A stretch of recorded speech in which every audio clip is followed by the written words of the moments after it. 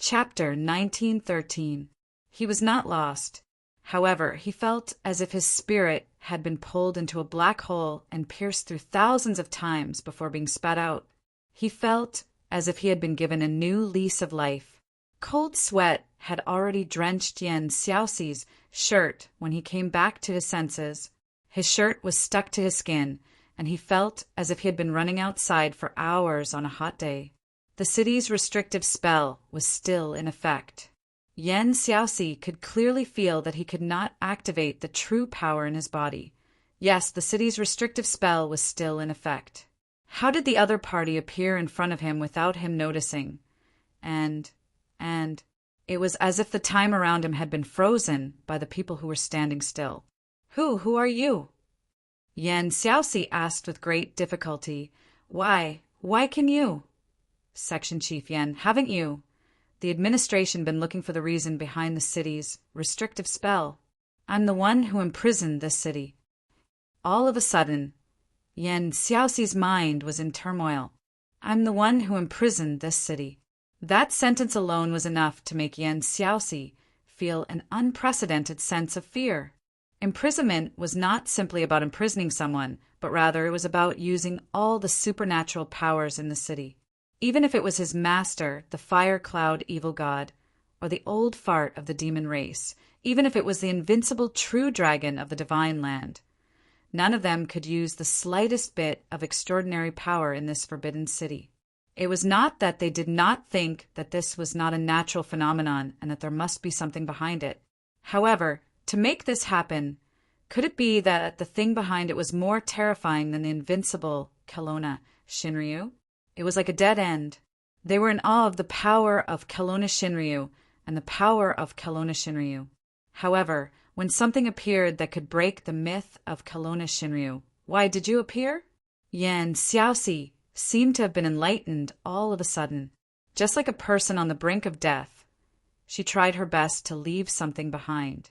She blurted out all the questions that she could think of and wanted to ask, "Who are you? Why are you doing this? What is your purpose? You."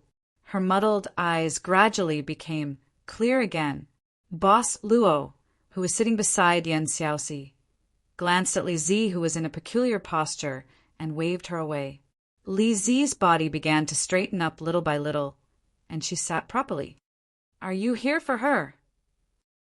Yan Xiaoxi exclaimed, having sensed something. "I'm not here for anyone on this bus." Boss Luo said calmly, "I just thought that instead of letting you guess, it would be better to meet and tell you the purpose of imprisoning this city.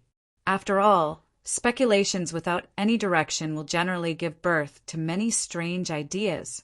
Things like conspiracy theories are not uncommon." What purpose?" Boss Luo said calmly, "I have a friend that I respect. She was born for this city. Even when she was about to leave, she didn't want this city to be destroyed, even if she was plotted against behind the scenes. The people here, the demons here, and everything here are all things that she cares about. This is a kind of great love. The reason why the city is forbidden is to prevent too many supernatural events from happening here. Supernatural events are happening all over the world," Yan Xiaoxi said solemnly. However, she felt unprecedentedly solemn. She didn't know what kind of terrifying thing she was facing at this moment. Because of the unknown, she was unusually anxious, cautious, and hesitant. Something that surpassed Kelowna and Shinryu West forbidden? "I don't care about other places," Boss Luo said calmly. "At least for now, there's no reason for me to care. I've said before that this city is forbidden because of this friend." It gave Yan Xiaoxi a shock, as if a nuclear bomb had exploded. "Don't care about other places. For now, there's no reason to care. This kind of forbidden can spread all over the world." Yan Xiaoxi and the others blurted out, "This depends on whether there's someone, and whether there's enough reward to ask me to do this." Boss Luo smiled slightly and said, "Of course, in the end, it depends on whether I'm willing to do this. I'm mostly acting according to my mood now." If someone had said the same thing to Yan Xiaoxi before this, he would have asked that person to leave without hesitation. But now, no matter what it said, it was a terrifying creature that could make people believe it instinctively. Yan Xiaoxi could no longer equate it with a human or a demon. The only thing he could think of was the most appropriate, most fitting, and only one possibility: God. At least similar to God. Supernatural beings had existed since ancient times. There were many legends and myths and legends that could be followed even today. Kelowna and Shinryu were living examples. The founder of the Xianyuan Palace was the legendary Yellow Emperor. Then God, although the administration was only established in recent times, the existence of ancient gods and whether they still existed, like Kelowna and Shinryu. However, they were all highly confidential. Even if they were to investigate, even Yan Xiaoxi couldn't come into contact with them. However, since ancient times, countless emperors in China had been searching for gods and immortals. This was an undeniable fact. I think my appearance may have caused you some trouble. Boss Luo said calmly. However, these troubles are necessary because I hope that Section Chief Yen can help me pass a message to the administration. The purpose of the forbidden spell in this city is to maintain peace and not to create such a special environment. It's not for anyone. In fact, I think the administration should know better about the ecology of the city. The ecology of the city. Yan Xiaoxi couldn't help but fall into deep thought. It was obviously inappropriate to talk about the ecology of the city purely on the economic aspect under such circumstances. It was an ecological enclosure between humans and demons. The administration had indeed done some research on this before, due to the fact that this city was basically Kelowna and Shinryu's private land. It was the city with the highest number of registered demons in human society. At the same time, it was also the city with the lowest number of demons. There were only 2 people from the administration and a small office here. At the thought of this, Yan Xiaoxi couldn't help but think about a question. Yan Xiaoxi took a deep breath. If this ecology is destroyed, what will happen? I'm trying my best to fulfill the promise I made to that friend. Boss Luo said expressionlessly. Of course, this promise isn't permanent, but before the end of the time limit, at least I won't just let it go after imprisoning it. For example, I can use some direct methods to get rid of some troubles once and for all. Direct methods? Yan Xiaoxi couldn't help but gulp. Boss Luo thought for a while and said, Let me give an example. I'll just do a simple demonstration. Look like this. He snapped his fingers. Yan Xiaoxi's eyes widened instantly as if he had seen a ghost. He stared straight ahead in disbelief. His master, the peerless national scholar of the administration, Firecloud Evil God, appeared out of thin air in the back seat of the nanny van, sitting right in front of him. At this moment, Firecloud Evil God was completely motionless. He was holding a newspaper with both hands, wearing a small white singlet and large underpants. The underpants had already retracted to his legs. Obviously, Firecloud Evil God was squatting in the toilet. What are you trying to do? Yan Xiaoxi was shocked, but he was even more terrified. He was now unable to move. For example, turn this consultant into an ordinary person. Boss Luo said calmly, or a more direct method is possible. Illusion. This must be an illusion. Perhaps at this very moment, or perhaps from the moment the other party appeared, he had already been affected by an illusion. This was already unrealistic, something that shouldn't be possible. Yan Xiaoxi took a deep breath. After confirming that this wasn't real, he became much calmer. Boss Luo didn't say anything. He just waved his hand again, and Firecloud Evil God, who was holding the newspaper, disappeared in front of Yan Xiaoxi again. You'll believe it.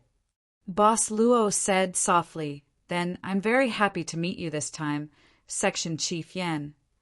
Yan Xiaoxi was about to say something, but Boss Luo had already disappeared. Yan Xiaoxi frowned and subconsciously heaved a sigh of relief. It wasn't an easy task to face a guy who could still use extraordinary power under the prohibition spell. Yan Xiaoxi shook his head. Although he still didn't know what the other party's intention was, he should consider whether there was a special method that could allow people to use extraordinary power under the prohibition spell. If there was such a method, then the prohibition spell in this city would lose its meaning weight. Li Zi hadn't recovered. She was still motionless. Outside, Yan Xiaoxi rushed out of the car. The world outside the car, the people outside the car, everything still hadn't recovered. The whole world seemed to have stopped, as if he was the only one left in the world. This was a completely gray world.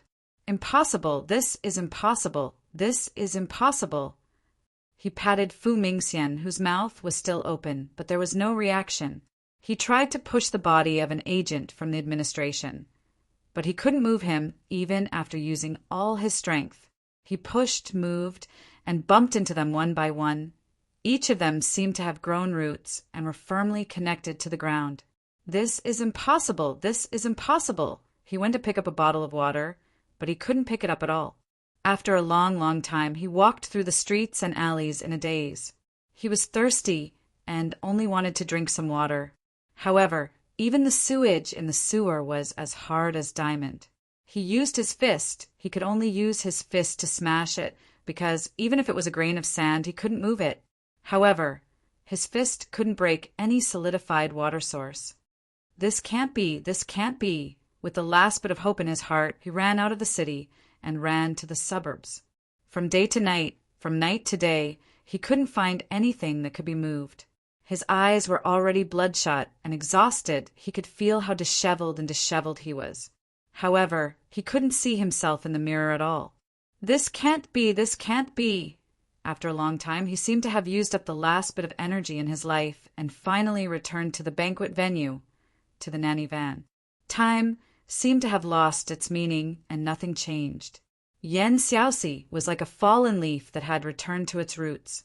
At last, he curled up in the same spot where he had been sitting at the beginning. 1 day, 2 days, perhaps 8 or 10 days had already passed. He already couldn't remember. The physique of a martial artist allowed him to last a little longer than a normal person under extremely frightening circumstances, but not by much. His mental state seemed to have reached its limit. This is real, Yan Xiaoxi murmured. Yan Xiaoxi murmured and looked down, only to see that the pudding that Li Zi had bought for him had landed below the seat. Yan Xiaoxi subconsciously reached out to touch the pudding, and the pudding moved the instant his fingers touched it. It only moved a little. Yan Xiaoxi seemed to have lost his mind. He immediately pounced on the pudding and scooped it up with his trembling hands, as if he were picking up the source of life from the depths of the desert. His face was pale and weathered, and his lips were chapped. Yan Xiaoxi immediately tore open the packaging of the pudding and stuck his tongue out timidly to lick the dreamy sweetness. It's real! Upon sensing the explosion of sweetness on his taste buds, the dignified chief of the Kelowna Administrative Bureau dug into the pudding with his fingers, like a starving refugee. Are you all right? All of a sudden, Yan Xiaoxi shuddered and turned his neck stiffly, only to see that Li Zi was staring at him in shock. I admit that the pudding I bought is delicious, but you don't need it. It's real, he looked out of the window. What are you guys trying to do to Li Zi? I'm warning you, don't act recklessly. Outside the car, the world gradually regained its color because of this voice. Ah! Chief! Chief? Yes. Fu Mingxian stared at Yan Xiaoxi in astonishment. Ever since they left the conference hall, Yan Xiaoxi had been keeping quiet and closing his eyes to get some rest. Yan Xiaoxi was grabbing his wrist forcefully. Chief, what's wrong? Yan Xiaoxi glared at Fu Mingxian for a long while before calming down. He slowly let go of Fu Mingxian, taking a long time to do so. Chief, you had a nightmare? Fu Mingxian asked in bewilderment while rubbing his wrist. Yeah. Yan Xiaoxi wiped his face and sighed. I had a long nightmare that I don't want to have again. All right. Fu Mingxian nodded and said, We've arrived at the hotel. We still have 3 more meetings to attend. Why don't we postpone them to tonight? You haven't been resting well for the past few days. No. Yan Xiaoxi took a deep breath and said, I've already stopped for long enough. Fu Mingxian frowned in bewilderment. Yan Xiaoxi ignored him and alighted from the car. Just as she was about to leave, she suddenly turned around and said, Inform everyone to be as polite and courteous as possible. Don't get into unnecessary conflicts with the demons at all. Yes, yes. He was frightened by the look in Yan Xiaoxi's eyes. His eyes were bloodshot like a wild beast. Chief must be too tired. End of chapter. Chapter 1914. After returning to the hotel, Yan Xiaoxi decided to postpone the meetings that he was supposed to attend. He went to look for his master, Fire Cloud, Evil God. Most of the time, Fire Cloud, Evil God did not dress up like an expert. He was more down to earth.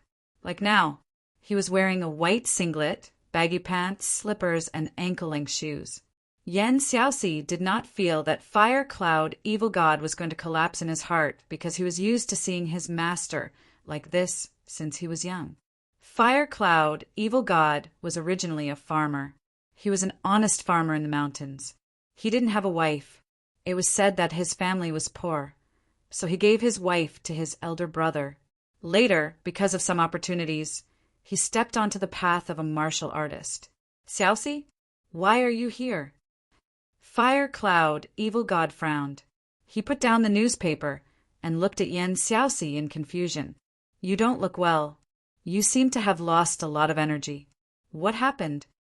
He knew that he could not hide his poor complexion. He did not intend to hide it either. Yan Xiaoxi sat down beside Fire Cloud, Evil God. He did not say anything and just sat there quietly. Fire Cloud, Evil God frowned and relaxed, then frowned again. I feel like I haven't seen Master in a long time. Yan Xiaoxi finally spoke. Didn't you just see him this morning? Fire Cloud, Evil God, was even more confused. He already knew that his disciple had encountered a problem, and it was not an ordinary problem. However, as a master, he knew his disciple's temperament. If Yan Xiaoxi did not take the initiative to talk about it, it meant that he really did not intend to tell anyone. He was not at his wits' end yet. Yes, this morning. Yan Xiaoxi smiled with a complicated expression. Feelings are a wonderful thing. Sometimes you will feel that time is extremely long. Sometimes when you look back, it is just a moment. Fire Cloud, Evil God, was brewing tea. It was kung fu tea. However, he liked to drink from the small teapot. Smack, smack. Fire Cloud, Evil God smiled and said, It's like taking a dump. When it's clear, it's fast. When it's blocked, it's uncomfortable. I just took a dump. It feels like I've been taking a dump for 8 to 10 days. Yan Xiaoxi looked at the Fire Cloud, Evil God abruptly and asked, Master, you can feel it. Feel what? Fire Cloud, Evil God was startled and subconsciously said, I just pooped. You make it sound like 10 days have passed. That's just a metaphor. Fire Cloud, Evil God, shook his head. It's just a feeling. In fact, I haven't been there for very long, just a little more than 10 minutes. Your master's stomach is still very good. Yan Xiaoxi could not help but burst into laughter. Her master probably did not know that she felt as if she had been separated from him for a lifetime. The traces he had left behind in the halted gray world only existed in this faintly discernible feeling of his master. No one knew. This was a kind of great horror. Just thinking about it slightly made him feel as if he had fallen into an ice cellar, and his whole body went cold. He didn't want to experience it again. Master, I'd like to ask you a question. Yan Xiaoxi took a deep breath and asked solemnly, Ask away. Fire Cloud, Evil God, looked up. Yan Xiaoxi asked seriously, In this world of ours, is there an existence stronger than the Kelowna Shinryu? Fire Cloud, Evil God, could not help but frown.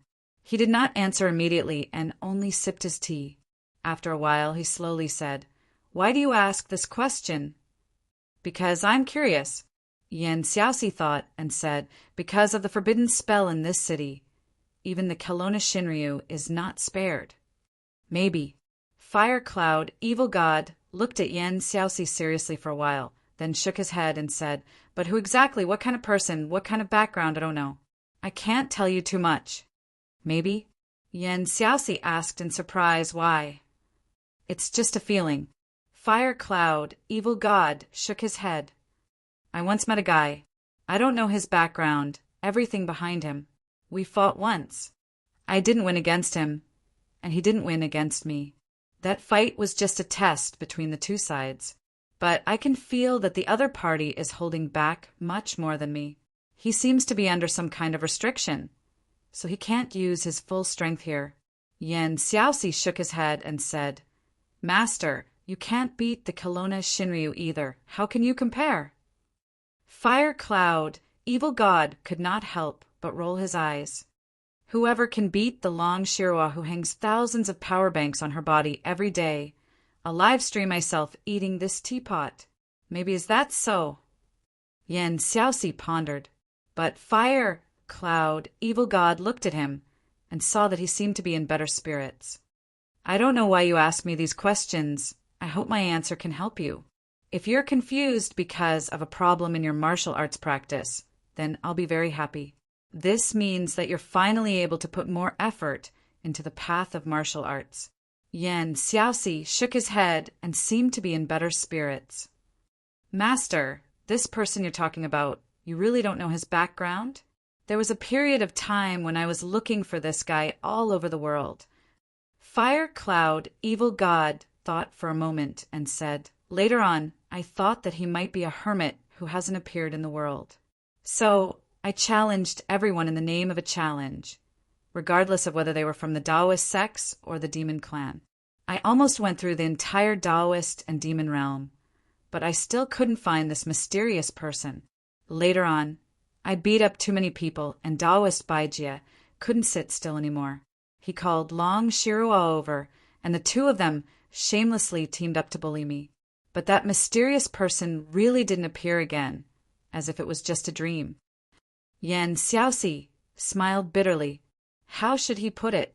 He made the incident that had stirred up a storm in Kelowna many years ago sound like a child playing house.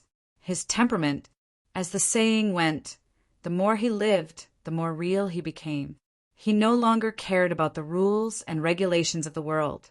But there was no doubt that the master in front of him did have the ability to make both the Taoist and demon realms tremble. Both the Taoist and demon realms avoided the Fire Cloud, evil god. It was probably comparable to the name of the Eastern evil dragon in Kelowna Shinryu in the inhuman realm. But it was precisely such a powerful and unparalleled scholar. At that time, Yan Xiaoxi subconsciously recalled the scene when Boss Luo waved his hand to summon the Fire Cloud, evil god, and send him away. Yan Xiaoxi still had a question that he couldn't figure out. If the mysterious master who sealed the city wanted to send a message that he didn't want anyone to destroy the city and didn't want anyone to guess the truth behind the seal, why did he only look for him? Wouldn't it be better to look for the Fire Cloud, evil god directly, or look for someone with more power in the administration? However, the one who looked for him was Section Chief Yan. Although this section chief wasn't small, he wasn't big either. What could he do? Instead of saying that it was to explain something, Yan Xiaoxi felt that it was more like some kind of punishment, the time when he was imprisoned in the frozen world. Was this Taoist magic, sorcery, or some kind of more unknown power, like the great magical power of the gods in the myths?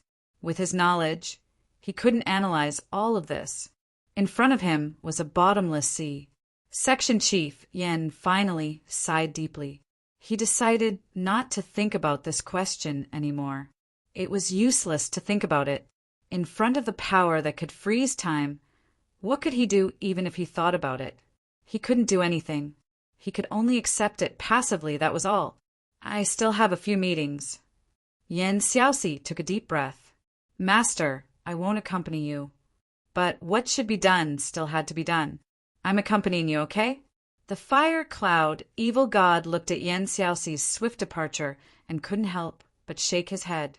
Only when this disciple left did the Fire Cloud, evil god, stand up. He planned to go and take a dump again. Speaking of which, what was the name of that guy sitting on the toilet lid the fire cloud evil god began to think hard. His dusty memories gradually opened up. Wearing a red robe, as beautiful as a woman. I've never seen such a style. Long yang? Long yang? I can't remember. In the sky, there was a flight coming from Europe. This was a completely chartered plane. But the flight attendants on the plane didn't know which company chartered the plane. The passengers were all strange people. They were either discussing some topics about witchcraft, or some strange formulas that looked like equations, or some topics about gods and ghosts. Although the flight attendants felt strange, they weren't too surprised. Recently, the whole world was talking about supernatural events, and they were already used to it. Do you need a drink? A flight attendant came to the first-class cabin and politely asked a gentleman with very rosy skin. The color of this skin looked like it was boiling hot. No, thank you. We don't need service here. You can go back and rest. Oh, okay. The flight attendant's heart skipped a beat, looked at the passengers in the first-class cabin, and then quickly left. What a terrifying gaze. It seemed like it could spit out flames. After the flight attendant left, a beautiful woman with a plump figure sitting next to the ruddy-skinned man said expressionlessly, I'm just doing my job. Is there a need to scare people like this, Chien? Humph. Do I look like the kind of person who would casually hit on a beautiful flight attendant? The rosy-skinned man snorted at this time. You're slandering my character.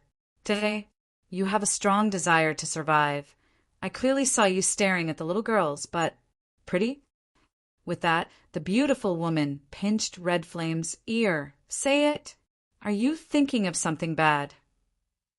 The seats gradually became noisy. It was the two Tower Masters of the Magician Association, the Red Flame Tower Master and the Ice Tower Master husband and wife. As for the one sitting behind the two Tower Masters, it was a girl who looked quite helpless at this time.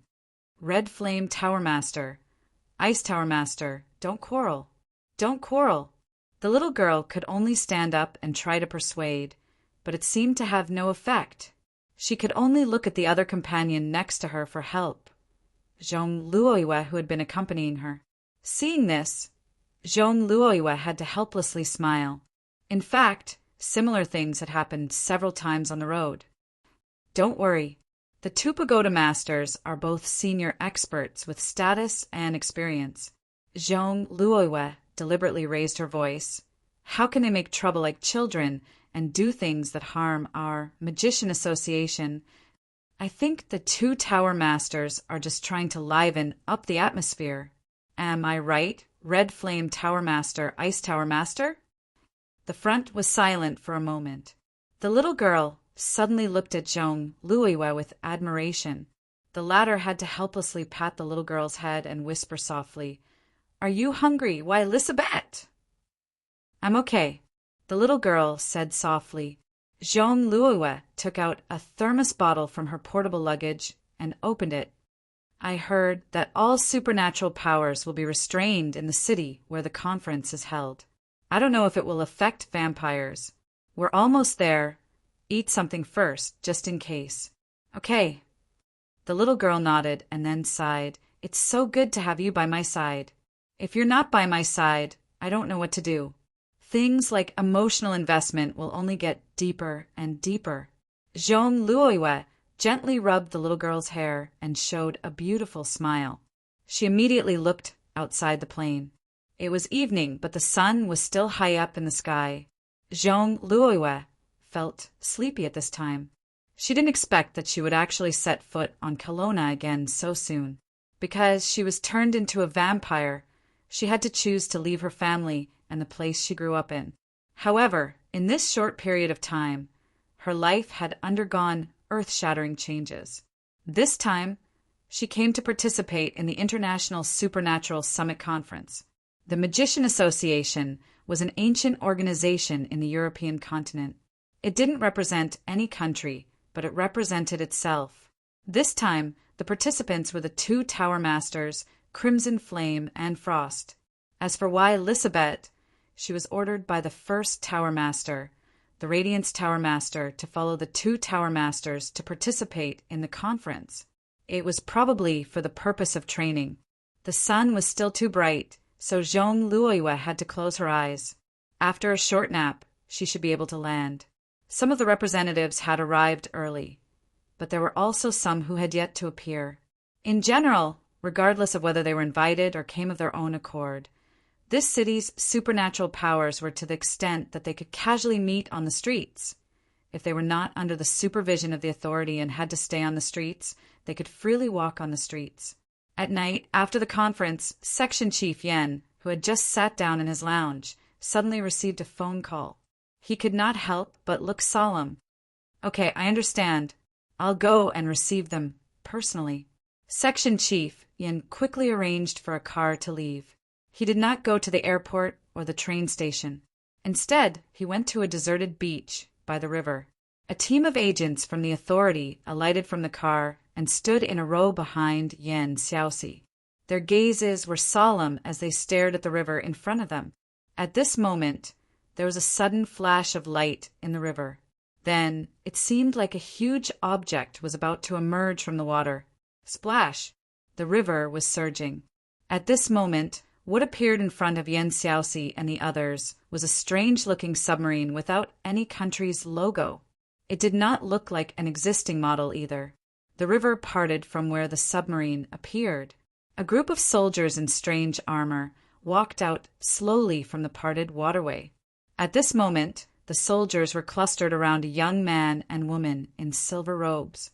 Yan Xiaoxi composed himself and quickly walked forward. "Hello, I'm Yan Xiaoxi. This time, I'm in charge of receiving the representatives from your country." The young man in the lead smiled shyly at this moment, as if he suddenly thought of something. He reached out his hand and said, "This seems to be the etiquette of the people on the ground," shaking hands.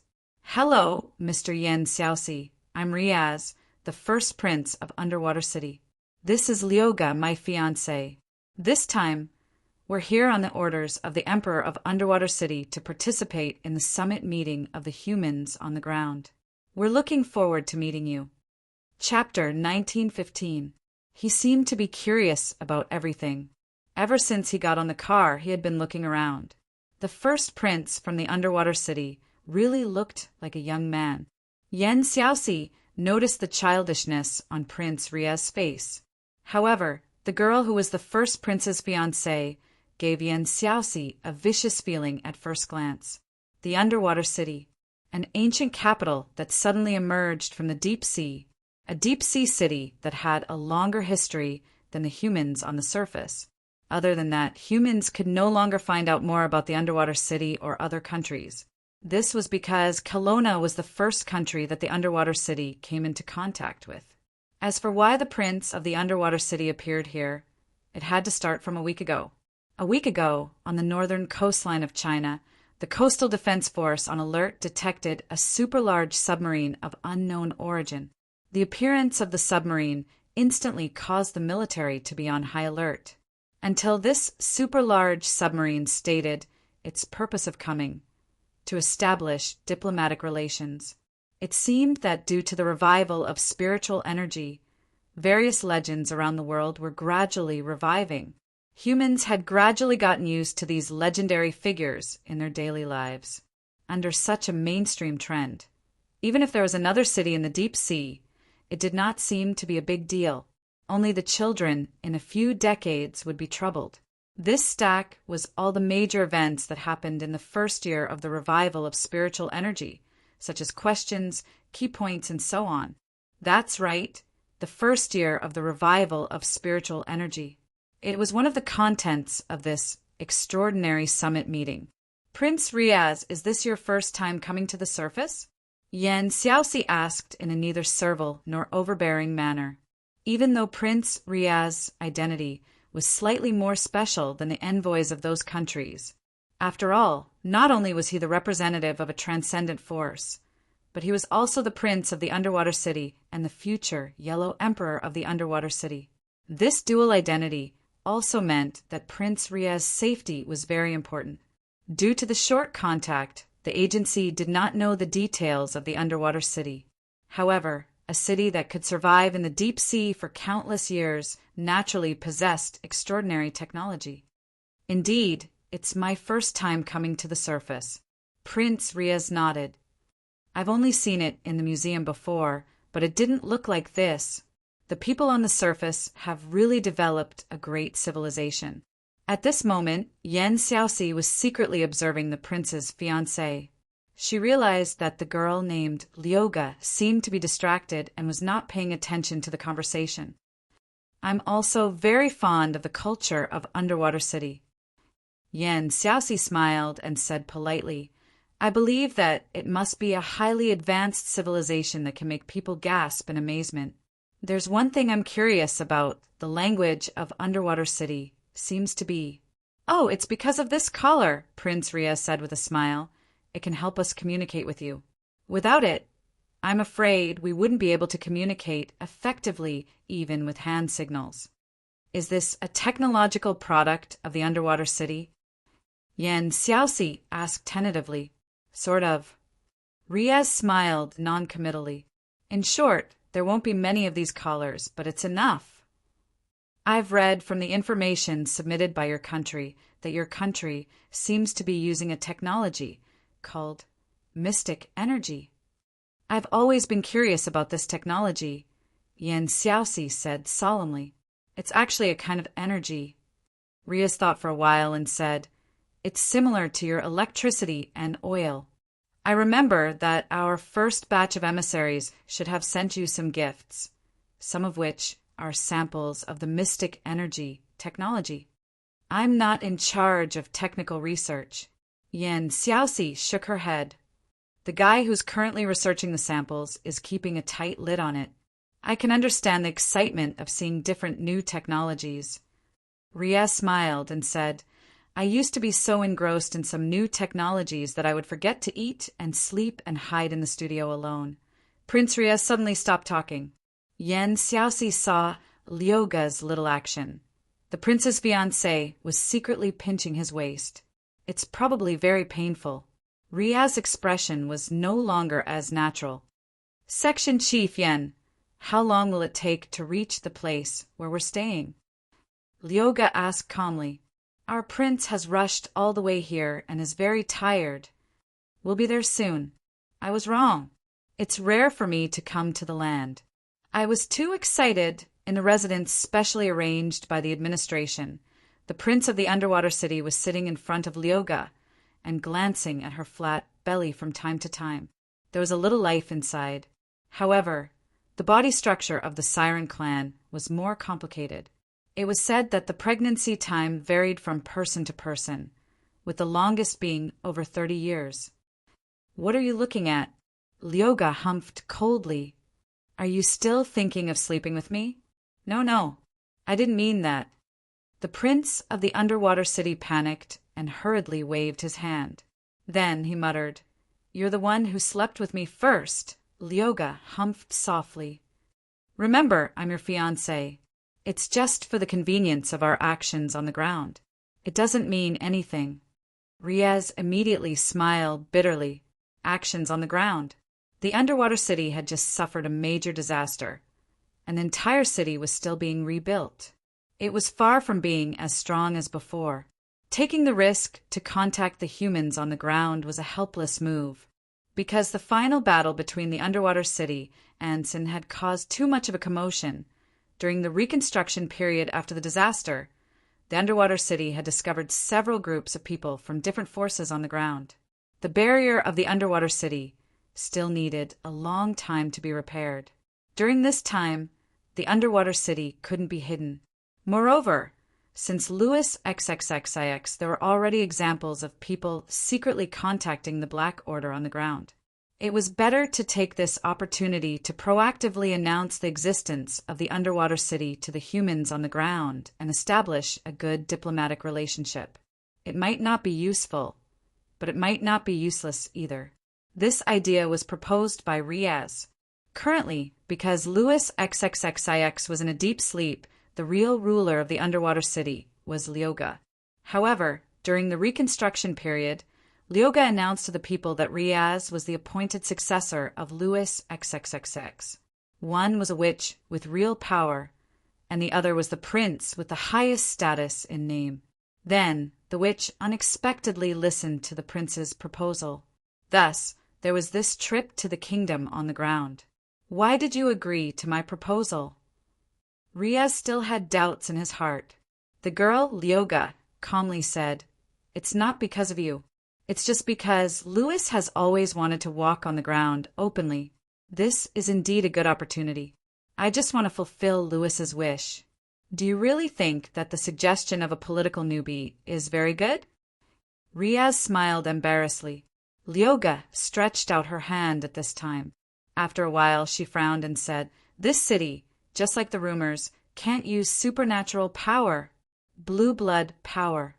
"Me too." Riaz nodded. "My blue blood power has also completely quieted down. It didn't disappear, but it's like it's completely asleep. But magic equipment can still be used. At least we won't be completely passive." The girl, Lyoga, skillfully took out a dagger. The dagger in her hand danced like a butterfly, emitting a faint blue light. Riaz was very scared of Lyoga's appearance when she held the dagger. He couldn't help but swallow his saliva. "What do you want to do?" Lyoga sneered. Her hand shook, and the dagger directly pierced the table, right in front of Riaz. "I'm going to take a shower. Don't peek." "Whose?" Riaz shook his head. After Lyoga left, Riaz walked to the window and looked at the city full of lights. It seemed no different from the night in the underwater city, but here there's no smell of the sea. "I'm not used to it," Riaz muttered to himself. "I feel like I can smell the smell of Mr. Luo and Ms. Yu Yi." "Riaz!" The witch's voice suddenly came, interrupting the young man's thoughts. "Bring me a bath towel, I forgot." The young man looked at the magic dagger that was still inserted on the table in fear. He suddenly shivered, right away. The sea breeze blew gently, and her clothes fluttered in the wind. Gong Fanqing gazed at the pitch-black sea. That day when she fought with Qin on the sea, she pushed Qin into the deep sea, but she didn't look any better.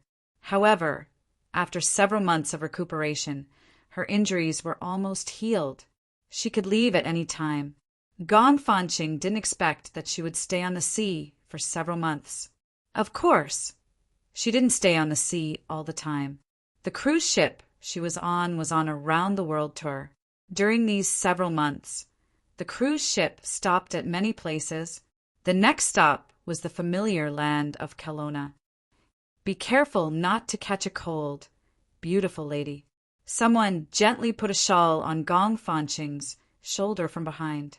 When she turned around, the first thing she saw was the man's glowing white teeth that were exposed when he smiled. Then she saw the 10 gemstone rings on the man's 10 fingers. Wolfgang. This was the man's name.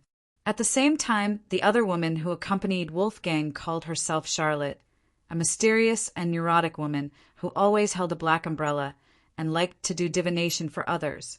Neither of them were simple people. Of course, Gong Fanqing was the same.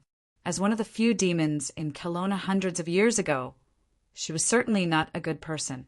It was a very simple story. Gong Fanqing was injured and was saved by Wolfgang on the sea. One wanted to recover, while the other wanted to have a beautiful encounter.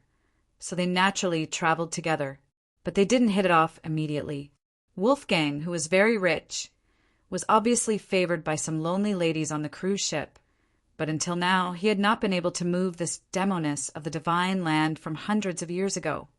"I'm curious. You and Charlotte seem to be looking for something along the way." Gong Fanqing wrapped the shawl on her body as if she was really bothered by the cold wind. "What's on the ground?" "Madam, this should be a tacit understanding," Wolfgang said in a very magnetic voice, "a tacit understanding that should be maintained between you and me. When it comes to things like origins, once we confess, we will lose the sense of mystery between us. It will even erase the passion between you and me." Gong Fanqing smiled faintly, then looked into the distance. Charlotte was standing on a high place without an umbrella. She just opened her hands and faced the moon. She asked curiously, "What is she doing?" Wolfgang shrugged, hoping to get the guidance of the moon god so that she can increase the success rate of her divination. In fact, the success rate of her divination is already very high. Gong Fanqing smiled. "If you look at it the other way around, she is better than any divination master I know. Maybe only the successor of the plain clothes sect can compare." Plain clothes sect? Wolfgang asked curiously. "It doesn't sound like a person's name." "It's a sect," Gong Fanqing said faintly. "It's a sect that specializes in divination and feng shui." "It sounds very powerful." Wolfgang smiled faintly, but didn't seem to care. Charlotte shouldn't be done so soon. "Miss Gong, I have prepared some gifts for us tonight. Are you interested in coming to my room?" "Not interested." Gong Fanqing smiled, took off the shawl, and stretched her hand out of the railing, letting the sea breeze blow the shawl away. "Excuse me." Wolfgang didn't care, smiling as he watched Gong Fanqing leave. His fingers moved slightly, as if he was grabbing an invisible string in the wind, playing a soundless tune. "Ah, Midsummer Night. I have good inspiration again." He leaned on the railing and closed his eyes. The music kept surging out of the performer's heart. Suddenly, Charlotte, who was at the highest point, started to tremble. She was like a crazy person as she hugged her arms tightly. "Ah, I feel it. I feel it. The guidance of fate." Her voice was a bit loud, even interrupting Wolfgang's wonderful mood at this time. He jumped up with slight dissatisfaction and frowned. "Miss Charlotte, what do you feel?" Charlotte laughed strangely at this time. Then her mouth suddenly cracked open, her eyes turned black, and her hair fluttered. "Time is up." "What time?" Wolfgang, who was scared by Charlotte's crazy appearance, couldn't help but look dignified. "It's time for instant noodles. 3 minutes." Wolfgang, the musician with a lot of money, opened his mouth and sighed. "Miss Charlotte, you're really a woman who can't arouse my interest no matter what." Wolfgang shook his head. After the musician's inspiration was interrupted, he didn't want to continue, so he came up with the idea of hunting on the dance floor in the cabin. There were still many beautiful women here.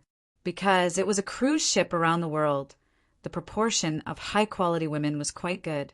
On this luxury cruise ship named Austin House. Chapter 1916. But even after midnight, the rich musician still couldn't find a suitable partner. His inspiration was interrupted by Charlotte's nervous performance, and naturally he couldn't recover. Some musicians were also the nervous type. Most of their ideas were wild, sudden, and even reckless. Wolfgang was planning to do something to stimulate his inspiration. Play the first movement. On the deck of the cruise ship, 10 rings made of special gems shone brightly, as if there were strings in the air. Wolfgang listened to something, then gently moved his fingers. On the calm sea surface, there were suddenly waves. They slowly moved toward the cruise ship from a distance, growing bigger and bigger until they became a large wave, directly hitting the hull. The luxurious cruise ship couldn't help but shake at this time, but this didn't alarm the tourists on the cruise ship. It was common to encounter some turbulence at sea. This was a cruise ship sailing around the world. Some of the tourists had even spent more than half a year on the cruise ship and had long been accustomed to it. But this night, the waves seemed to be more intense. Shaking, unknowingly, it had become a vibration, to the extent that the passengers couldn't stand still. "Passengers, please rest assured. We are passing through an undercurrent area, and we will pass through soon. Please try to stay in a safe place and steady yourself." The radio on the cruise ship was started to calm the wandering souls. However, the radio didn't have any effect because the more violent vibrations that accompanied it had made the passengers doubt the authenticity of the radio broadcast.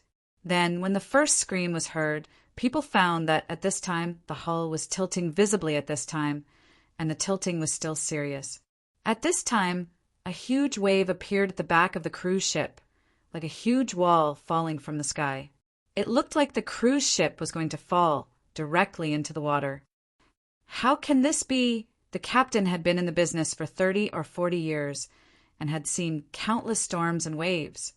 But at the moment of this monstrous wave, the veteran captain only had time to pick up the microphone in his hand and said his last words.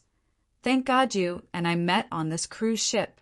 I'm very happy to see everyone's recognition of the work of the crew for more than 160 days. Pray, at the moment of death, the hull of the ship was tilting at a 90-degree angle, and a large number of tourists were thrown directly into the murky and dark sea. The musician on the deck played faster and faster, as if he was twitching. Wolfgang's face was full of excitement and fanaticism. What are you doing?" Charlot, who was holding a black umbrella, and Gongfanching, the female devil of Shenzhou, appeared in front of Wolfgang almost at the same time and spoke in unison. "Shu, at such a perfect moment, please allow me to not respond to the hearts of the two ladies." He put his finger to his lips as he spoke softly, revealing his pearly white teeth.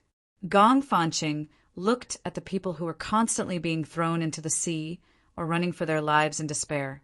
She couldn't help but frown. Was it too much? Perhaps. However, Wolfgang, who caused this disaster, was even more terrible, those strings hidden in the air. Each of them contained a terrible power. She didn't intend to continue watching. She gently stepped on the soles of her feet and directly soared into the sky. She supported her body to stay in the air with her incomparably vigorous, true power. Charlotte waved her hand and stepped on a strange crow, slowly flying up as well. Whirlpool. In the murky sea, there was a huge and terrible whirlpool at this moment. Austin House was like a person who fell into a quagmire. The completely tilted hull was being swallowed by the whirlpool little by little. On the sea, Wolfgang's crazy laughter could actually cover the desperate screams of all the people on the ship. More, a little more intense. Intense. Ha ha ha ha ha. Madman. Gongfanching shook her head. In the end, she couldn't continue watching and turned her gaze away. At this moment, Charlotte suddenly stretched out her hand and grabbed in the sea. Many souls roaring in despair suddenly rushed out and were sucked into her palm. "Don't waste them." Gongfanching only heard Charlotte said so softly. She could feel that Wolfgang and Charlotte were not ordinary people along the way. But it was the first time that she saw the horror of these two people. Compared to herself, the name of the devil seemed more like these two guys. But on the high seas, who could stop such an unexpected disaster? The sea had been crazily closed into the cabin. In the space at the bottom of the cruise ship, the water had flooded all the roads. The crew who worked here were now in despair, pale and powerless, waiting for the arrival of death. At this time, in the power room where the water was leaking everywhere, several crew members who managed to hide here with great difficulty were frightened. Suddenly, a crew member rushed to an engine with a crowbar. "What do you want to do?" "I've seen an old blueprint of this place. There seems to be an empty space under the floor. It's directly connected to an escape, but I don't know what's going on inside, but it's better than being trapped here." Hearing this, the crew members who had no way to escape instantly rushed up together. They worked together and soon pried open the floor. After preying open the floor, there was a round iron door at the end of the floor. The word "danger" was written on the iron door. However, the door hidden under the floor had given these desperate people hope to survive. At this time, they didn't care whether it was dangerous or not. Even if there was something with radiation or highly toxic, it was better than directly drowning here. The desperate crew members worked together again and finally succeeded in opening the iron door under the force of violence. A straight passage leading to the bottom with stairs made of iron frames appeared. "We have a chance. There is indeed a way here." They excitedly jumped into the vertical passage leading to the lower level of the cabin. It was not very deep. It wasn't a big space, but it wasn't easy to squeeze such a space under the engine room of the cruise ship. Everyone here was a veteran of the cruise ship, but they had never heard of such a secret place on the cruise ship. I see there is indeed a door here. It should be able to go out. There is no water on the floor here, and the water hasn't reached here yet. There is also a button here. It may be a control switch, but it seems to require a password and fingerprint. It's over. We don't have the authority to open it. It's already at this time. Do you still care about this? In order to survive, people desperately picked up crowbars and frantically smashed the control system here. They even pried open the floor here to find the buried circuit and tear it off. Fast and crazy. The electronic instruments flashed with bursts of sparks. The only door in the secret space finally reacted at this time. It slowly turned from top to bottom. A burst of cold mist began to spread in this secret space as the door turned down. But the crew members didn't see the way behind the door at this moment. There was no way. On the overturned door panel, there was only a huge cylindrical jar the size of a door panel. They were suddenly stunned by the fact that there was no way in front of them. The air was dead silent. There's no way, only a broken jar. A jar! Suddenly, a burly man who was on the verge of collapse picked up the crowbar in his hand and began to smash the huge jar as if he had gone mad. This broken thing! This broken thing! This broken thing! Perhaps in the process of smashing, something happened. The jar suddenly popped out of the inner layer. Everyone was startled. The inner layer that popped out instantly released a horrible cold air, and suddenly frosted everyone's face. The air temperature suddenly dropped a lot, and in the inner layer there was a naked man nearly 2 meters tall. It's a corpse!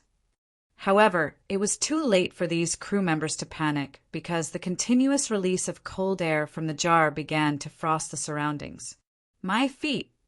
Ah, the frost climbed along their bodies and completely froze them. In the end, the seawater still poured into this place, but it was quickly frozen into ice, completely freezing this place. Austin House finally disappeared in the whirlpool of the sea. No one survived. It took a long time for the sea to gradually calm down. Wolfgang's hands slowly dropped down and sighed, but his brows slightly frowned, as if he wasn't very satisfied. What a pity. Wolfgang shook his head at this time. If there were Rose and Jack in this disaster, there would be a soul-stirring story. Wolfgang, you're so happy, but the key is, do we have to fly from the sea to the land? Charlotte, who was holding a black umbrella, slowly floated down at this time. I hate to see the sunrise on the sea. Anyway, it's not far, right? Wolfgang smiled slightly. Let's ride the sea breeze and paddle. Hearing this, Gong Fanqing suddenly had the idea of getting away from these two mysterious guys. A strong aura burst out from her body, and directly rushed to the distance in the direction of the land of Kelowna. Ah, Miss Gong, please wait for me. Wolfgang at this time followed behind Gong Fanqing leisurely, as if he was taking a stroll in the courtyard. Charlotte shook her head. She subconsciously looked at the turbid sea. Ah, I feel it, it's a bad omen. But because her divination had always been in the opposite direction, Charlotte immediately shook her head, as if she was disappointed and happy. It's probably a good sign. She also followed Wolfgang's pace unhurriedly. She wanted to keep going to the east to find her Lucifer, her king. This night, this forbidden city received many people from different places, but the residents living in the city didn't know this. Since half a month ago, a curfew had been implemented here. After 8:00 in the evening, people were no longer allowed to go out on the street. There were some troublemakers who still went out before the decree was issued, and the next day they were reported to have been arrested. For a journalist, going back early was a very luxurious thing. At 6:30 in the evening, Auntie Ren and Lizzie had already returned downstairs of the family master's building. Ren Xiling seemed to be in a good mood, although she still had some small conflicts with the authority outside the summit meeting venue more than an hour ago. But Lizzie was fine after all, wasn't she? As for Auntie Ren, she was just a citizen. How could she confront such a huge organization like the authority, relying on the word brave written on her chest? It was impossible. She still wanted to wait until the day when she had many children and grandchildren. Speaking of which, Lizzie, Auntie Rin didn't go upstairs immediately. Instead, she pulled Lizzie aside and asked mysteriously, "Do you still have the tonic pill that you brought from your hometown last time? Sister Rin, you haven't given up yet? If I don't succeed, I won't die in peace." "No more." Lizzie shook her head and immediately asked tentatively, "Why don't you go to the pharmacy over there to get some blue pills?" "That thing is harmful to the body. My son is still young." Auntie Ren knocked Lizzie's head vigorously. She felt so wronged, and her tears seemed to be squeezed out. "Is the tonic pill not harmful to the body? And forget it. I will go downstairs to the neighbor's house to get some leeks." Auntie Ren didn't give up and continued to talk. "Your neighbor's house also grows leeks?" Lizzie blinked curiously. Auntie Ren was about to make a speech, but at this time her eyes suddenly widened, and her face showed a touch of surprise. Then it was a look of surprise. Lizzie subconsciously turned around and looked. A man wearing sunglasses and a trench coat was walking toward them at this time. The man had a faint smile on his face, and the tone of his walking seemed to be a guy who practiced some fighting. "I heard you say you want to get leeks from afar." The man came to the front of Auntie Rin and Lizzie, took off his sunglasses and chuckled. "Why, which unlucky guy are you going to get leeks from?" "Yi Yen." Auntie Rin screamed at this time, then rushed forward without saying a word, and hugged the tall and thin man in a trench coat. "When did you come back? Let me have a good look." "I just got off the plane." The man, Yi Yen, smiled slightly at this time. "I plan to come to your house for a meal. Do you mind?" "I don't mind," Auntie Rin said excitedly at this time. Then she pressed her hands on Lizzie's shoulders and pushed her out. "Even if you want to sleep with this girl, I have no objection." "Anna?" Lizzie pointed to herself subconsciously. "Me? What's the situation?" Chapter 1917. This should be one of the few lively days in this family in recent years, Rinziling thought. There was a tenant who was a foodie, Lizzie. There was an old friend with whom they had a deep friendship, Yi Yen. Of course, there was no lack of a sweetheart and a more precious girlfriend. There were not many people, but the dining table was just enough to fill up, and the table was full of food. It was quite deserted outside because the curfew had already started, but the room was full of warm lights. There were also laughter. In fact, Rinziling was a person who loved to cry very much. Once, she didn't remember how long it had been since she last cried. While eating, Auntie Ren's eyes became misty. She said she didn't know what happened to her. It must be because of the bad guy. Yi Yen suddenly appeared. Yi Yen cried out that he was wronged. Auntie Ren said it was him. This guy was used to be a playboy, and he often made the girls around him cry. It was him. Yi Yen didn't say anything. He just looked at the crowd and drank 3 glasses of wine as punishment. Then he forced Luo Qiu to drink another 3 glasses of wine. He said that he had found a pretty good girlfriend. As an uncle, he was overjoyed. He was really happy. Lizzie watched Auntie Ren and Yi Yen chatting on the table. Her main task was to eliminate the food on the table. In fact, more than half of the food had already fallen into her stomach. As for the rest, it probably wouldn't take long. The reason why she ate so willfully was that she knew that the people here didn't treat her as a stranger. They didn't discuss any of the topics that people talked about most at present. The extraordinary society, the revival of Aura. They only treated this meal as a common meal. A real common meal. They talked about a lot of things in the past. "No, I can't drink anymore. I'll drink this glass. You guys can do whatever you want." She suddenly stood up, but she had to hold the table. She raised the glass in her hand again. Her face was red and her eyes were blurred, but soon she directly lay on the table and fell asleep. It was already 10 o'clock in the evening. In fact, it was time to end. "I have a question." Lizzie had licked the 3rd plate clean. She was addicted to Miss Yu Ye's cooking. Lizzie even felt that as long as the blonde cook was around, she would be unable to walk. What is it? Yi Yen couldn't help but curiously look at this little girl. It was the first time he saw a girl who could eat so much. She was really a talent. He didn't know where Ren Xiling picked up such an interesting little girl. It's already curfew time. Lizzie blinked and said, "All the buses and vehicles in the city have stopped. What are you going to do?" "All of you." Of course.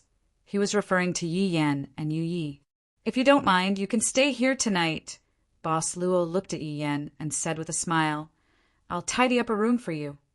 Yi Yan was about to speak, but Auntie Rin, who was sleeping soundly, suddenly raised her face that was getting redder and redder.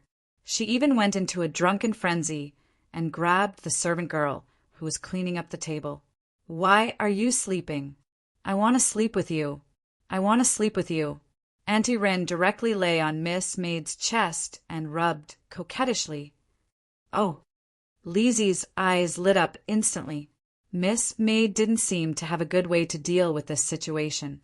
It seemed that she could only let it go like this, and murmured, "This is really difficult. I'll take her into the room first." "Anyway," Boss Luo thought for a while and said. Miss Maid suddenly smiled and said, "If you don't mind, let me take care of her tonight." Boss Luo looked at her in surprise. After reading her eyes, he smiled slightly, then "I'll trouble you." "In this case," Yi Yan smiled and said, "Little Luo Chiu, are you interested in sleeping with Uncle tonight?" "Oh." Lizzie's expression lit up again. "We haven't had a good chat for a long time." Yi Yan smiled slightly. "I'm going to be busy soon. It's estimated that we won't be able to meet for a long time." "Why? Don't you like an old man?" "Of course not." Luochio shook his head. The matter was decided in this way, so there was only Lizzie left. She looked at the mess in the room again with an "oh" sound and raised her hands high. "Oh, no one sleeps with Lizzie. I sleep by myself. There's still no change here." Yi Yan looked at the room. "You've been fond of cleanliness since you were a child." The only feeling was that everything seemed to have a place where it should be. The kind of tidiness that would make people extremely uncomfortable if it was messy. "I just came back." Luochio smiled. "I haven't lived here for a long time, and this room hasn't been cleaned up." "You've changed," Yi Yan suddenly said. Luochio looked at him. Yi Yan smiled. "You're more cheerful than before, which is a good thing. And you've found a girlfriend, which is even better." Luochio smiled. He wouldn't be the boss tonight. "What about Uncle Yi? Are you still alone? Or do you plan to be alone all the time? If you're single for a long time, you'll find everything beautiful." Yi Yan joked. "You'll find that there are too many good-looking women in the world, and you can't chase them all. Instead, you'll get a lot of romantic debts. So, the conclusion is, of course, it's more comfortable to be alone." But there seemed to be an old friend in his eyes. Luochio went out and poured a cup of warm water for Yi Yan. There was no one outside the room, and they all returned to their own rooms.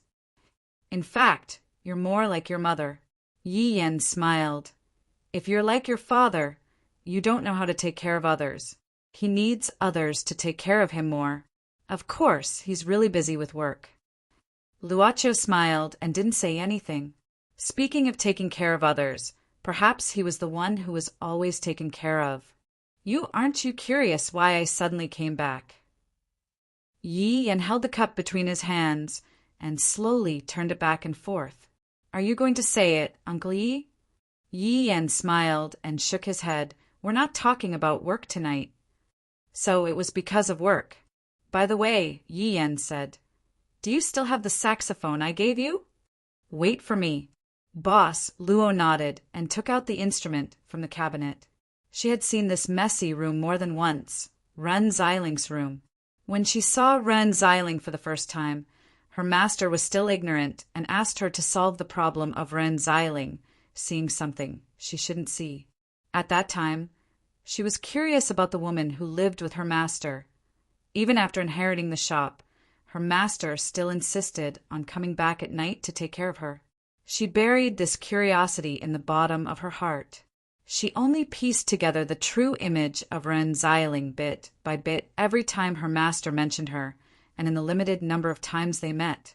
Not everyone could put their hands on her shoulders. Not everyone could touch her intimately, and not everyone could do unscrupulous things to her body. But Ren Xiling could. She couldn't even find a reason to refuse. Yu Yi sat quietly at the bedside and looked at Auntie Rin, who had changed into pajamas. She could even find 1,000 places with such an indecent sleeping posture. But so what? Miss Rin, thank you for taking care of my master and loving him before I met him. Miss Maid gently covered Rin Xiling with a quilt. She didn't need to sleep, so it was okay to sit all the time. She planned to return to the shop directly and appear again when she needed it. But she seemed to have underestimated the horror of a drunk woman. Miss Maid, who had just covered herself with a quilt, suffered an unprecedented attack. Aunt Rin suddenly stretched out her hand and directly grabbed Miss Maid's wrist. Huh. Miss Maid was surprised at first. Her body was then pulled onto the bed and rolled. Auntie Rin skillfully wrapped herself around Miss Maid's body like an octopus. Maybe she treated Miss Maid as a quilt, a pillow, or a big doll, the kind of comfortable sleeping position where one likes to hold something when sleeping. Oh, it's getting more and more difficult. Aunt Ren's face had already rubbed against Miss Maid's face, and her hands began to become restless. Probably it was an instinct. Miss Maid slowly breathed a sigh of relief. She still didn't panic when facing this kind of thing. She planned to gently push Rin Xiling's body away with her strength. As for the forbidden magic in the city, it couldn't restrict her. Son! But Auntie Rin suddenly called out in her dream. Miss Maid suddenly stopped and saw Ren Xiling was just sleep-talking at this time. She shook her head. Remember, be good to your girlfriend, or I won't let you go. Boys should be more considerate to girls. If you make my future daughter-in-law angry, I'll give you a pastoral combination punch. Are you afraid? Take my scissors kick. This is probably a very rich dream. The little drama in Miss Ren's mind has always been very exciting, Miss Maid thought, but she still gently pushed Ren Xiling away and stood up again. After getting up, she meticulously tidied up the messy and wrinkled dress. According to Miss Maid's usual habit, if the dress was messed up like this, she would directly burn it and never wear it a second time. But this time she had the idea of keeping the dress for the first time. Miss Maid smiled gently and covered Aunt Ren with the quilt again. She planned to go back to the shop. Just as she turned around, Aunt Ren's legs suddenly stretched out from the quilt. Miss Maid, who had always pursued perfection, couldn't stand this, so she once again put Ren Xiling's legs and covered her with the quilt again.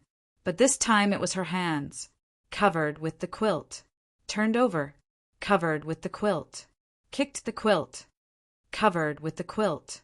Miss Maid finally sighed and decided to leave it like this for tonight. She didn't want to go back. She sat quietly at the bedside. This will be the only human being who has the honor of being taken care of by me, except for the owner of the shop. Miss Maid thought, I don't hate her. Luocio spent some time to dig out the suitcase with the saxophone from the cabinet and then gave it to Yi Yan with both hands. Yi Yan fondled the saxophone that had accompanied him for many days in nostalgia. Soon after, he began to play. This was his favorite song, and also the first song that Luocio learned. It was very comfortable to listen to at night. Yesterday, once more. Luocio couldn't play the feeling of Yi Yan. He missed the feeling of the past. In fact, Yi Yan was a gentler man than anyone else. Luocio suddenly had the idea of giving this gentleness to the whole city. A thought came to him. In the next room, Ren Xiling didn't kick the quilt anymore and really fell asleep. But she had already grabbed Miss Maid's hand and put it in front of her face like a baby. What a gentle song, Miss Maid smiled slightly. Long Shirwa came back in the middle of the night. Maybe because it was fully charged, she looked very energetic. Kelowna Shinryu, who couldn't sleep, planned to continue the unfinished copy. But the copy had already been finished in failure. Kelowna's Shinryu exploded with anger. She took a bottle of beer and climbed to the rooftop, looking at the quiet city while enjoying the wind. Unconsciously, she calmed down a lot. She seemed to be comforted by something, but there was also some sadness. Wine was not intoxicating, and she gradually became a little tipsy. Luo Dance fell asleep very early. She always had the style of sleeping early and waking up early. She smiled. She must have had a good dream tonight. Hey, hey, hey! In the abandoned building, there was a long old sofa, the kind of sofa that was so broken that one could see the sponge squeezed out. More than a dozen monster cubs listened to Sister Blackwater's story and fell asleep unconsciously. But her voice didn't stop. She continued to read the story in the storybook, softly, softly. Yen Xiaoxi was still working. There were 2 stacks of documents in front of his desk, almost taller than his head. He suddenly felt a little tired, so he leaned on the back of the chair and planned to rest for a while. But unconsciously he fell asleep. Fire Cloud, evil god, came over with a bowl of ginseng tea. Seeing that Yen Xiaoxi fell asleep, he walked out carefully again. Riaz was so interested in everything in the world above ground. After learning how to operate the computer, he planned to cram in the knowledge of the civilization above ground, regardless of Lyoga's objection. The female demon of the underwater city couldn't dissuade him, so she had to let him be. Soon after, she leaned on the sofa and fell asleep. Later, Riaz brought a blanket and covered her with it. This feels good. 2 figures sat on the bench in the park. They just sat there strangely, and one of them even said that he was a little sleepy. Then sleep, this feeling is really good. We don't need to hurry to find the dimension observer. Okay. Song Haran failed to sneak up on the princess of the Qin nation again and was kicked out of the room. Song Ing didn't know how Song Haran managed to lie on the ground with his head down. She, who was wearing pajamas, couldn't stop laughing. Song Haran, who was a little hurt, thought of looking for the seniors of the Tao Society to have a drink and chat with them. At the same time, he wanted to flirt with the ladies that he paid for. The granddaughter of the Song family couldn't be bothered with him and directly returned to her room with a pillow. At this moment, Zhang Qingrui of the Zhang family called, saying that she couldn't sleep and wanted to chat. Thus, they each laid on their own beds and chatted. As they chatted, they unknowingly talked about a name that everyone intentionally avoided. What a dead person. Songing thought to herself. The plane had just arrived. The people of the Magician Association were still at the airport. Elizabeth, who was carrying a small suitcase, held Zhong Leyue's hand and slowly came down from the escalator. Miraculously, the 2 tower masters who were originally arguing calmed down after getting off the plane. The Scarlet Flame Tower Master, who always had a fiery temper, seemed to be in a good mood at this moment. The Ice Tower Master's face was also not as cold as before. This city is really magical. It seems to be able to make people feel better. The vampire girl said softly at this time. Zhong Luoyuan nodded softly. The whole city seemed to be asleep. Li Zi opened the window. It was late at night outside. She leaned against the window and rested her chin on her hands. She looked at the moon that was about to turn round. She gently shook her head along with the rhythm of the music coming from the window. The moon seemed to have turned into an egg tart and was smiling at her. Chapter 1918. Lizzie opened her mouth and took a big bite. Then she suddenly opened her eyes. Then a sharp pain began to spread from her fingers to her head. Her whole body was trembling as if her tail was going to stand up if she had a tail. She had bitten 3 of her fingers. Pooh, pooh, pooh, pooh. She could only get up. She was hungry and smelled the food. She pushed the door open. Luochio was cleaning up the mess from last night in the living room.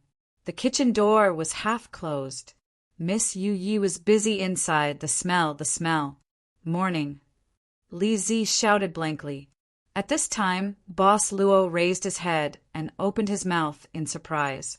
Then he smiled calmly and said, "Good morning." Li Zi found a very bad thing at this time. She either lived alone or was not used to living with Sister Ren, whose daily life was also terrible. She woke up habitually, but forgot that there were more people in the house today.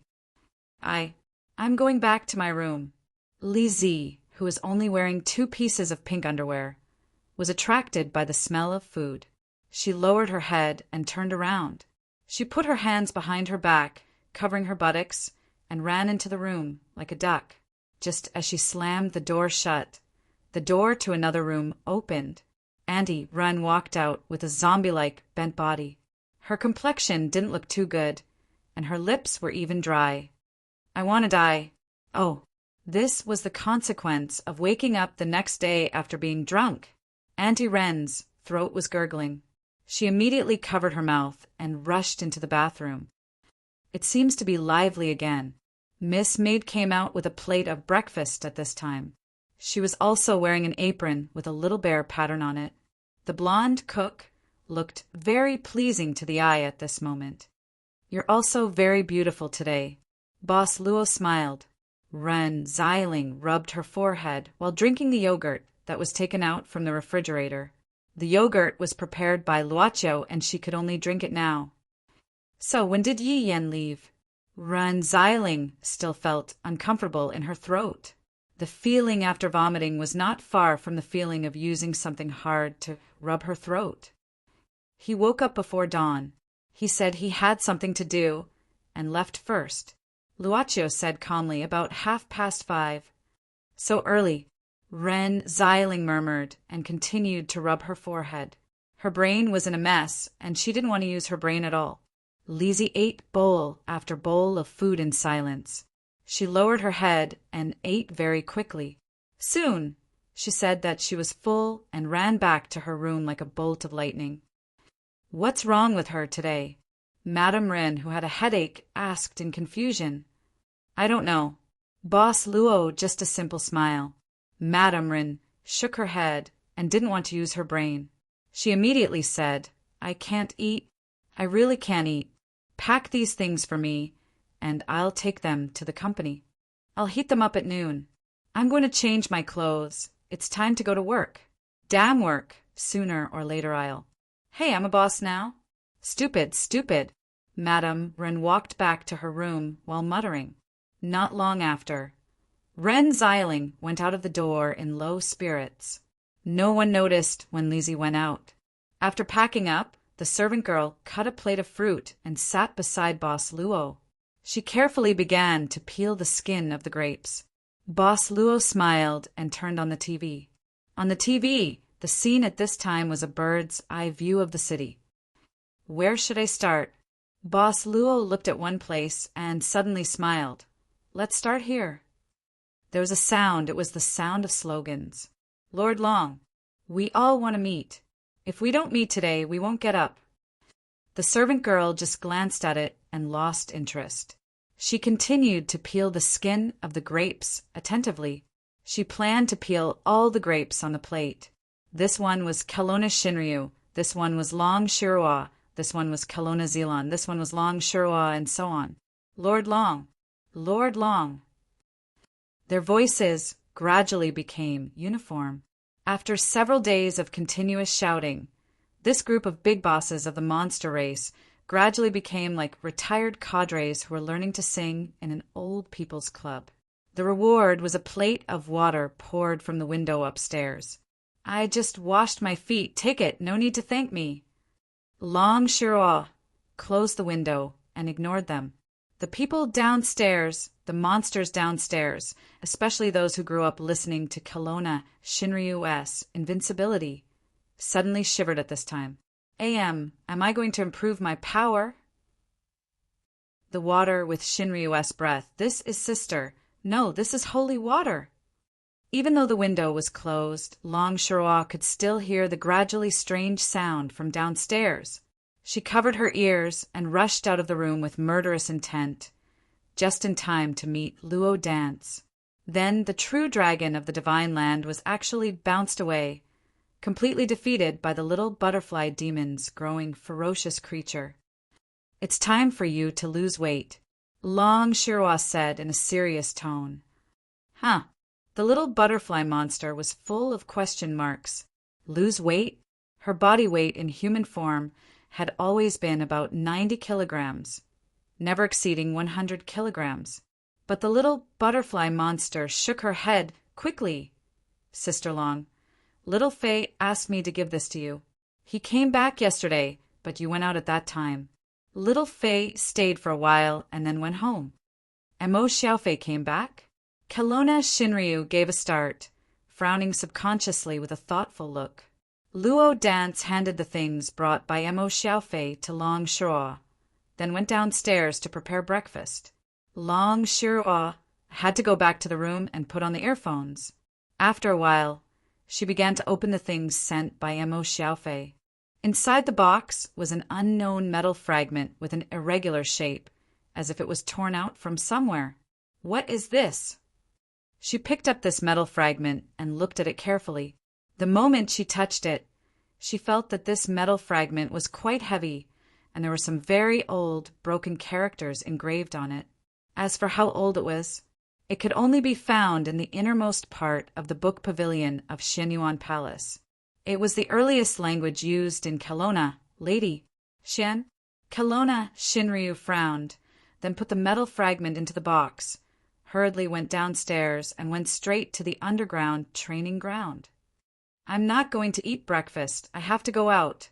Before leaving, Kelowna Shinryu ran into the kitchen and said, Pour a plate of water on me at noon, 2 plates. What could the little butterfly monster say? Of course she wouldn't. Shaking her head, the little butterfly monster casually glanced at the calendar on the wall. Tomorrow was the first day of the extraordinary summit meeting. Yan Xiaoxi woke up in the morning with a stiff neck. He didn't expect that he would sleep here for a night, but he felt much better. The gloomy feeling of being trapped in the gray and stagnant world seemed to have been swept away. He felt like he had just come back from a vacation. Perhaps he had really reached his limit and thus fell asleep unknowingly. Yan Xiaoxi soon found a reasonable explanation. He picked up his phone and saw that there were many missed calls and messages. Yan Xiaoxi opened them one by one. The Magician Association's diplomatic mission arrived at midnight. This was one of the more important messages, so Yan Xiaoxi had to pay attention to it. Although there were many different kinds of inhuman organizations in the inhuman realm, the Magician Association was undoubtedly the largest and most ferocious organization. It was rumored that the first tower master of the association, Hui Yao, was invincible in the entire European world. As for the Magician Association itself, it was also quite large. To a certain extent, it even represented the order of the inhuman realm in the entire European world. However, Yan Xiaoxi couldn't take the initiative to contact the diplomatic mission of the Magician Association at this time. He couldn't take the initiative to contact any party before the extraordinary summit started, so as to avoid releasing signals that would make the other extraordinary diplomatic missions feel uneasy. The diplomatic mission of Underwater City was an exception. The higher-ups of the administration seemed to have the intention to reach some in-depth cooperation with Underwater City, and they didn't intend to disclose the existence of Underwater City for the time being. Yan Xiaoxi continued to look through the messages, most of which were some miscellaneous tasks, as well as some messages from groups that had yet to arrive. Tomorrow was the first day of the meeting, and most of the people who were supposed to be here had already arrived. The rest were probably little princes and the like. Is it useful? Yan Xiaoxi couldn't help but shake his head. However, at this moment, a new message came directly. Yan Xiaoxi glanced at it, and his face instantly turned solemn. The new message roughly read, Early this morning, a black shaman from the inhuman realm was found dead in his room. Preliminary judgment is that this is a murder case. It's suddenly troublesome. Section Chief Yan frowned immediately. On the streets of Japan, in a very popular ramen restaurant, Natsuya Suzuki was eating ramen very generously. The soup splattered everywhere. At this moment, a piece of tissue was suddenly extended in front of Natsuya Suzuki. He froze in shock and turned around, only to see that there was an ordinary-looking, middle-aged man with gray hair sitting beside him. He was wearing a gray beret and a pair of gold-rimmed glasses. You are that comic artist who's very good at drawing comics. Natsuya Suzuki opened his mouth and pondered hard. What's your name again? Cha-Tian?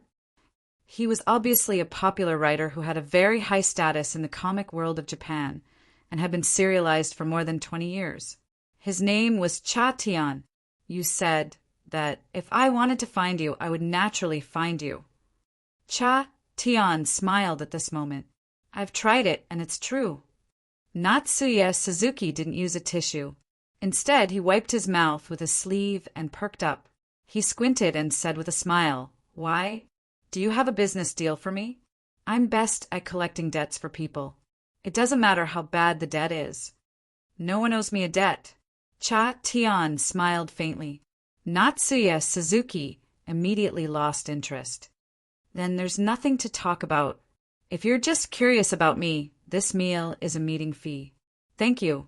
How about we talk about another business deal? Cha-Tian suddenly said. Natsuya Suzuki tilted his head. Would you be interested in being my bodyguard for a few days? Bodyguard. Cha-Tian nodded. I'm going to a place with a lot of people soon. It may be dangerous or it may not.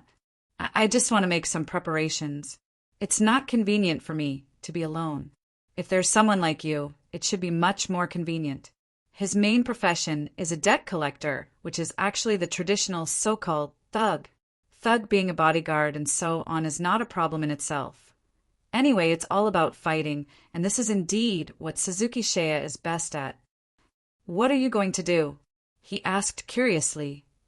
I'm going to record something, Cha-Tian said indifferently. Just think of it as me going to collect literature. How about it? Do you agree? Think carefully. I'm not cheap. Natsuya Suzuki narrowed his eyes. Don't worry. I won't let you down in terms of price. Cha-Tian smiled faintly. Natsuya Suzuki also chuckled. I'll decide according to the situation. I'll settle with you at the end, as long as you don't regret it. Then, this meal will be the deposit. Boss, pack 10 dumplings for me to take away. Cha-Tian shook his head as he watched this rascal walk out with a big bag full of dumplings. He felt that Natsuya Suzuki was not only mysterious but also interesting. He immediately called his assistant. Plane tickets. Please add 2 more people, an adult and a child. He would not represent Japan. Japan's psionic ability world did not know of his existence. He would not represent anyone. He simply wanted to record this major event that would change the entire world. Transcendence, summit meeting. Gong Fanqing walked on the waves. Even for someone like her, flying in the air would consume a considerable amount of energy. Furthermore, the speed at which she walked on the waves was not slow. However, Wolfgang and Charlotte were following behind her at a steady pace. This made Gong Fanqing feel rather annoyed. She was unable to get rid of these 2 mysterious fellows. But right at this moment, Gong Fanqing suddenly heard a long whistle. The she-devil of the divine land couldn't help but be shocked. This is His Holiness's. Gong Fanqing's face immediately lit up and her speed increased by a lot. Wolfgang and Charlotte naturally heard the long whistle as well. The 2 of them, who were puzzled, also increased their speed. Soon they saw a small island. The island was actually not far away from the mainland. They could even see the distant coastline. At this moment, on the island, there was a dignified man in his 30s who was standing with his hands clasped behind his back. Seeing him, Gong Fanqing sped up again. She jumped in front of the man and knelt down directly, greetings to his honor. The man did not say anything. He just looked indifferently at Wolfgang and Charlotte, who were following behind Gong Fanqing. He frowned slightly. Who are they? Several months ago, I had a fight with Qin Chiu, the successor of Huanjin sect. I was injured and fell into the sea. I drifted overseas. These 2 rescued me from the sea. That's how I got to know them. Gong Fanqing had to give a simple explanation. The dignified man nodded. His figure flashed and appeared in front of Wolfgang. Without saying anything, he pushed out his palm. Wolfgang originally looked relaxed. However, the moment the man pushed out his palm, his expression changed slightly. He frowned, and his fingers moved quickly. The vibrations in the air surged at this time, and an illusory light screen condensed in front of him in an instant. The man's palm imprinted on the light screen. The light screen was broken instantly. Wolfgang had no choice but to step back a few steps. As for the man, he also stepped back a few steps. He looked at Wolfgang with surprise and muttered, "Your strength is really rare. I admire you. You're not bad either." Wolfgang was not sure about the man's background. Therefore, he became more cautious. "You're a guest from afar. Why don't you come to the island for a chat?" The man said indifferently, "I've been meditating on the island these days. I built a small house which is quite elegant." With a chuckle, the man turned around and left. Gong Fanqing hurriedly stood up and followed the man. His honor's power has actually recovered to such an extent. It seems that during the time when he was drifting overseas, he had already swallowed a lot of essence and blood of Song family's descendants. Emperor Song. Hashtag, hashtag, hashtag, hashtag, hashtag PS1. First of all, I want to thank the cute lord of sudden transformation. I want to give a solid salute to the capitalist boss. PS2, 0/1, PS3. This chapter is from yesterday. Something strange happened yesterday. I was caught by the big-breasted alien and was just released. Sure enough, writing is more enjoyable. Chapter 1919. The island was very small, but they could see some traces of human life on the road. Wolfgang and Charlotte soon saw the small house mentioned by the man who made Gong Fanqing kneel. It was indeed a very small house, hidden in the forest of the island. "I smell something on this guy that should only belong to the dead." Charlotte's words suddenly rang in Wolfgang's ears, but he didn't say anything. He just nodded thoughtfully. The dead wouldn't have such a strong power. It wasn't that he was afraid, but more of a curiosity. The transcendents were limited in the modern world, and the more dangerous the subworld was, the greater the restrictions. Even the so-called gods were often disappointed. But the other party was obviously not such a person. Was he the pinnacle creature created by the modern world? They called all those who reached the limit of the modern world, but didn't leave the modern world, as pinnacle creatures or ultimate powerhouses. The people in the Transcendence organization wouldn't look down on any pinnacle creature in the modern world. The only difference between a pinnacle creature and a transcendent was that one was inside, while the other was outside. But in theory, the maximum power that they could release in the modern world was equal. The Shinryu in Kelowna dared to say that even if an immortal came, he would beat them up if he didn't like them, because of this equal condition. However, this subworld allowed too many pinnacle creatures to exist.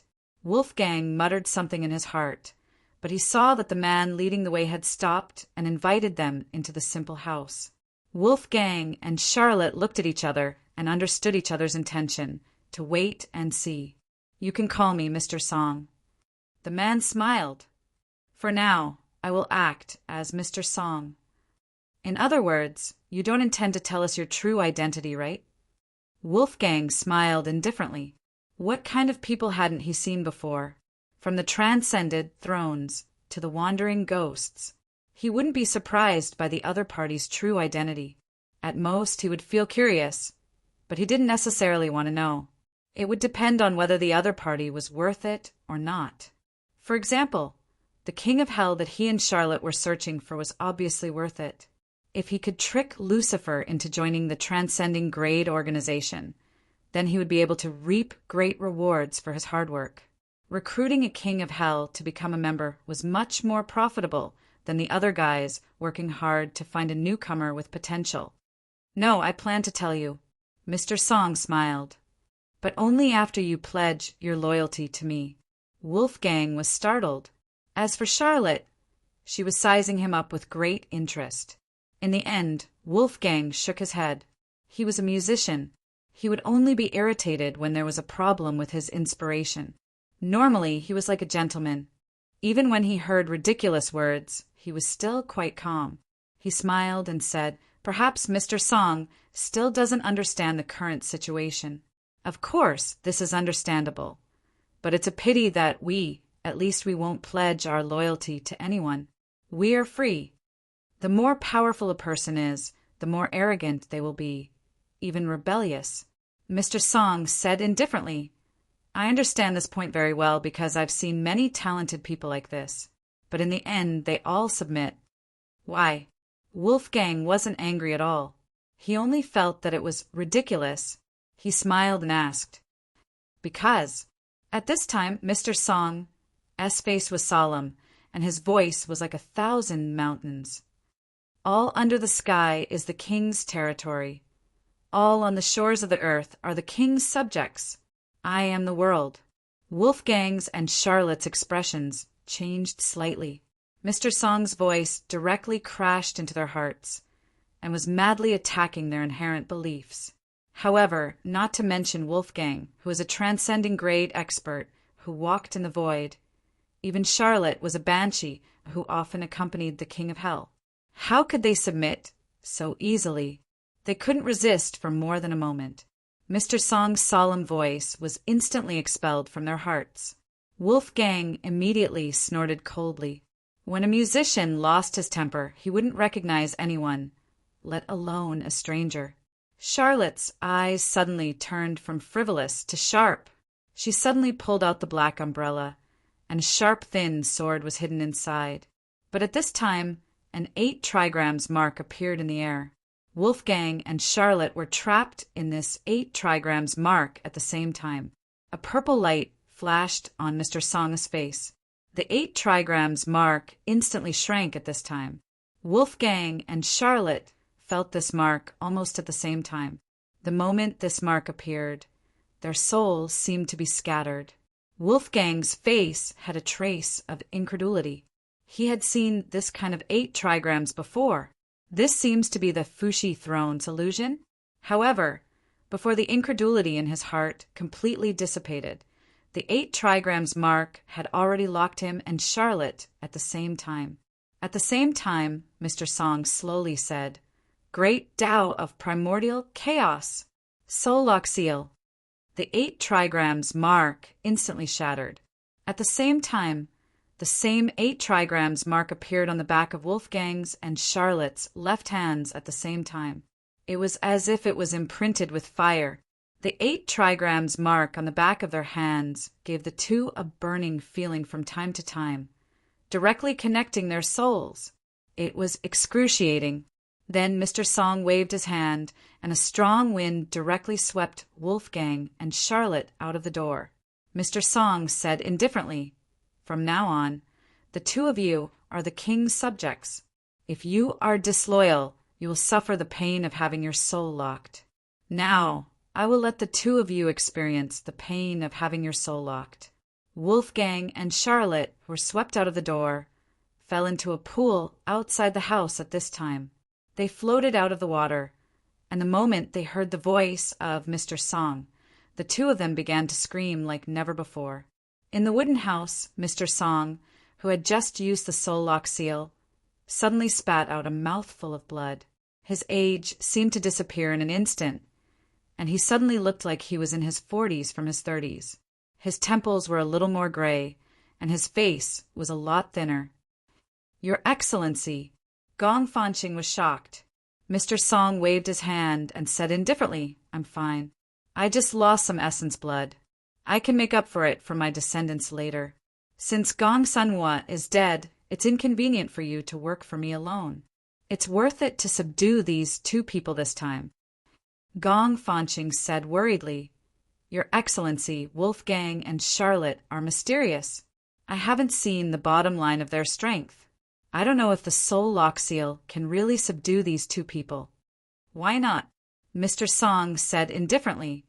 "Even immortals will be suppressed by the soul lock seal when they are lost. This is the Emperor's martial art from the Shenyuan Palace. There are immortals suppressed by the soul lock seal in the Shenyuan Palace." Gong Fanqing's eyes suddenly changed. This was a secret she had never heard before.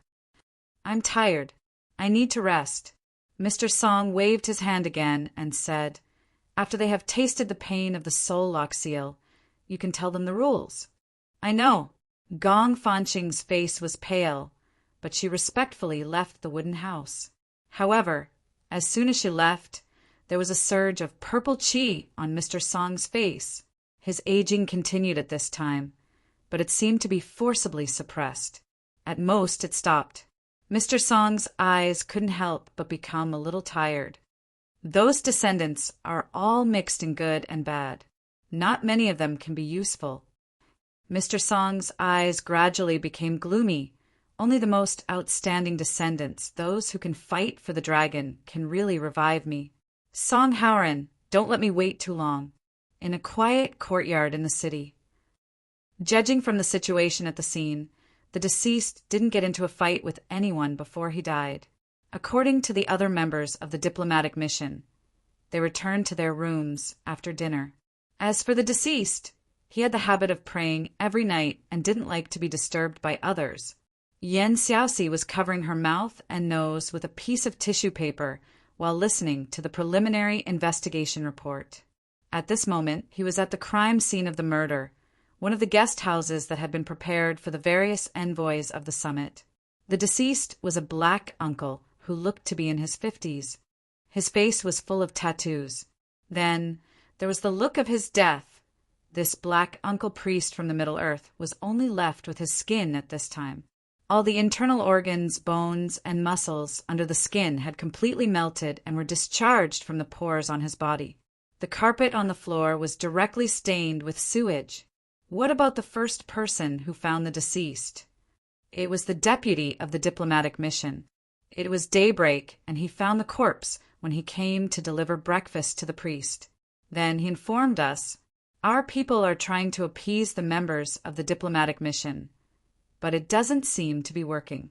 At this time, the subordinate said anxiously, this priest has a very high prestige in their land. If we can't solve this matter, Yan Xiaoxi frowned and said, surveillance cameras, standing guard, secret room. We didn't find anything for the entire night. Logically speaking, all supernatural powers should be prohibited here. The subordinate was puzzled and said, no one should be able to avoid our surveillance and come in from the outside. Yan Xiaoxi suddenly said, apart from this diplomatic mission, what other diplomatic missions have been arranged to stay here? Apart from this diplomatic mission, there are 3 others. The subordinate quickly said, basically they're all from the non-Middle Earth continent. The relationship between the supernatural organizations in the non-Middle Earth continent is very complicated, and there are many of them. The ones who can participate in this meeting are local organizations that have a history of more than 100 years, or even hundreds of years. However, when we arrange for them to stay here, we've already done some research and separated the organizations that have conflicts with each other. There are no conflicts between the diplomatic missions that have stayed here. In fact, 2 of them have always been friendly with each other. I'd like to meet the leaders of these 3 organizations. Go and make the arrangements. Yan Xiaoxi nodded and immediately instructed, seal everything here first. I know that we can't keep this a secret, but at least before sunset, we can't let too many people know about this. Tomorrow is the first day of the meeting, and I don't want to cause too much trouble. There was a murder on the day before the meeting. It seems like this matter is directed at us. Chief, do you mean that there's a high possibility that someone is trying to sabotage this summit meeting? I hope not, Yan Xiaoxi said in a low voice. Yan Xiaoxi said in a deep voice, also, send 2 more teams here to search this guest house thoroughly. Give me the results in an hour. Yes. Daddy, there's a big guy outside. In the passenger plane that was flying abroad, the child was lying in front of the window and yelling without turning his head. As the father, the man moved away casually. The big guy probably looked like a white cloud that looked like a hippopotamus. The man closed the window casually and said, the sun is going to shine in later, and it'll be very glaring. Be good. The child still wanted to look, but he soon gave in under the stern gaze of his father and turned to look at the skirt of the flight attendant. At this moment, the passenger plane suddenly shook. "Please don't panic. It's just a turbulence. It's all right now." At the same time, the broadcast system of the passenger plane sounded. "Why is there turbulence all of a sudden?" The captain looked at the dashboard in surprise, but there was no warning at all. However, the plane soon returned to normal, and he had no choice but to shake his head. What the captain did not know was that a huge black shadow was swimming through the clouds at this moment. The black shadow swept past the plane and flew into the distance. It looked like a huge black dragon in Western mythology. We should be arriving at our destination soon. On the back of the black dragon, Miss Soul, which was looking at the map with difficulty. At the same time, she glared at the figure sitting on the black dragon's head, unmoving despite the strong wind blowing against him. Farrell. She still could not understand why this old guy did not want to take the plane, which was so convenient. Instead, he forcefully grabbed the black dragon and made it cross the entire Eurasian continent and enter the mysterious Kelowna of the East. At this moment, Miss Soul, which climbed to the black dragon's neck with difficulty. Then she grabbed the scales and climbed up the dragon's head to Farrell's side. She did not care about her hair that was blown up by the wind and directly roared in Farrell's ear. "I can't stand it any more. I want to go down." Farrell ignored her. Without his order, even the arrogant black dragon did not dare to stop at this moment. Miss Soul, which was already angry, had to directly grab Farrell's shoulder and fiercely bite down. Her teeth almost broke. How hard is this old guy's body? Farrell, who had been resting with his eyes closed, opened his eyes. He then knocked on the dragon's horn, and the black dragon instantly stopped. Miss Soul, which was thrown out by the inertia. "I can't fly. Help." Miss Soul, which instantly screamed in horror. A white light flashed from the dragon's back. The chubby granddaughter of the sword saint rushed out like a swimming dragon. She repeatedly swung her sword in the air, making the air crackle. She used the motion of swinging her sword to stop her body in the air and rushed out, grabbing Miss Soul, which by the collar, and finally returning to the black dragon's head. That was close. The chubby girl let out a long sigh of relief. Miss Soul, who was still in shock, did not have the time to be grateful. She hurriedly glared at Farrell. "Old man, are you trying to kill me so that you don't have to fulfill your promise? Why did you suddenly stop?" Farrell stood up and looked ahead. After a long while, he slowly said, "We can't go forward anymore." "Why?" Miss Soul, which asked instinctively. Farrell did not say anything. He just pulled out his sword from Miss Soul, which's hand and slashed. A huge sword light instantly broke through the clouds and shot directly into the distance. However, in just a moment, the sword light had disappeared. It was not the kind of disappearance where the momentum was exhausted, but the kind where it disappeared without a trace. This. Miss Soul, which could not help but open her mouth. "This is the rumored anti-magic space." She subconsciously glanced at the old man, Farrell, and could not help but worry about his plans. Farrell had always been looking for the so-called newcomers with potential so that he could fight against the so-called Great Terror that he had mentioned. But when he heard about the appearance of the World Extraordinary Summit, this guy suddenly changed his plans. He had a new plan. In the old man's words, this was a good opportunity to gather forces. Who knew if this old man would go crazy during the World Extraordinary Summit? Thinking about it this way, the anti-magic space seemed to be a good thing. At least if this old man really went crazy, it would not be a situation where no one could stop him. "What are you waiting for? Hurry up and go in." Miss Soul, which became excited. As long as she entered the anti-magic space, she had 10,000 ways to change this situation where the man was stronger than the woman. It was time to change the situation. But at this moment, a small black shadow suddenly appeared in front of everyone. It was a black drone used for filming. A small probe extended from the drone, hovering in front of the crowd. A voice then came out from the probe. "This is the China administration. the temporary headquarters of the summit meeting. You have violated the relevant regulations of our country regarding the prohibition of flying for transcendent beings. Please show your identification immediately. Otherwise, we will treat this as bang. The drone directly split into two and then exploded in the air. The one who made the move was Farrell, who was still holding Miss Soul Witch's sword. "What is the Kelowna Authority?" Farrell asked calmly. "You only asked after you split it?" Miss Soul Witch suddenly felt dizzy and cursed. "Crazy! Crazy!" In other words, this is the night mechanism of the East. "I understand now." Farrell nodded. After spending a lot of time explaining clearly, the Soul Witch could not help but have a headache. How should she explain this to the Kelowna Authority? Should she say with a smile, "Sorry everyone, this old man was locked up more than 100 years ago, so he did not know that you were officially established a few decades ago"? Like this? She would probably be scolded to death. "It's good that you understand." Miss Soul Witch sighed. "This world is different from your era. You should be more careful when doing things. After all, this is the East. Even if you don't know about the Authority, have you not heard of the Kelowna Shinryu? If it was not for the extraordinary summit, I am afraid that we would have encountered the legendary invincible Eastern Dragon the moment we stepped into Kelowna. How could we let you fly in directly?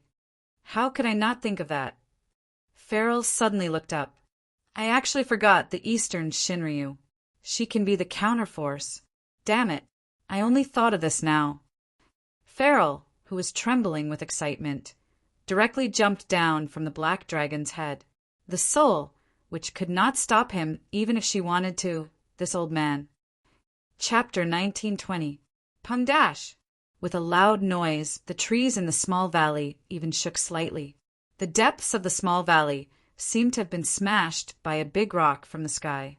A pangolin that was digging here poked its head out of the soil and ran toward the depths of the small valley at a very fast speed. This was its territory, and it would treat this incident as an invasion of its territory. Soon the pangolin had arrived at the place where the loud noise originated. A thin man in a wrinkled white casual suit was standing next to the big pit and looking around. Chirp, chirp, chirp, chirp. The pangolin made a sound directly.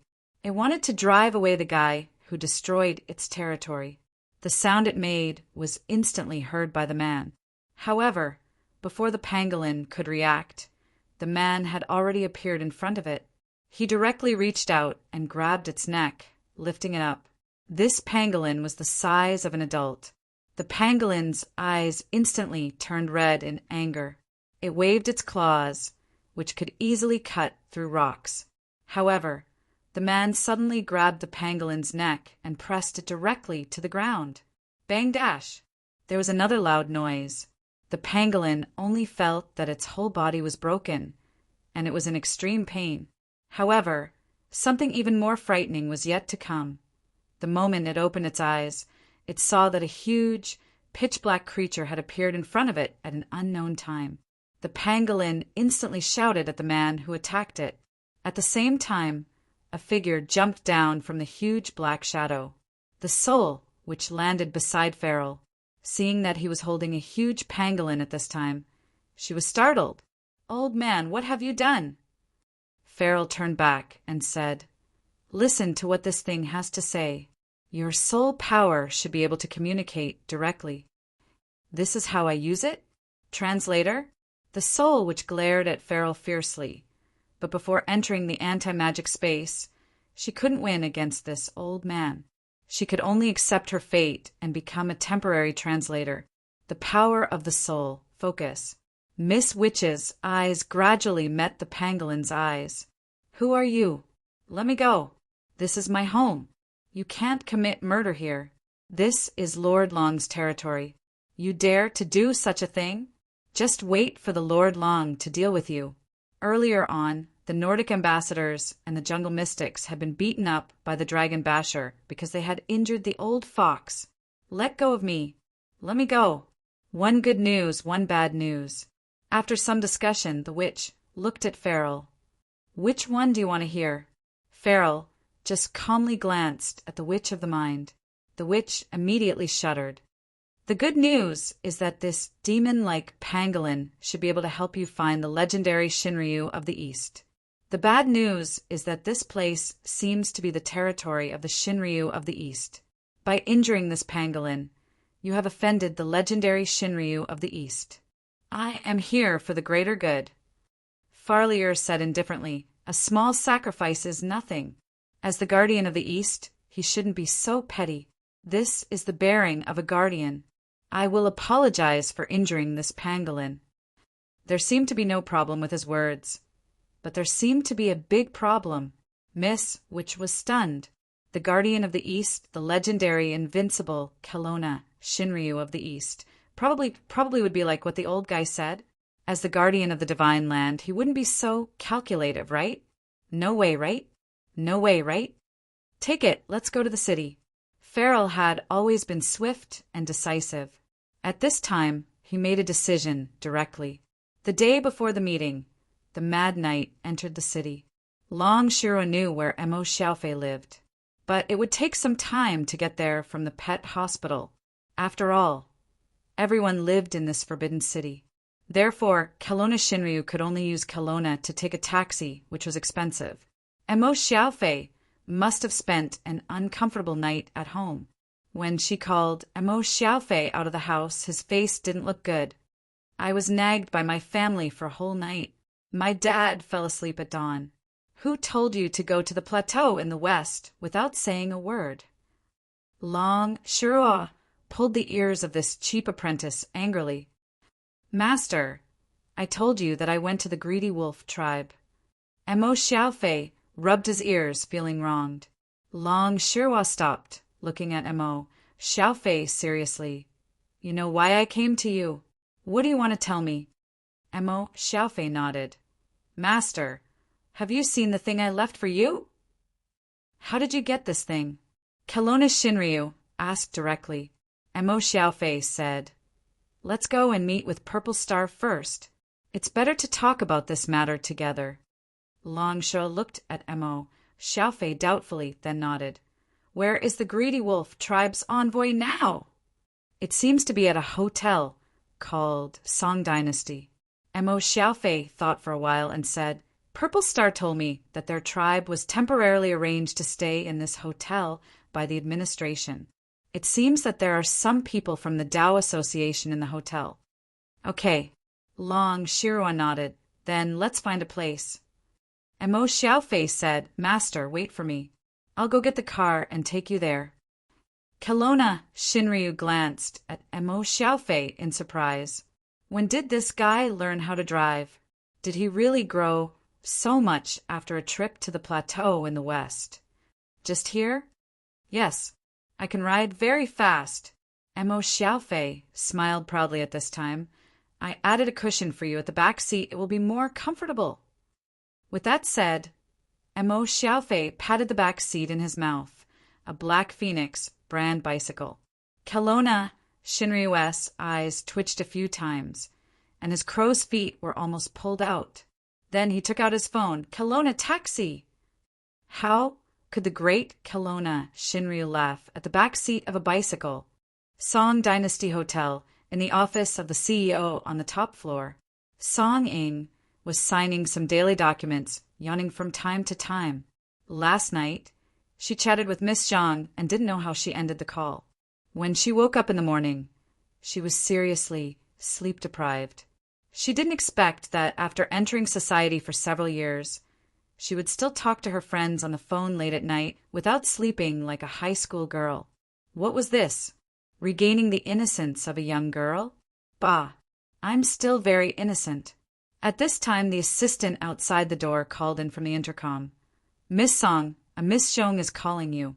She said you will answer her call. Not answering. This was the first reaction of the Song family's granddaughter. Then she realized, wait, Miss Zhong, what Miss Zhong? She said Zhong Luoiwa, Miss Zhong. Song Ying's mouth opened slightly, and after blinking her eyes, she cleared her throat again, and even adjusted her collar before saying indifferently, put her through. Song Ying held the phone. The call was actually connected, but both parties didn't seem to want to take the initiative to speak. The granddaughter of the Song family still liked to take the initiative, so she chuckled and said, "I've been wondering when you would call me." "You can really endure it, senior sister Zhong." "You didn't even think that I would call you, did you, junior Song?" Zhong Luyue's chuckle came from the other end of the phone. "How is it? Are you comfortable after buying my Four Seasons hotel?" "Of course."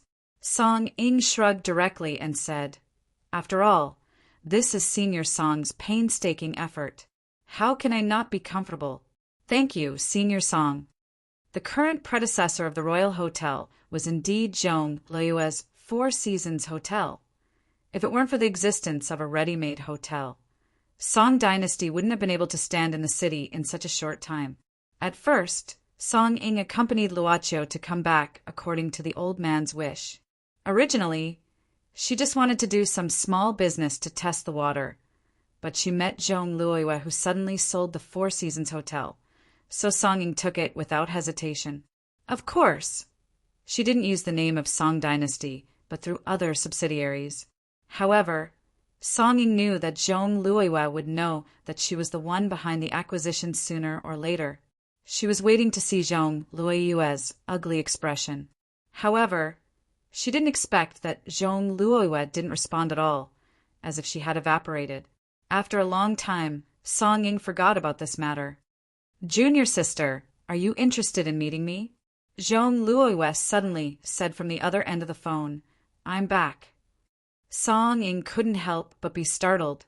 At this time, Zhong Luyue, who had been missing for a period of time, couldn't be found in the Song family headquarters in Beijing. However, at the critical moment when the extraordinary summit meeting was about to begin, she suddenly appeared. She pondered for a while and said, "Time and place." "I've sent a message to your assistant." Zhong Luyue said indifferently, "I'll meet you alone." "Of course, if you're worried, it's fine to bring a bodyguard. I know that Junior Song has always been careful." The phone had been cut off. Song Ying immediately gritted her teeth and slapped the landline phone back. "Bitch! Not bringing anyone. Do you think I'm stupid?" She planned to bring a dozen bodyguards, armed to the teeth, and beat her up. Wow. McLaren 720S. As soon as the taxi driver from Shenzhou stopped in front of the Song Dynasty Hotel, a Helios orange sports car rushed out in an instant, followed by several black Alpha business cars. Looking at Mo Xiaofei, whose eyes were full of stars, Kelowna Shinryu, who had paid the fare reluctantly, just now squinted. "What's 720? You don't understand. This is a man's romance." Mo Xiaofei shook his head. "When can I have one?" Long Shirwa shook her head. She had no interest in these human vehicles, which were not only slow, but also very expensive.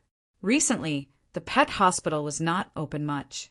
Kelowna Shinryu found that the low salary of the consultant position given to her by the administration was not enough to cover the expenses. It must be because the damn butterfly ate too much. "Let's go in," Long Shirwa said indifferently.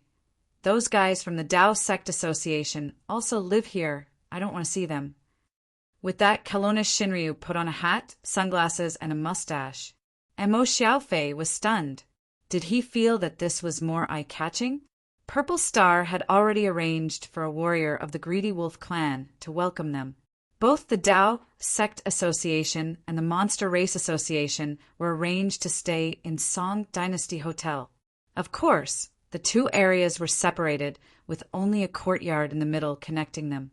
The representatives of the Tao Sect Association had basically checked in, but only the Greedy Wolf clan stayed in the Monster Race Association. The rest of the Monster Race were having an illegal gathering in front of Kelowna Shinryu's house.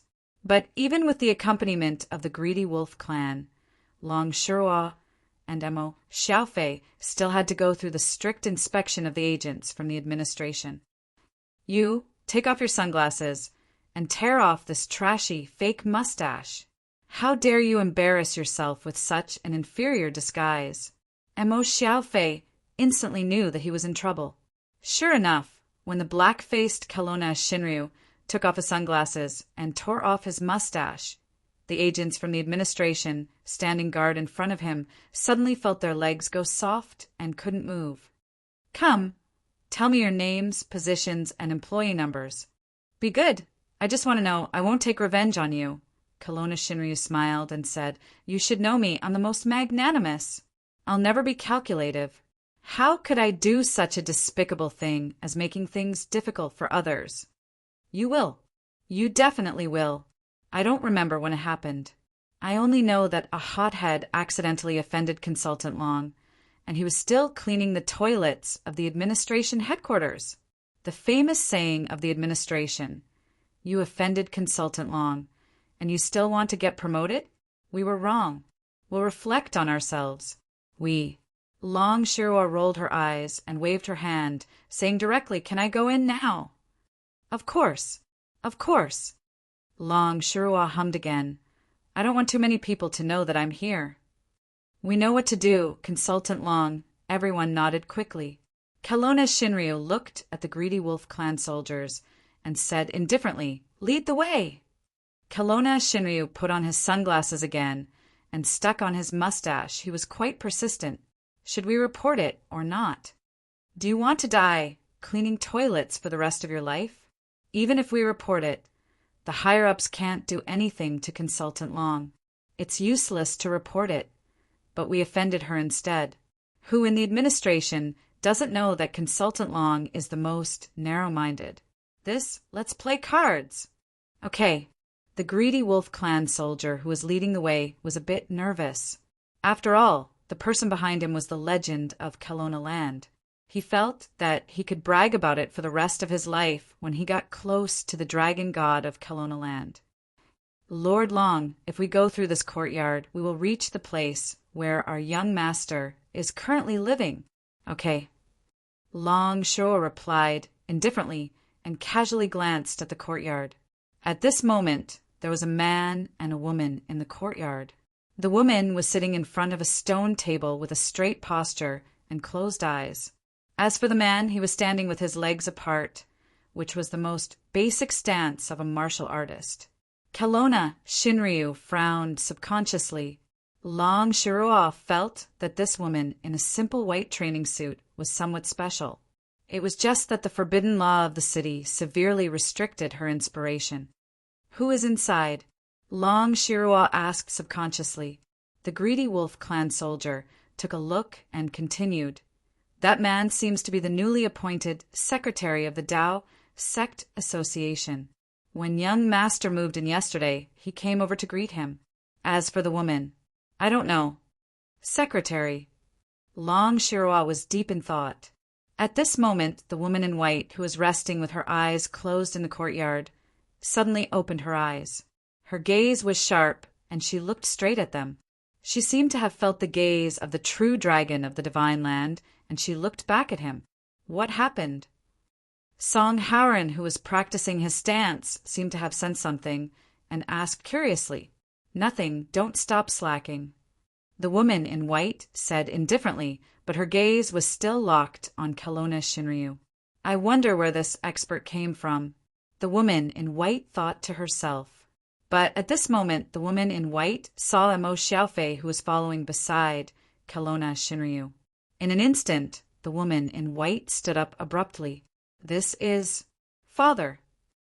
Hashtag, hashtag, hashtag, hashtag, hashtag PS as usual. Chapter 1921. Miss Maid hung up yesterday's clothes and returned to the living room. She was more like a virtuous hostess when she was not wearing a maid suit. Master, do you have any dishes you want to eat at noon? There should be a lot of materials left last night, so I don't need to buy any more today. Boss Luo said casually and then picked up the remote control to change the channel. This was probably the most magical TV in the world. Miss Maid glanced at it expressionlessly. The master finally changed from Shinryu TV to another channel. Maybe it was boring to take a taxi in Kelowna. The scene changed to a small valley outside the city. Isn't this the legendary evilest night? Miss Maid said indifferently. It seems that this meeting is really lively. But Boss Luo quickly changed the channel again. The scene changed to a hotel in a guest house. Now it was Xiaoxitai. Well, murder. I like this program. Boss Luo took a sip of water and smiled. Let's play a game of guessing who is the murderer. This seems to be the effect of some secret medicine. Of course, it just looks like it. If we can check it directly, we will probably know what the cause of death is. She sat down with her legs together and leaned against the wall. She seemed to be interested in it. Miss Maid smiled slightly. In fact, as long as it was not Shinryu TV, it was fine. Anyway, it was just to pass the time. It may not be supernatural power, but it must be related to supernatural power. Soon, there were preliminary results for the examination of the priest from the non-Middle Earth continent. The traditional forensic medicine system was naturally impossible. The autopsy was carried out by more professional talents in the administration. They also used new equipment that was different from the traditional ones. There was a small episode in this that was the administration's equipment update during this period was a little excessive. It was even to the extent that new equipment could be developed every week. This was all thanks to the wansu, or mother lode, that the administration later obtained from the Penglai treasure house. Under the effect of wansu, a strange mineral that could synthesize any substance, the crazy ideas stored in the minds of scientists were gradually realized. What do you mean? Yan Xiaoxi asked with a frown. He had already met the leaders of the other 3 supernatural groups in the guest house, but he did not find anything useful. Black Uncle Shaman had indeed died mysteriously in his room without anyone noticing.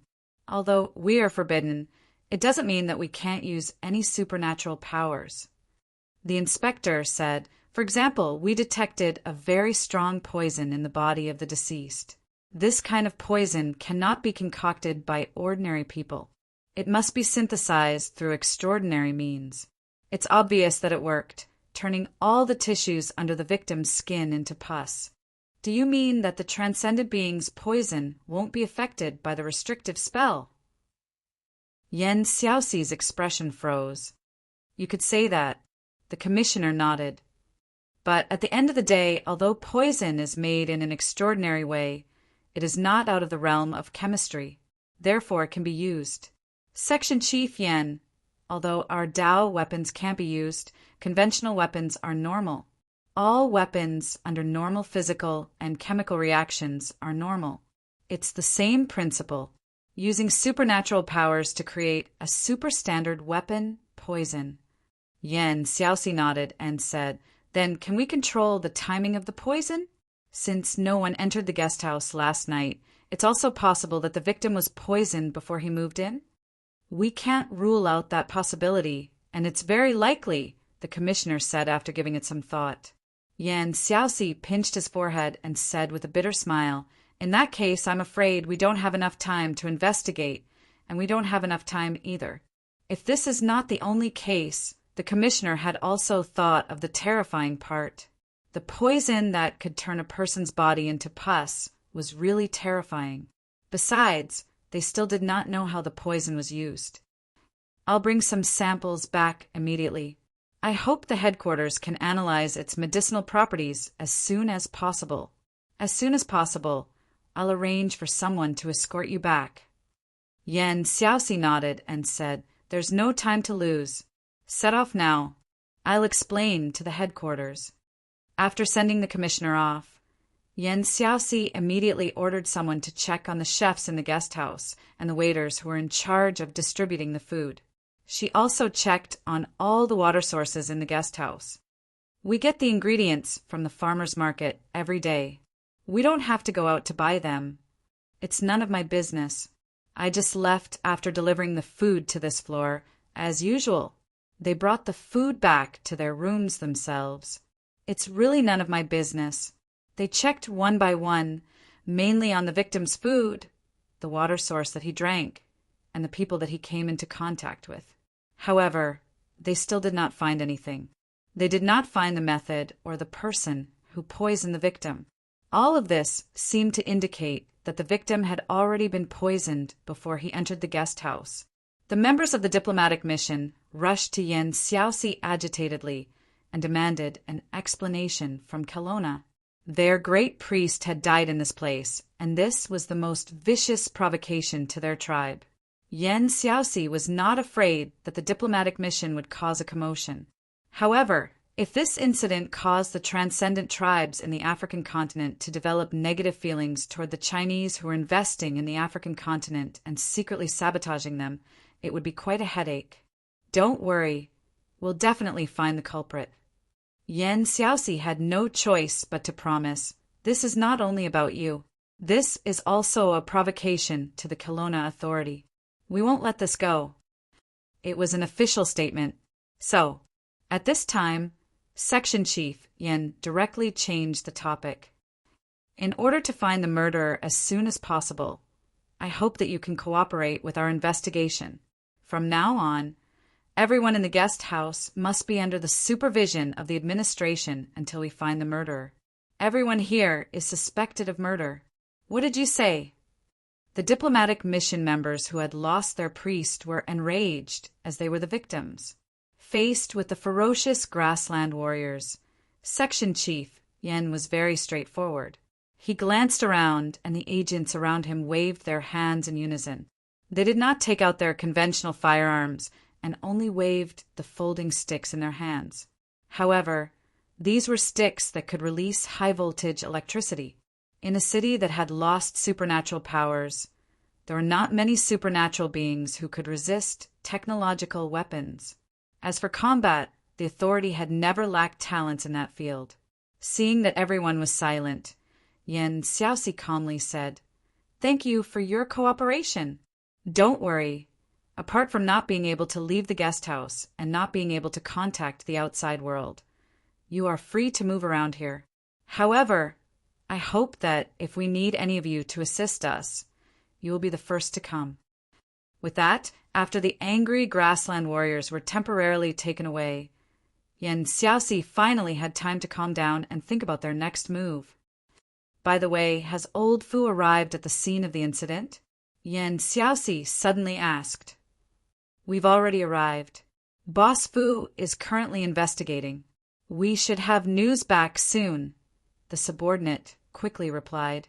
Yen Xiaoxi nodded. As one of his assistants, Fu Mingxian was supposed to come with him. However, on the way to the guest house, Yen Xiaoxi received news that one of the authorities' drones had been shot down in the sky. The person who shot it had already taken a photo, but it was a rather unfamiliar face. The authorities' database did not have any relevant records, so Section Chief Yen could only arrange for Fu Mingxian to go out of the city to investigate. "Got it." Yen Xiaoxi nodded and then said, "Get me all the surveillance footage of the guest house for the past week. I want to see it myself." "I'll do it right away." The jeep soon drove into a small valley. There were 3 people in the jeep. Apart from Fu Mingxian, there were 2 other mid-level agents from the authority. The 2 mid-level agents were obviously Fu Mingxian's confidants. "Boss Fu, according to the last location where the signal disappeared, it should be around here." Fu Mingxian nodded. Then another subordinate quickly said, "We detected a wave of abnormal energy in front that is weakening." They soon arrived at the place where the wave came from and found a big pit. In the big pit, they even found a pair of footprints.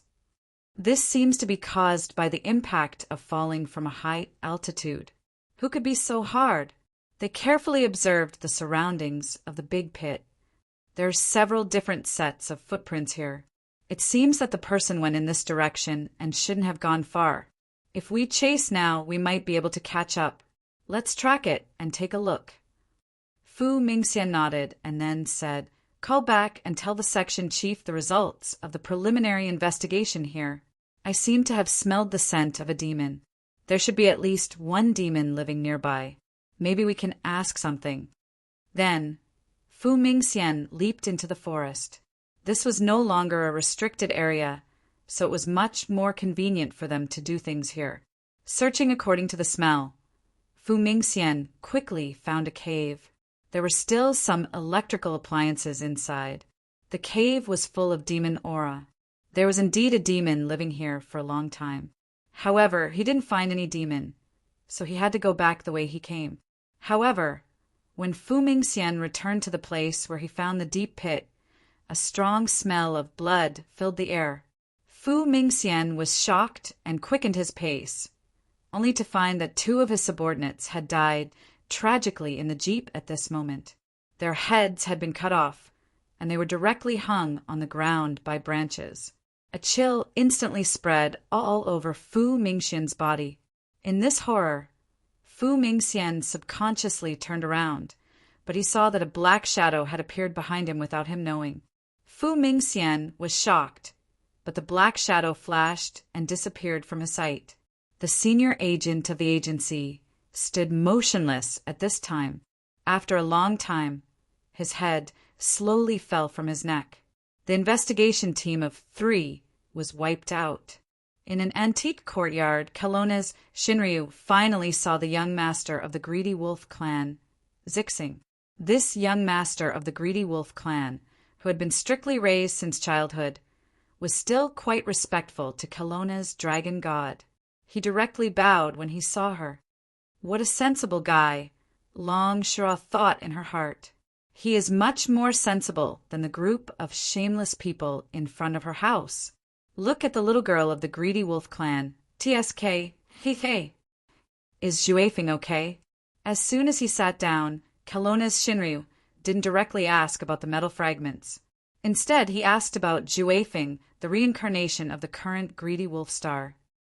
Master Taixinggen is fine. Zixing knelt in front of Long Shura at this time and said sternly, Master Taixinggen is currently in the clan's shrine, comprehending the magical power of Greedy Wolf Star. Long Shura didn't have much reaction to this. She just nodded and said indifferently, It's fine as long as the kid is willing. So why did you ask me to come? The thing Mo Xiaofei sent me should be your idea, right? Mo Xiaofei, who was sitting next to her, had to smile awkwardly, then quickly said, Master, I'll go outside and get you a glass of water. Long Shura didn't ask him to stay at this time. If this was Mo Xiaofei's matter, he wouldn't deliberately ask her to come to Greedy Wolf Zixing. Obviously, Zixing wanted her to come through Mo Xiaofei. TSK, this shameless girl is so bad. After Mo Xiaofei went out, Long Shura looked at Zixing and said directly, Tell me, why are you looking for me? Greedy Wolf young master smiled mysteriously. Before this, don't you want to know the origin of this metal fragment? The words engraved on it are the most ancient characters of Kelowna. Say it or not. Long Shura snorted coldly and threw the box with the fragment in her hand in front of Zixing. I'll give you 1 minute. Find a way to keep me here. The young master of Greedy Wolf clan looked dignified and said slowly, Master Long Jun, do you know the Immortal Palace? Immortal Palace? Long Shura couldn't help being stunned. What's that? A new organization made by some bored guys? Zixing shook her head, then said seriously, I'm talking about the legendary Immortal Palace of the Heavenly Court. The Immortal Palace where there are real immortals. You little girl, who are you? Shinryu of Kelowna couldn't help but open his mouth at this time. They probably didn't quarrel. Mo Xiaofei was looking at the sky worriedly in the small courtyard outside. In fact, he didn't know what was given to his master. He just did it at the request of Zixing. Well, seeing that Juefeng had an ambiguous relationship with Zixing, it's not easy to be a big brother. Mo Xiaofei thought. At this moment, a figure slowly walked into this small courtyard. Mo Xiaofei heard the footsteps. He turned around and found that the person was the man who stood in the stance he saw before. Hello. You are. The man smiled at this time. Someone wants to see you. Is it convenient? See me?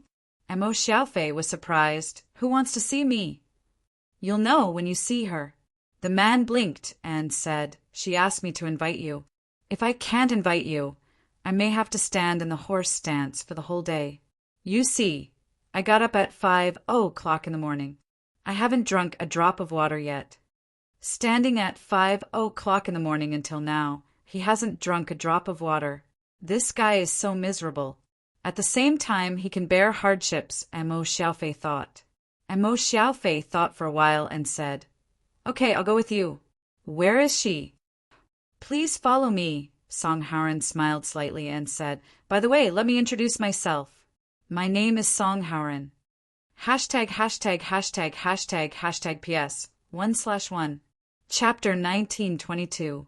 There were many speculations, but so far, there was no unified and certain statement. All they knew was that it only appeared after the Mount Tai incident. There was a crack, and this thing was picked up from inside. Zixing looked at Long Shirwa with a solemn expression. We could only reach a dilapidated ruin, with traces left after the battle everywhere. In the area that we could explore, we did not see any corpses. The whole place seemed to be empty. What we saw was a place called the Southern Heavenly Gate. The Southern Sky Gate, the legendary gate of the Immortal Palace. Kelowna Shinryu did not speak. She just looked at Zixing blankly, as if to distinguish the truth in her words. "Lord Dragon King, do you think that Zixing is making up a story?" Zixing suddenly asked. Long Shirwa shook her head and said indifferently, "I'm just curious why you encountered such a thing." Zixing was a little confused by this question. "Is there anything wrong with this?" Long Shirwa shook her head again. At this time, she had taken the fragment in her hand again. She carefully stroked the engraving on it. "Do you want me to continue to explore this space suspected to be the Immortal Palace with you?" "Fundu Ghost City." Zixing suddenly said the name of a place and said meaningfully, "I know the origin of Fundu Ghost City. Lord Dragon King." Long Shirwa's expression changed slightly, but she suddenly smiled and said, "You little girl, it seems that you have done your homework. Then the question is, why do you think I will agree? I hope Lord Dragon King can consider it." At this time, Zixing bowed in front of Kelowna Shinryu. She did not raise her head. "This is a very suitable place for us to live. Today's world is not suitable for us to continue to live. Even in this era of spiritual chi, I'm afraid it will only be a flash in the pan." "You said a flash in the pan?" Kelowna Shinryu narrowed her eyes. Purple Star still did not raise her head. She only said softly, "Purple Star, after all, is Star-Lord Covetous Wolf's sacrifice. Purple Star can also see some of the astronomical phenomena. I know that the clans of the four divine beasts all have the intention to invite Lord Dragon Monarch, hoping to obtain an autonomous region for the demon clan in this era. Compared to their request, the Greedy Wolf clan only wishes to obtain a place where they can struggle at death's door, just like City Master Zhao's Ghost City. Since Lord Dragon Monarch can help City Lord Xiao to build the Fundu Ghost City from the broken underworld, then I helped Xiao Xingma just to settle down the millions of ghosts in the divine great land who have nowhere to go." Long Shirwa said in a deep voice, "When the underworld is destroyed, thousands of wandering ghosts have no place to settle down, let alone reincarnate. After accumulating for a long time, it will only lead to a disaster in Kelowna. How can it be compared to your clan?" She seemed to have expected such an answer. At this time, she was not in a hurry, but her attitude was more humble. "Lord Dragon Monarch, if you can build a place suitable for the Greedy Wolf clan to live in this space that is suspected to be the Immortal Palace, it will also be suitable for the other demon clans to live in. Since it is difficult for us to integrate into the human race, how about we withdraw from this era, just like the so-called inhuman realm in the West? Lord Dragon Monarch is the true dragon of the countless living beings in the divine land. Lord Dragon Monarch needs to follow the general trend, but as long as we haven't all been annihilated, aren't we considered one of the countless living beings? Lord Dragon Monarch, please consider Zixing's request." Kelowna Shinryu pondered and did not speak. Time passed in silence, just like that. After a long time, Long Shirwa sighed and said, "Speaking of which, this is only your wishful thinking." Zixing, the young master of the Greedy Wolf clan, slightly moved his eyes. It seemed that from this sentence, the disappointment on his face could not be concealed. Whether it is a suitable place to live or not is not up to you alone. Long Shirua immediately said expressionlessly, building an inhuman realm of the East, do you think it is a child playing with sand? Without a perfect plan, how can it be built just because you want to? Do you know how long it took to create the inhuman domain? Do you know how much effort the Magician Association spent on it? Lord Dragon Monarch, you mean? Zixing's mood, which had fallen to the bottom, was lifted in an instant. Long Shirua rolled her eyes and said, after the summit meeting, I will go on a field trip. The young master of the Greedy Wolf clan was ecstatic and was about to bow down, but Long Shirua stretched out her hand and sighed. Have you ever thought that I won't consider it at all? I know Lord Dragon Monarch won't. Zixing said softly, I know that after the founding of the new era, there was a plan to wipe out the demon clan. It was Lord Long who resisted behind the scenes. Long Shirua didn't say anything, just glared and said, if you want me to go on a field trip, you have to pay for the trip. Food and lodging expenses. Appearance fees are calculated separately. Aye, these are all reasonable, right? Probably. Emo Xiaofei followed Songharan to a rather elegant quiet room where he saw a masked woman in white. The face of the masked woman could be vaguely seen through the gauze. She knelt and waited as if she had been waiting for a long time. When the door was opened, the eyes of the masked woman were focused on Emo Xiaofei's body or his face. If it weren't for the existence of the restrictive spell, Emo Xiaofei would be able to hear the masked woman murmuring such a sentence with his super hearing. So similar, there is such a similarity in the world. Songharan walked in first, followed by Emo Xiaofei. When they came to the masked woman, Songharan said casually, I've brought him to you. The masked woman nodded, then said indifferently, Okay, you can leave and continue to do your stance outside. The young master of the Song family suddenly widened his eyes, pointing at himself with an inconceivable expression. My princess, are you so greedy? Did I not serve you well enough? Saying some frivolous words with an aggrieved expression. This guy was also a talent, right? Emo Xiaofei dared not to speak at this time. The masked woman raised her head slightly, glancing at Songharan. Young Master Song shrugged. I'll be outside. Call me if you need anything. Before leaving, Songharan patted Emo Xiaofei's shoulder gently, winking and whispering, Little brother, watch your words. Don't talk nonsense. Emo Xiaofei still didn't understand the situation at this time, but he saw that the masked woman wanted to see him. However, he couldn't remember if he had ever crossed paths with this masked woman. If he had never seen her, why would she look for him? Looking at the masked woman who was staring at him strangely, Emo Xiaofei said tentatively, I'll sit down. You sit down. The masked woman said in a low voice, seeming to be hesitant. Emo Xiaofei sat down slowly. He originally planned to sit cross-legged, but when he saw the masked woman's straight kneeling posture, he immediately changed to the same posture as her. But he was not used to this sitting posture, so it was a little awkward after a while. The masked woman didn't speak, just looking at him. Excuse me, why do you want to see me? Emo Xiaofei couldn't help asking. How old are you this year? The masked woman suddenly asked. Ah, me.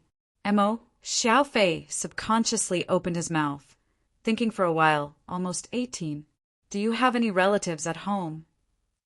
The masked woman asked again. Emo Xiaofei was a little vigilant. Why do you ask this?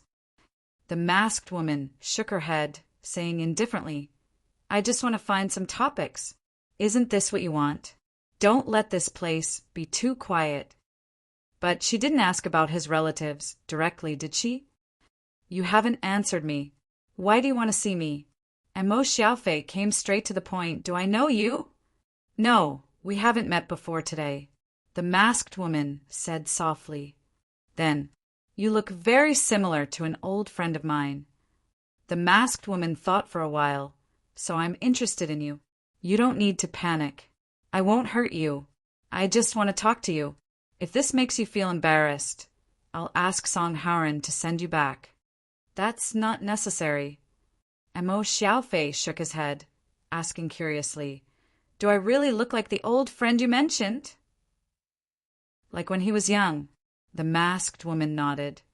But he still looks a little immature. His eyes can hold everything. He sounds like a very powerful person.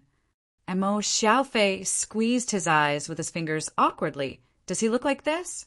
The masked woman didn't say a word. Mo Xiaofei's awkwardness turned into a hollow laugh. Well, I'm just kidding. You can be more confident, the masked woman suddenly said. Mo Xiaofei was stunned. The masked woman said indifferently, What's your name? Mo Xiaofei. Okay, I'll keep it in mind. The topic seemed to have stopped here. The masked woman didn't say anything, but kept staring at Mo Xiaofei. As time went by, she even seemed to be absent-minded. She seemed to be immersed in memories. This was the only feeling Mo Xiaofei had at this time. So be it. Maybe she really thought of an old friend when she saw me and wanted to reminisce. I'll help if I can. I don't have anything important to do anyway. Mo Xiaofei began to calm down. He calmly accepted the masked woman's gaze. He didn't have many thoughts in his mind at this time. However, the quiet room was too quiet. Mo Xiaofei unconsciously felt a little sleepy. His eyes gradually became hazy. Behind the veil of the masked woman, there seemed to be a sense of familiarity to that faintly discernible face. His eyes gradually darkened. Chuyang, like a name. Who?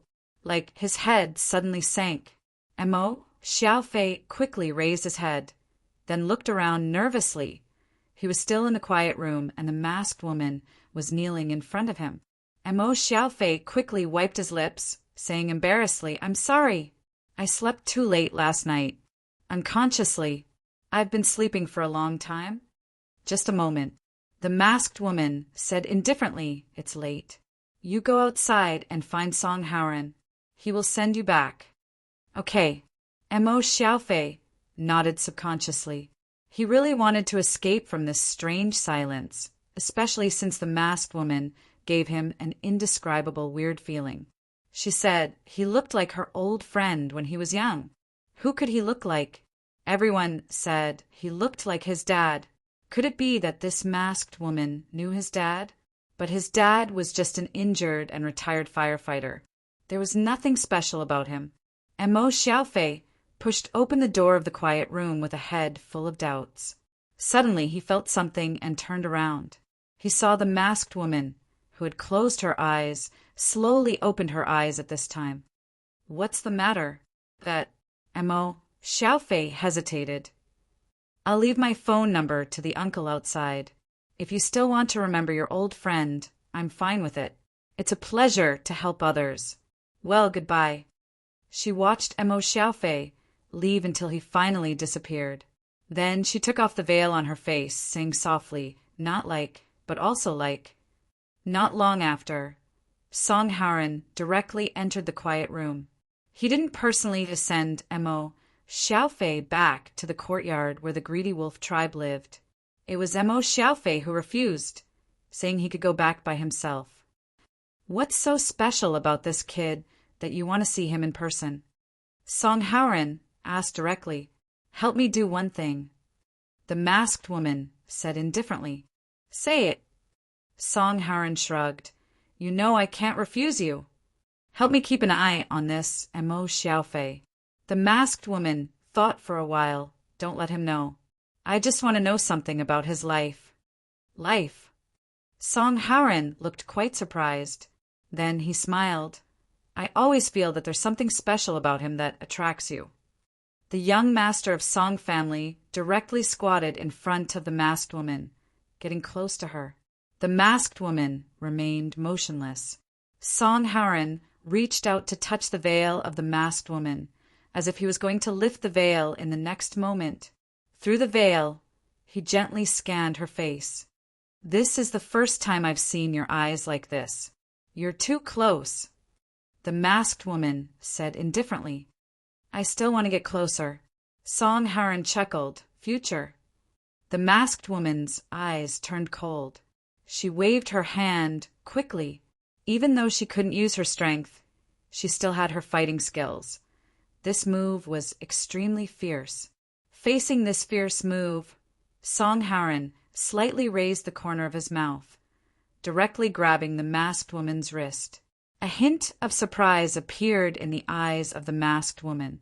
The young master of the Song family directly let go of the other's wrist at this time.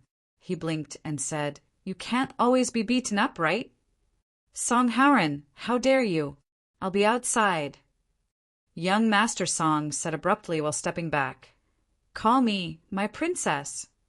It was not until the eldest son of the Song family left the quiet room that the masked princess of the Qin kingdom slowly exhaled.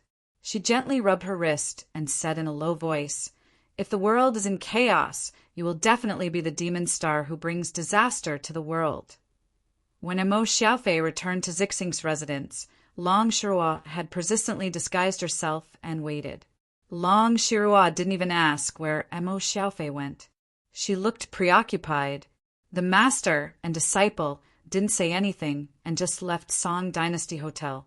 The agents of the administration didn't dare to stop them when they entered the door. Naturally, they didn't dare to stop them now. They just acted as if nothing had happened. "By the way, Master, what's Chuyang?" In the arranged car, Emo Xiaofei suddenly asked, "Chuyang?" Kelowna's Shinryu was startled. "What Chuyang?" "It means literally the sun in the morning. Are you a monk?" "Like a name." Emo Xiaofei shook his head. "It's fine if Master doesn't know. It's not important." Long Shirua shook her head and said casually, "In ancient times, there was a saying that the period before the winter solstice to the beginning of spring was Chuyang, which is the so-called birth of the sun." "I see." Emo Xiaofei nodded. "In addition, there's another metaphor." Kelowna's Shinryu glanced at Emo Xiaofei and said meaningfully, "Sometimes it's also compared to the Golden Age." Chapter 1923. When Miss Song of the Song family came to the meeting place, she knew it would be like this. The meeting place had been booked by Zhong Luoyue. Zhong Luoyue was the only one sitting in the restaurant at this time. She arranged a whole team of people to stand outside the door. Song Ying also asked her team of bodyguards to stand outside the door. The two sides were clearly opposite each other. She flipped her hair and walked in with her bag. Meeting alone like this. There was no problem at all, right? It was just that when these two princesses of noble families met, there was no hint of affection to be found. Instead, it was as if gunpowder was sprinkled all around them. When they were young, Zhong Luoyue studied abroad, and Song Ying later studied in the same college, which was the old college in Britain where Boss Luo went to study. Zhong Luoyue entered the college earlier than Song Ying, and was the leader of the student union. Excellent women always appreciated excellent women. This saying was completely wrong when it came to these two princesses, who were almost the same in all aspects. It was as if they were born to be enemies. It was also possible that they had already been enemies in their previous lives. During the days when they were studying, it could be said that they were quite noisy.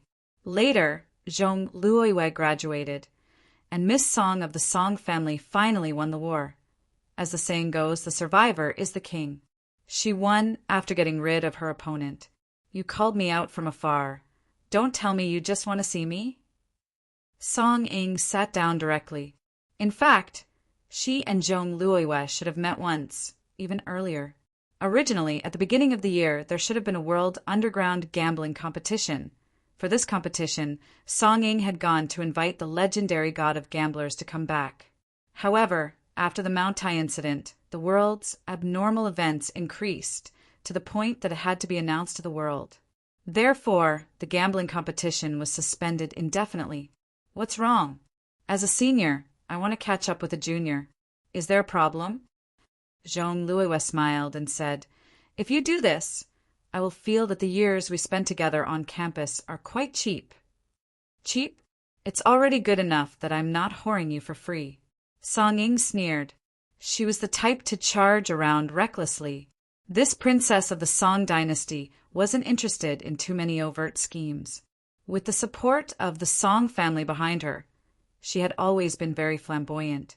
This kind of rich and powerful young lady would often suffer a lot of losses, but she really couldn't withstand the strength and luck of the Song family.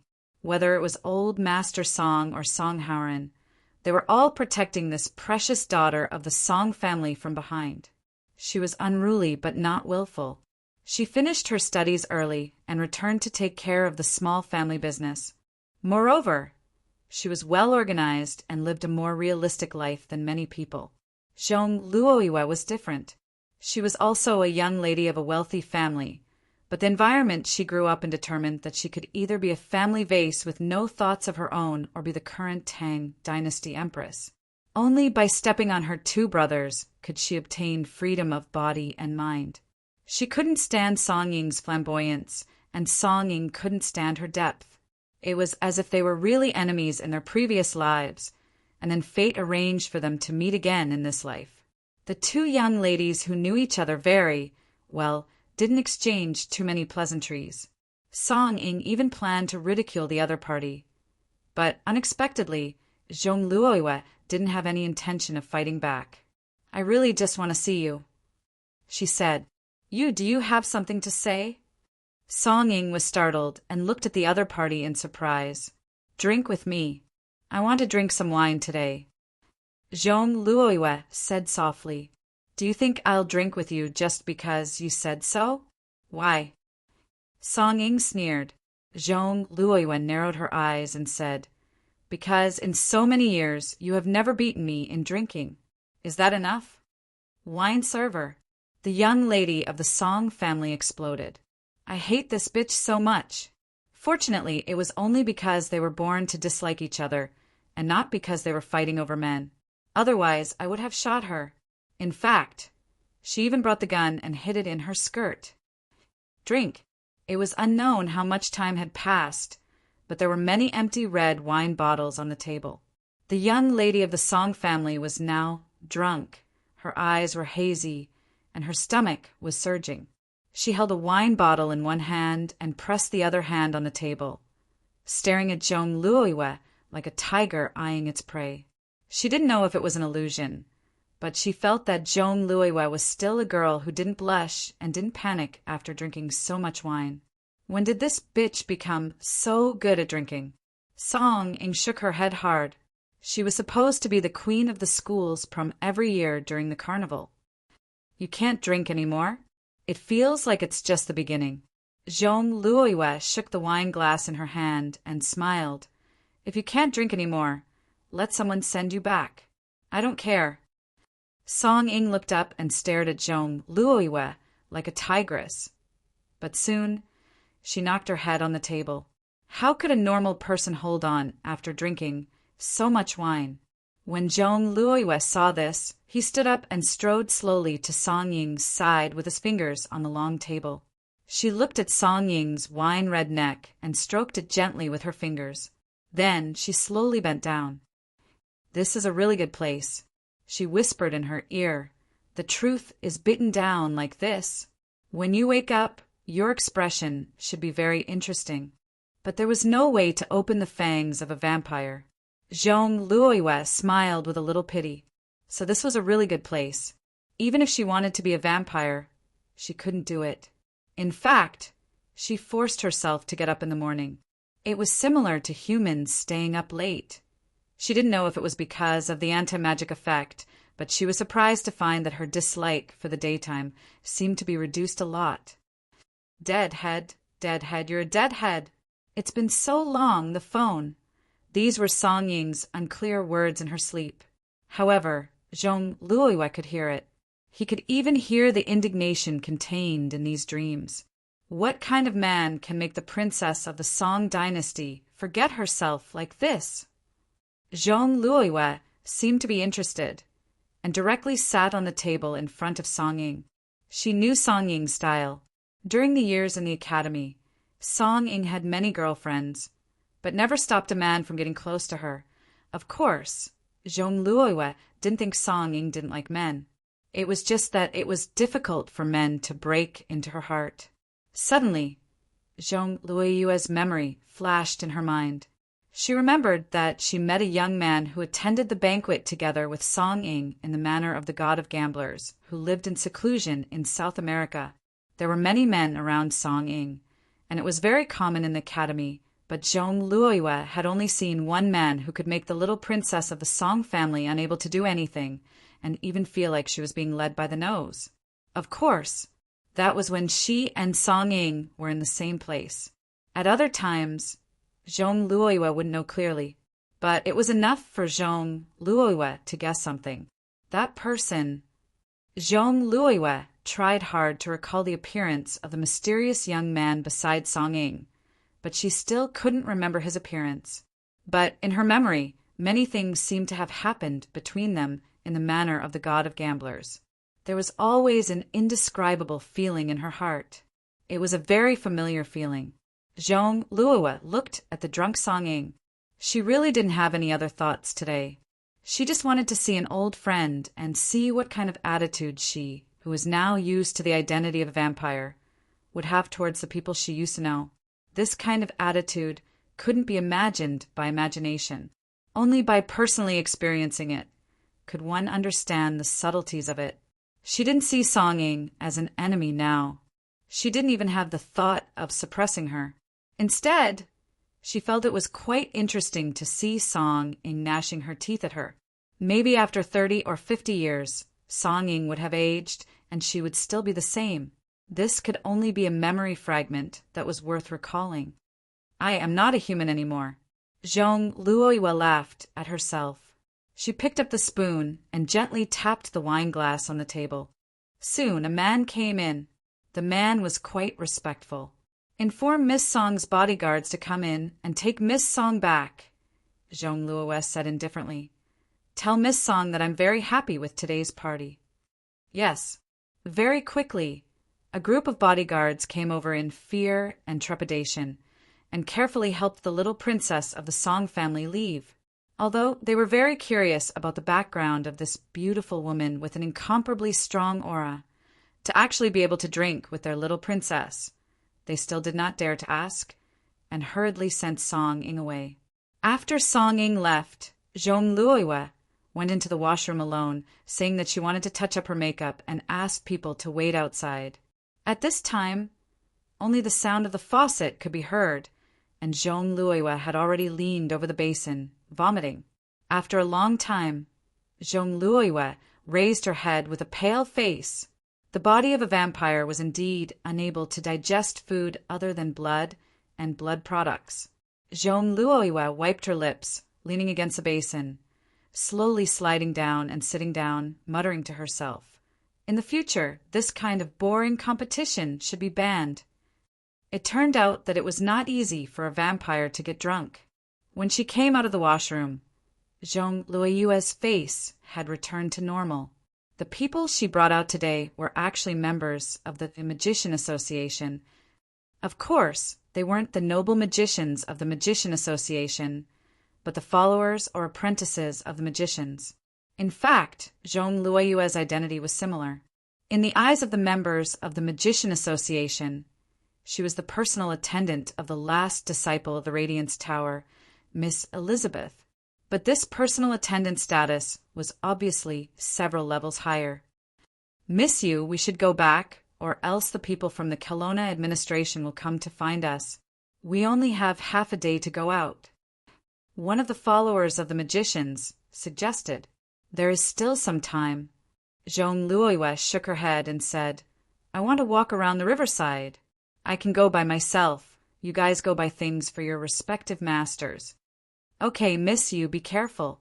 They didn't have the obligation to protect Miss Yu all the time, but within the scope of the permitted scope and friendship, they gave her some convenience to tighten the relationship between them.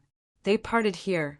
Speaking of which, when the two female bodyguards helped Song Ying to the underground parking lot, a small interlude happened. It was like this. The two female bodyguards supported Miss Song while the other bodyguards went to get the car. However, when they were about to help Song Ying get on the car, a truck suddenly lost control and rushed over. It looked like they were about to crash into each other, but the truck driver suddenly twisted the steering wheel at the last moment and narrowly avoided the collision. But the sudden twist of the truck seemed to have knocked someone down. The bodyguards clearly saw a figure being hit, but when the truck driver got off to check, he didn't find anyone injured on the ground. The truck driver didn't want to cause any trouble, so he hurriedly drove away. As for the bodyguards, they didn't care and hurriedly sent Miss Song-ing away. What they didn't know was that after they left, a figure directly climbed out from the other side of the wall. It was a tall and thin man. At this moment, the tall and thin man's neck was severely crooked to one side. However, he held his head with both hands and straightened it. Patting the dust off his body, he appeared to be deep in thought. After a while, another man arrived in the parking lot and quickly came to the side of the tall and thin man. "Failed." Shaking his head, the lanky male replied, "Originally, I wanted to take him away, but a truck suddenly rushed out. Aren't dimensional observers supposed to be plagued with misfortune and die young? Why does this guy seem to have such good luck? I haven't been able to find a good opportunity to act recently. I'm considering whether to directly appear and snatch her away. Maybe it's just a coincidence if we directly appear and snatch her away. I'm afraid we'll be beaten up into a hornet's nest before we even touch her. This forbidden space is too strange." The latter man waved his hand. "Let's not talk about this first. I can sense a companion nearby." The tall and thin man frowned. "Companion? Who?" "It seems to be Wolfgang," the latter man casually said. Furthermore, he sent out a distress signal. Distress signal? The tall and thin man couldn't help but be stunned. "What happened? How would I know? I'm not familiar with Wolfgang and have only seen him a few times. Should I save him? I can't talk to this crazy guy. He also doesn't like us, right?" The tall and thin man shrugged. "Furthermore, we still have the throne mission. Besides, Wolfgang is on the side of Archimedes. That means—" The latter man shrugged. The tall and thin man said indifferently, "Let him fend for himself." Japan, a certain airport. A young man in a suit and leather shoes with gold-rimmed glasses came to the door of the smoking area. He saw a child of about 10 years old squatting in front of the door, reading a comic book. The young man frowned. He didn't understand why his boss, Teacher Cha Tian, would add 2 more people at the last minute. Furthermore, one of them was a child. "We're about to board the plane. Go in and ask your guardian to come out." How troublesome! The young man abnormally hated the smell of smoke and was extremely unwilling to go in. He stared at the child squatting on the ground and said, "Hurry up!" However, the child didn't seem to hear him at all. He turned the comic book page by page. I said, "Go and ask your guardian to come out. Do you hear me? Kid." The young man took the comic book from the child's hand and said in a deep voice. Seeing the comic book disappear, the child was stunned at first. Then he raised his head. The child's eyes were rolling crazily at this time. "This is—" As soon as the young man met the child's eyes, he trembled all over. His legs seemed to be petrified. He instinctively stepped back, but his legs really seemed to be rooted and didn't move at all. His body suddenly collapsed and sat down. "Demon! Demon!" He wanted to shout loudly, but at this time a hand directly covered his mouth and pinched it tightly. It was Natsuya Suzuki, who was smoking in the smoking room. "If you say one more word, I'll break your neck here." Natsuya Suzuki cracked his sawtooth-like teeth and said, "I'm very good at this. When I break your neck, I can also pull out your bones bit by bit. Can you imagine that scene? It's bloody and smooth." With that, Natsuya Suzuki pressed his hand on the young man's head. The young man widened his eyes and trembled even more. Natsuya Suzuki suddenly released his hand at this time, then pointed to his eyes, and then slowly pointed to the young man's eyebrows. "Sure, help, help, help." The young man turned around at once, rolling and crawling to escape. On the way, he even fell to the ground several times and screamed all the way. Natsuya Suzuki shook his head. picked up the comic book on the ground, and returned to the child. "Here, troublesome kid!" "Hee hee." Natsuya Suzuki rolled his eyes, grabbed the child's collar with one hand, and lifted him up. "Let's go, kid!" The flight to China. If there were no accidents, it would arrive in the evening. It was very fast to fly from Japan. Chapter 1924. This so-called soul seal was not unbreakable, but the current situation did not allow for it. Wolfgang appeared to be rather irritated, his fingers flicking randomly as if they were neurotic. He needed to leave the modern world and release 3 times more power than the limit of the soul seal in an instant to break through the control of the soul seal. This was not difficult for Wolfgang, but the premise was that he needed to leave the modern world. Paradise Lost's Eternal Night Palace's doorplate was something that every supreme-level person in the organization would bring with them when they went out. Wolfgang naturally had one as well. Actually, he could leave at any time and enter the crack between dimensions to release his power and break through Mr. Song's control. But he did not intend to do so. He was unable to pull Lucifer, the king of hell, into the organization. If he returned like this, he would become a joke. The most important thing was that Paradise Lost's Eternal Night Palace's doorplate was actually a semi-disposable tool. Every time it was activated, the gatekeeper of Eternal Night Palace would have to recharge it. Normally, the gatekeeper would have to report the circumstances under which the doorplate was used.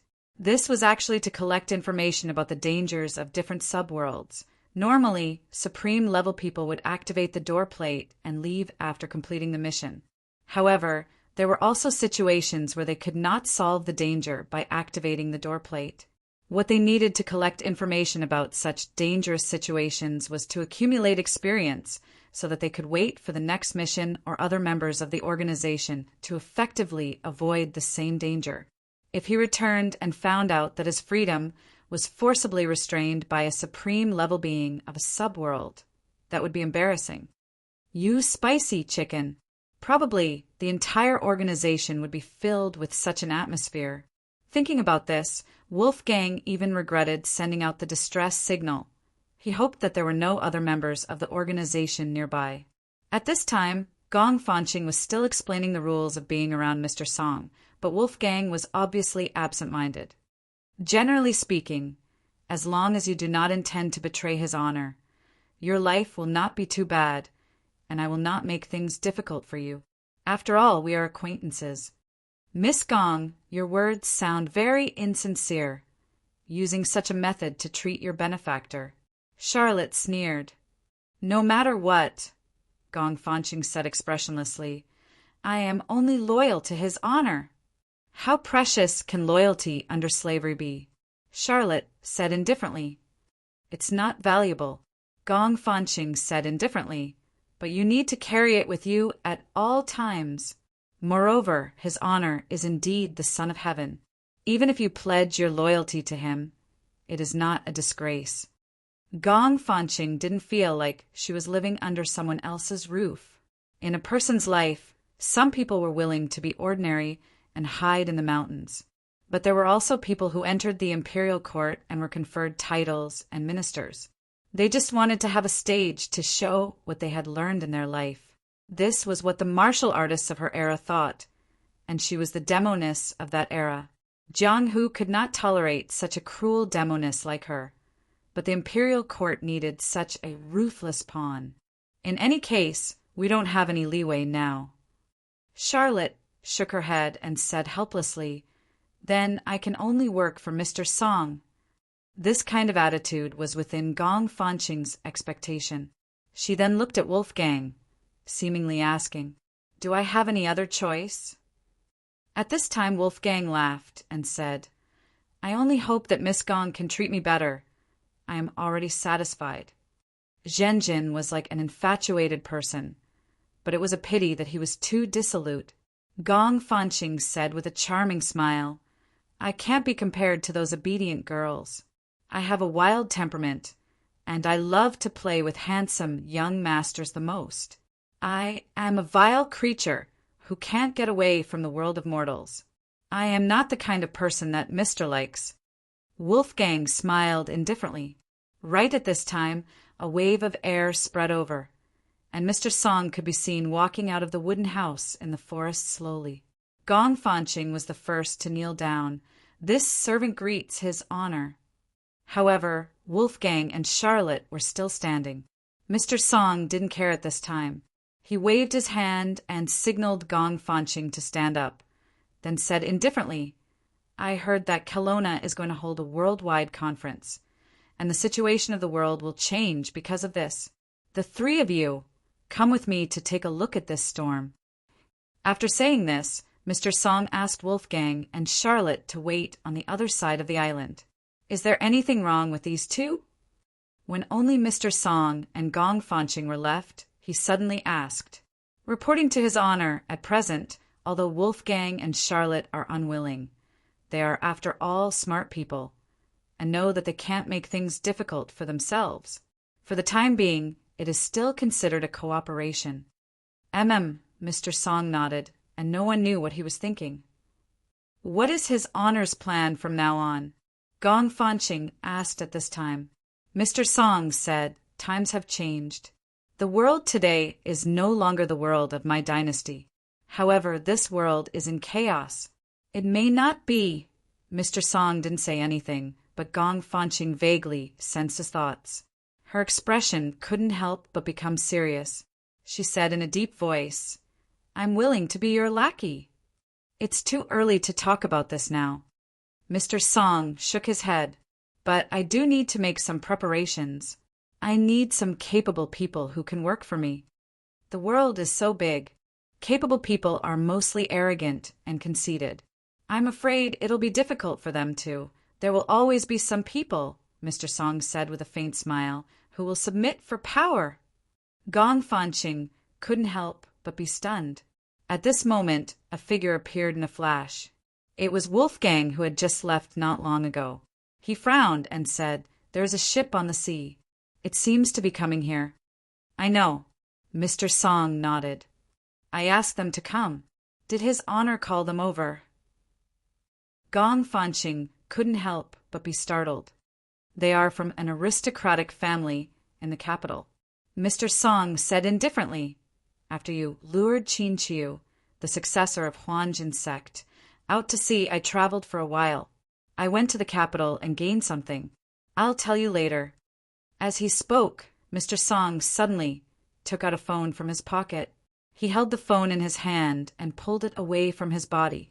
Then he tapped on it with his finger and said to the phone, "You can log in now. I'll board the ship immediately." Gong Fanqing opened her mouth, not because of the so-called gain that his honor said, but because his honor suddenly took out a mobile phone, which made her feel strange. Today's technology is indeed extraordinary." Mr. Song said with a smile, "I've already ordered people to present some of the latest models. They are now on the ship. I'll give them to the three of you later. It'll be convenient for you to contact each other." What could she say? Seeing that his honor was so excited, she could only show a face of ecstasy. This servant thanks his honor for the reward. Wolfgang just looked at the phone and didn't say anything. How could he be controlled by such a fool? It shouldn't be, it shouldn't be. Get on the ship. Get off the island. Generally speaking, the administration treated all the transcendent organizations that came to participate in the summit with the principle of treating all of them equally. That was true. However, when it came to sending people to receive them, they couldn't do everything. For example, if a giant like the Magician Association and a non-unionic diplomatic group from Middle-earth arrived at the same time, they couldn't split Yen Xiaoxi into two and make both sides explode. Therefore, the administration treated everyone equally and started from the practical point of view. Fortunately, the administration had already started the plan to increase the number of members. Since the Mount Tai incident, the administration had already increased the number of members. At the same time, this was also the first official and significant mission for these newly recruited people. I've been in the administration for 15 years, but this is the first time I've seen such a big scene. You all are lucky to have encountered this era. No matter what kind of organization it was, there would always be such a person in the organization, senior. By the way, what's your name again? In front of one of the guest houses of the summit, the senior who had just finished his daily inspection suddenly asked, Lung Feng. Lung Feng? The senior repeated the name carefully and then skillfully took out a cigarette.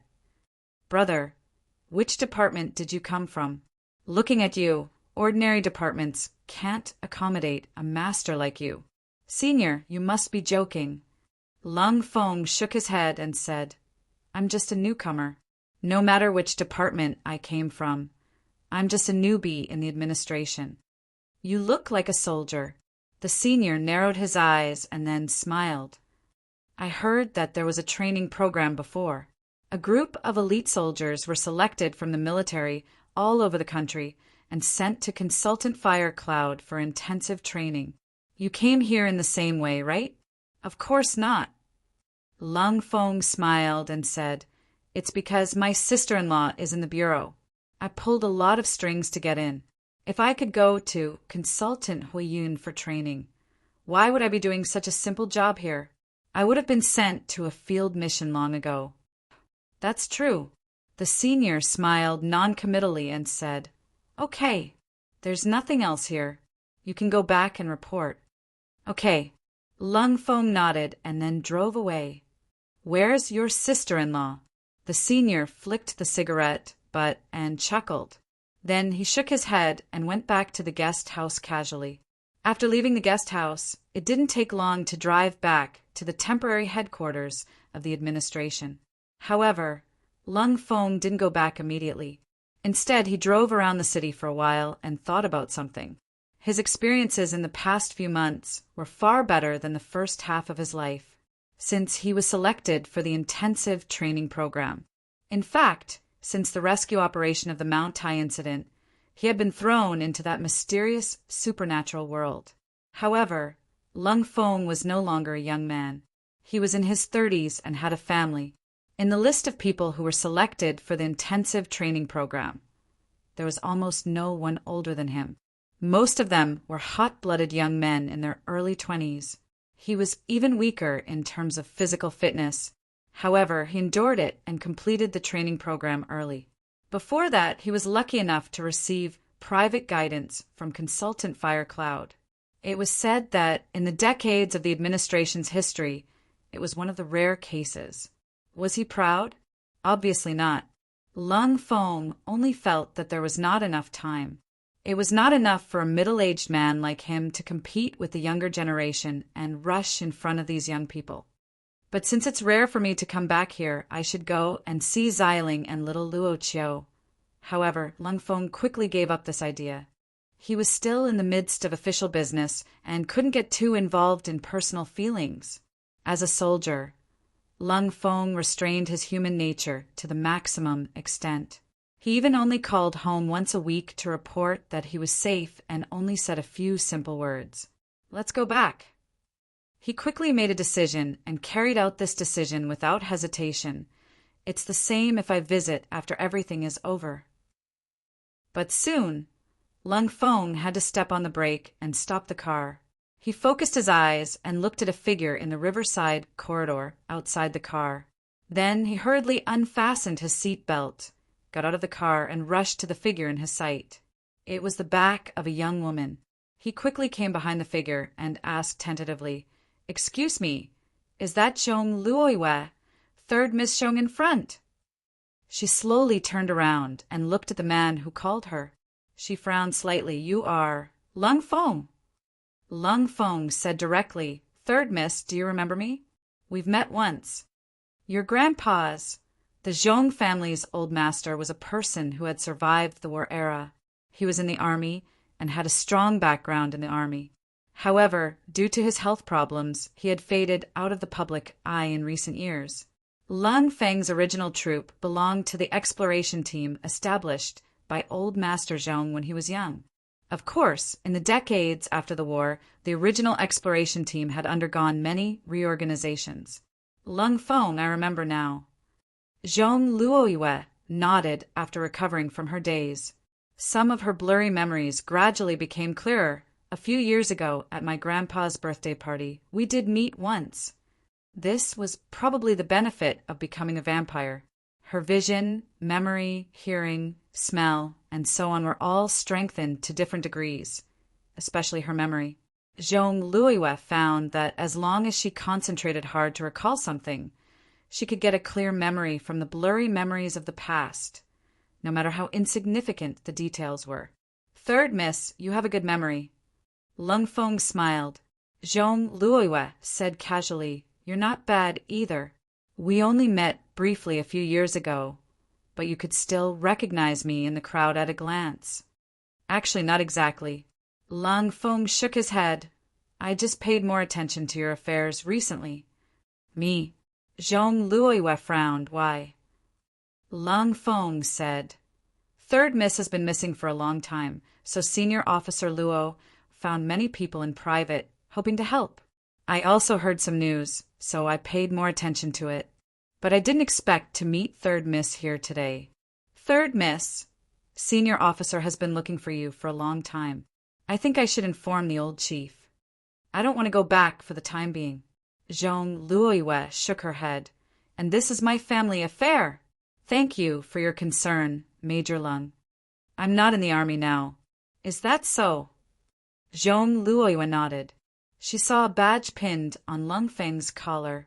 This was the symbol of the administration. But she didn't ask. There was no need. She originally planned to walk around alone to relieve her boredom. She didn't expect to meet someone who knew her in such a place. Moreover, it should be someone from the Zhong family side. Before her grandfather retired, he had indeed supported many people. Most of these people were deeply grateful to her grandfather.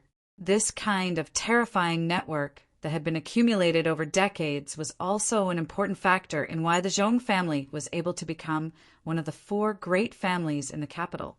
However, Zhong Luiyue didn't have the heart to care about such worldly affairs. It was mainly because of the nature of vampires. The blood of their loved ones was extremely attractive to vampires, and it was often the culprit that caused vampires to go missing. How could she dare to return to the Zhong family at this time? Third miss, if it's convenient, can you give me your contact number? Lung Feng thought for a while. He saw Zhong Luiyue's disappearance as a runaway due to a conflict with her family, so he didn't intend to force her. Or you can leave my contact number. If there's anything, feel free to look for me. That's very kind of you, Zhong Luiyue said perfunctorily in her heart. But there was no trace of perfunctory expression on her face. She even gave a feeling of gratitude. Lung Feng smiled and said, You're welcome. After all, I know Third Miss since you were young. I kind of watched you grow up. When young? Zhong Luiyue couldn't help but be stunned. Her powerful memory started to move forward and search carefully. Lung Feng had already started speaking. Third Miss, I guess you don't remember much. After all, it was very young. At that time, Third Miss, eldest young master, and second young master were arranged by the old chief to train in the army. It was in the summer, do you still remember? Zhong Luiyue pondered and didn't say anything. Lung Feng said, At that time, Third Miss was lost. At that time, I was only a small company commander. We were almost scared to death. Fortunately, we found you in the end. I remember, Zhong Luiyue nodded and asked curiously, How did you find me at that time? Lung Feng said, One of my good brother's children told us. That child said that he accidentally got lost at night and then met a little girl in the forest. After a night, when the sun rose, he found his way out and asked for help. When we heard that, we knew it must be you. Third Mississippi. That's why we found. Third Miss? Zhong Luiyue suddenly grabbed Lung Feng's arm. Lung Feng could not help but be astonished by this sudden action. She had a complicated expression on her face. You really know that child? Am I finally about to find you? Little rascal. Chapter 1925. That's the child of a good friend of mine. It was summer vacation back then, so he brought the child to visit me. Unknowingly, Zhong Luiyue and Lung Feng found a bench nearby and sat down. Lung Feng was more curious about why the Third Miss was so interested in what happened back then. However, Lung Feng was indebted to the Zhong family, so he was naturally more sensitive to the descendants of the Zhong family. Are you still in touch? She pondered and asked. We haven't been in touch for a while. Lung Feng said casually, then frowned curiously. Third miss, you seem to care a lot about that child. Zhong Luoyue smiled faintly and said almost impeccably, when I was young, I lost my way in the forest, fell into a tree hole and hurt my leg. It was that child who saved me and stayed with me for a night so that I wouldn't be too scared. However, when I woke up, you had already found me and sent me directly to the military hospital. I never saw that child again, and I didn't even have the chance to say thank you. Lung Feng listened carefully. Perhaps it was because he was subconsciously suspicious.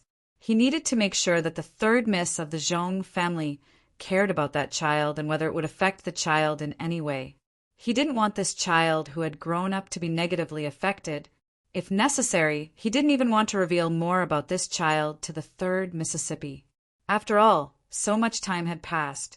Even if he said that he couldn't remember clearly, Zhong Luoyue wouldn't have anything to say. However, he saw that Zhong Luoyue seemed to be really grateful, so he was slightly relieved. I see. Lung Feng nodded and smiled. Actually, third miss, have you ever thought that the child might have forgotten about this matter? After all, it happened so many years ago. Maybe. Zhong Luoyue chuckled. I also forgot about it for a long time, but I suddenly remembered it recently. So, if it's possible, Mr. Lung, can you tell me how to contact this friend of yours? At least let me say thank you that's been delayed for more than 10 years. I'm afraid that won't work. Lung Feng shook his head. You won't be able to contact my friend. Zhong Luoyue was stunned. He died in the line of duty a few years ago. Lung Feng said softly, however, I can give you their address. As for whether you'll be able to see the child from back then, I can't guarantee it because I heard he went abroad to study. Perhaps he's not here now. It's okay. Zhong's eyes lit up. It's better than being surrounded by a sea of people. She soon obtained a piece of paper with an address on it from Lung Feng. After that, there was nothing else worth talking about. Zhong Luoyue and Lung Feng were practically strangers to each other. One of them only wanted to help the old chief find out about his granddaughter's whereabouts, while the other wanted to find out about what happened back then. That was why they had this rare conversation in their lives. After a hurried farewell, Lung Feng drove away. According to the principle of going to the nearest, Lung Feng had just received an order to receive a supernatural envoy that had just arrived. Zhong Luoyue sat alone on a bench in the riverside corridor. She looked at the piece of paper with the address in her hand and fell into deep thought. Should I go? She couldn't help but ask herself. The wind by the river carried a unique fishy smell, but it wasn't the smell of blood that vampires liked. She was no longer the little girl back then. What the hell is going on here? Another car drove into a small valley not far from the city. 2 field agents from the administration got out of the car. They quickly found the car of Senior Agent Fu Mingxian, who went to investigate the place where the drone was shot down in the morning. When they saw the parked off-road vehicle, they naturally saw the 2 heads pierced through by the tree branches and stuck in ground. The 2 field agents were instantly shocked by the scene in front of them. It was a perilous situation. Finally, they found Fu Mingxian's body with his head separated from his body. They could no longer analyze the situation at the scene. This was probably the worst thing that had happened before the Transcendence Conference officially began. A senior agent and 2 mid-level agents of the administration had been killed. Chopping off the heads and hanging them on the ground with branches was the worst form of provocation. What did you say? She lost her composure. In the surveillance room of one of the guest houses that the administration had temporarily requisitioned, Yan Xiaoxi, who had been watching the surveillance footage for almost a week, suddenly sprung up from her seat. Old Fu is dead. Yes, it's true. These are the photos of the crime scene. The subordinate whipped out his mobile phone and showed it to Yan Xiaoxi. I didn't believe it at first. It was unbelievable, but it's true. Boss Fu died a horrible death. Yan Xiaoxi took the mobile phone and stared at it without uttering a single word. However, her expression was the coldest and most terrifying one that the subordinate had ever seen in years. Chief! Chief! Get the people at the scene to protect everything at the scene. Yan Xiaoxi said with an expressionless face, Don't touch anything. I want to check it out personally. But the murder here. Just as the subordinate was about to say something, he saw Yan Xiaoxi's gaze and hurriedly changed his words. Chief, just go ahead. Leave this matter to me. I won't let anything go wrong here. Yan Xiaoxi remained silent and strode out of the surveillance room.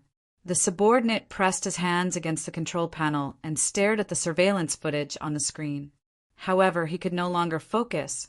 Since they addressed him as Boss Fu, he should know how close they were to Fu Mingxian.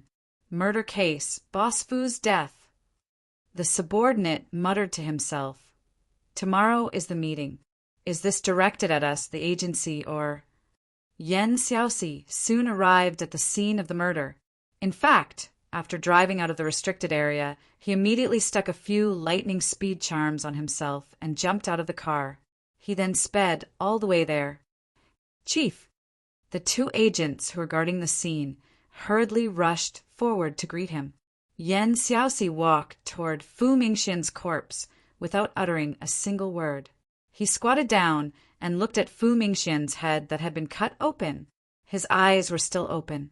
Yan Xiaoxi closed his eyes and said, Trust me, I'll definitely find the murderer for you.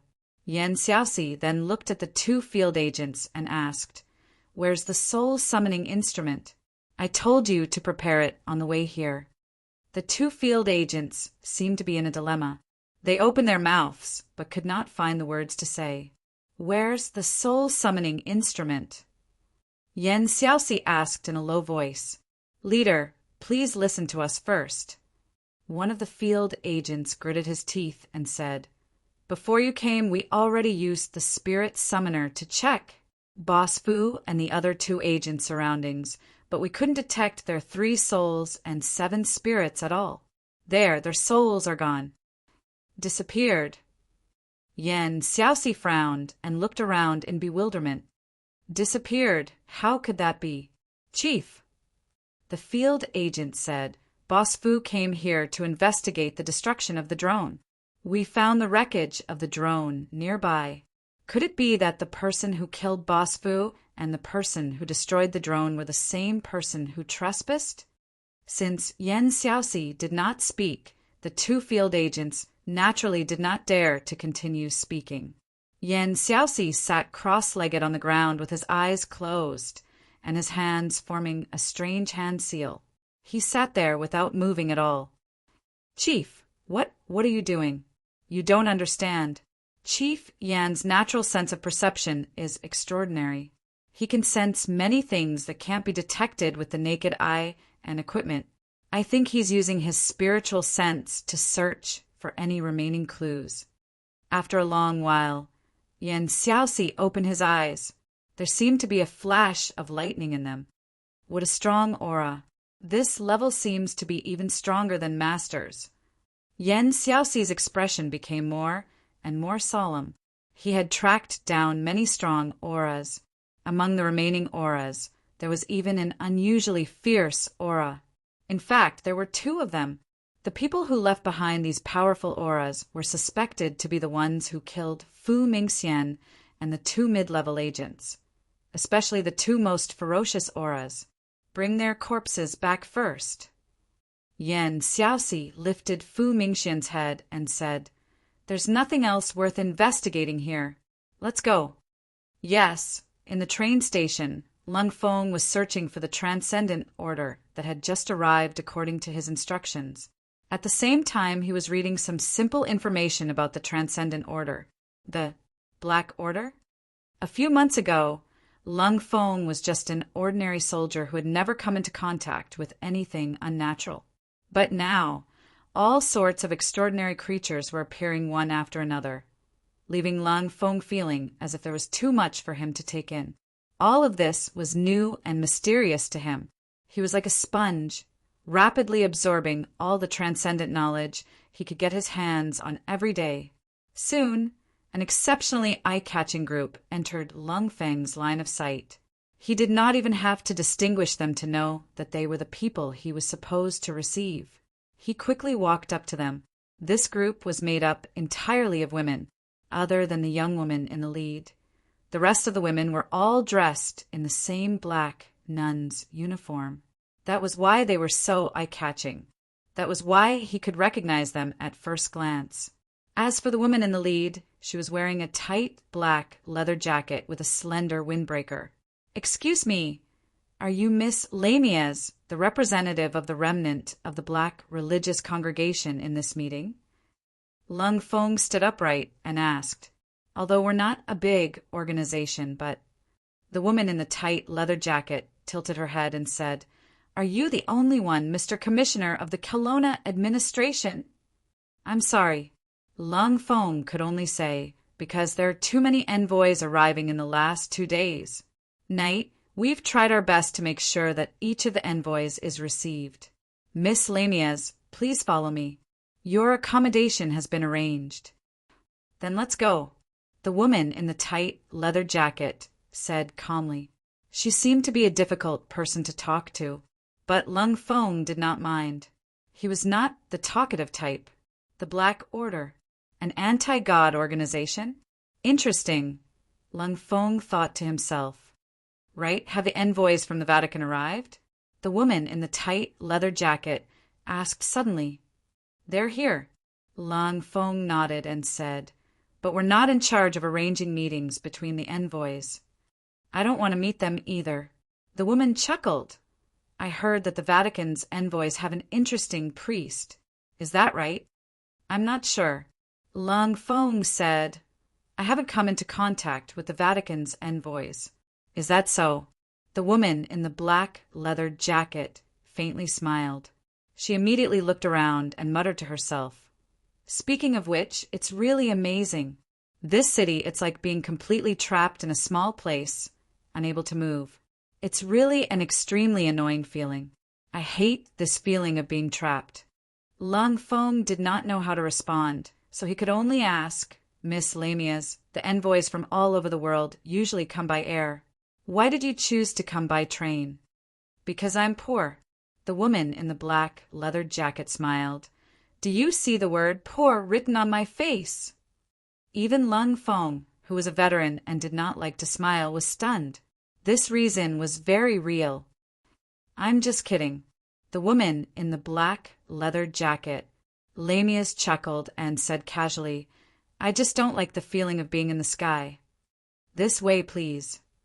And so, Lung Feng decided to send the women from the Black Order to the guest house as soon as possible. "You're injured. Don't move. Let me treat you." The boy found a lot of leaves and put them in his mouth to chew. He spat out the leaves he chewed and spread them on the girl's leg. The girl felt dirty and wanted to resist, but for the sake of the boy's cute face, he looked like the bear doll in her room. "So cute. Are you hungry? I have some biscuits here. Let's share them. Don't be afraid. Let me tell you a story. Do you know the morning star, the light in the sky? You should have told me. Look at you. You've wet yourself. I won't look at you, but you need to take off your pants. I'll help you dry them. What a strong smell. Little baddie." She opened her eyes abruptly. Her gem-like eyes suddenly opened on the rearview mirror in the car. This gave the driver, who was peeking at her, a fright. Those gem-like eyes were extremely sharp. We're here, dear customer." Due to the powerful aura of the owner of those eyes, the driver could not speak fluently. This was a beautiful woman with an unusually powerful aura. The woman paid the driver and got off the car. She did not say a word.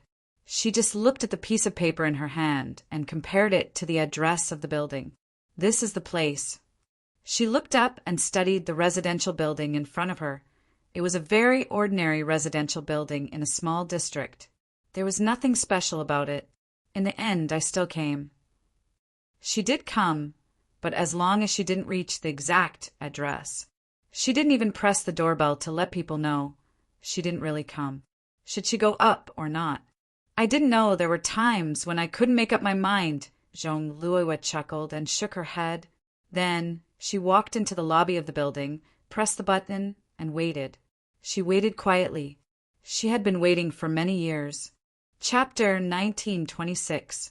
An ordinary residential building, ordinary and narrow. An elevator that hadn't even been dismantled and renovated with anti-collision planks. An ordinary building with 2 stairs and 4 households. This was not an ordinary day. First, she observed. She called it planning before acting. Zhong Luiwe was an observant person. She did not dare to say that she was meticulous, but her woman's sensitivity and innate intuition probably did not lower her average. The shoe rack in front of the door. Men's shoes, women's shoes, women's shoes, women's shoes, women's shoes. There were many women's shoes, and they were all different sizes for different women. Some were mature, some were youthful, and some were ladylike. She pondered in front of the door. There was not only one woman living in this house, but there were different types of women, and most likely they were young women, brothers or sisters' guests, or female companions. Of course, they could be wives. Too young, it's impossible. She remembered that he was younger than her. At that time, he was so small, not even as tall as her. He looked like a forest elf who escaped from home to play at night. She continued to ponder. The third daughter of the Zhong family did not expect that the obstacle was a shoe rack. She had been standing here for more than 3 minutes.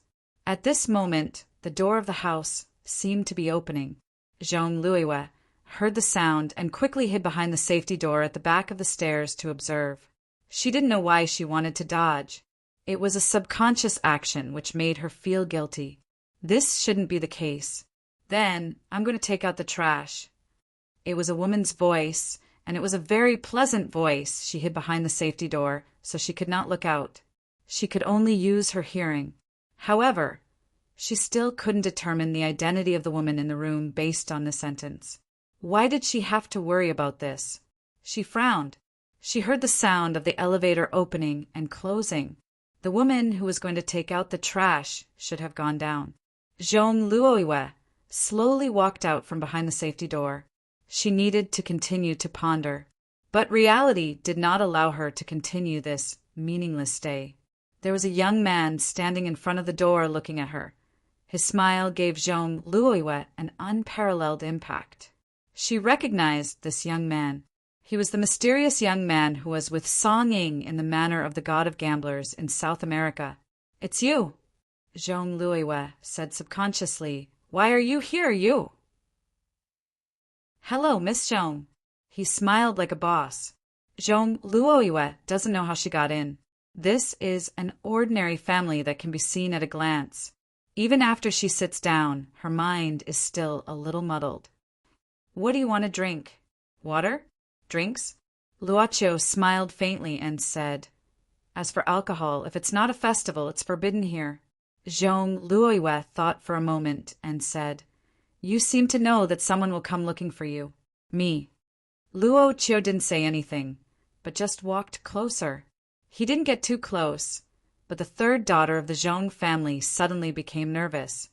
However, she made herself look as calm as usual, and her gaze was calm. Boss Luo reached out his hand and pressed a button. He pressed the landline button, and then a message sounded. Zhong Luiwe recognized the voice in the message immediately. It was Lung Feng's voice, and it was obvious that Lung Feng had made the call after meeting him. "Is this Xiling? I'm Lung Feng. Nothing special. Recently, a Miss Zhong may come looking for Luocio. She's the granddaughter of a friend of mine. She shouldn't have any bad intentions. As for the reason, let her say it herself. That's all." "So your name is Luocio." Zhong Luiwe looked at him with a slight smile. "I finally know your name." Boss Luo smiled and said, "There should be an introduction in Mr. Tu's manner." "It's not the same." Zhong Luiwe shook her head. "Miss Zhong, why are you looking for me?" Luocio looked into her eyes and asked. Zhong Luiwe thought for a while and made a decision that even she felt was rash. She looked into Luocio's eyes and slowly stretched out her left leg. She pressed her palm and slowly slid it to her ankle. Then, she slowly pulled up her loose pants, revealing her calf. Do you remember this scar? Boss Luo glanced sideways. On her calf, there was a scar about half a finger long. The color was very faint, but if one looked carefully, it could still be seen clearly. 13 years ago in the summer, Zhong Luoyue said slowly there was a little girl who got lost in the forest. A boy who was younger than her saved her and treated her wound. They spent the night in the dark tree hole. Boss Luo didn't say anything. Zhong Luoyue said softly, Do you know planet Chiming, the light in the sky? Miss Zhong still remembers. Boss Luo smiled. I will always remember, Zhong Luoyue said as if she was possessed. However, she quickly pulled down her pants and returned to her normal appearance. Actually, I've been looking for her. My family has also been looking for her. We want to thank that child back then, but we haven't been able to find her. Boss Luo said honestly, Actually, many things about the past are already very vague to me. I only have a vague impression of what Miss Zhong said. And I remember now. That night in the tree hole, I did treat your wound and told you the story of planet Chiming. And some. Let me think. It's okay if you can't remember the rest, she said quickly and resolutely. I can't remember for now. Boss Luo smiled. Only then did the third miss of the Zhong family let out a sigh of relief. But the topic seemed to have come to an end all of a sudden. Her sudden appearance at the door was something completely different from what she had planned. It was like a voice or some kind of push that pushed her from a corner of fate to this place. She didn't expect this at all. There was even a faint feeling of intoxication, as if she had once been in this man's arms. Her chaotic thoughts made Zhong Luoqian look very bad. She even had a feeling of restlessness. Miss Zhong, have you thought about removing the scar on your leg? Boss Luo suddenly said, With the current medical technology, it should be easy to do. She looked at him and asked seriously, You want me to get rid of this scar? It represents something about my past. Boss Luo also answered seriously, From my point of view, I don't want it. But I won't force it, because the body belongs to you. And even if the scar is removed, the memory won't be removed. We probably only wish for our memories to have a physical carrier that can bear them so that we can remind ourselves. Do you know what it means to leave a scar on a woman? That's why I said I won't force it.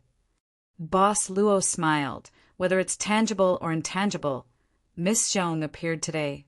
If there are no special circumstances, I think it will be hard for me to forget this matter in the future, because it had been extracted from my blurry memories of the past. An adult's memory is probably a lifetime's memory. What about the childhood memory? What does it look like?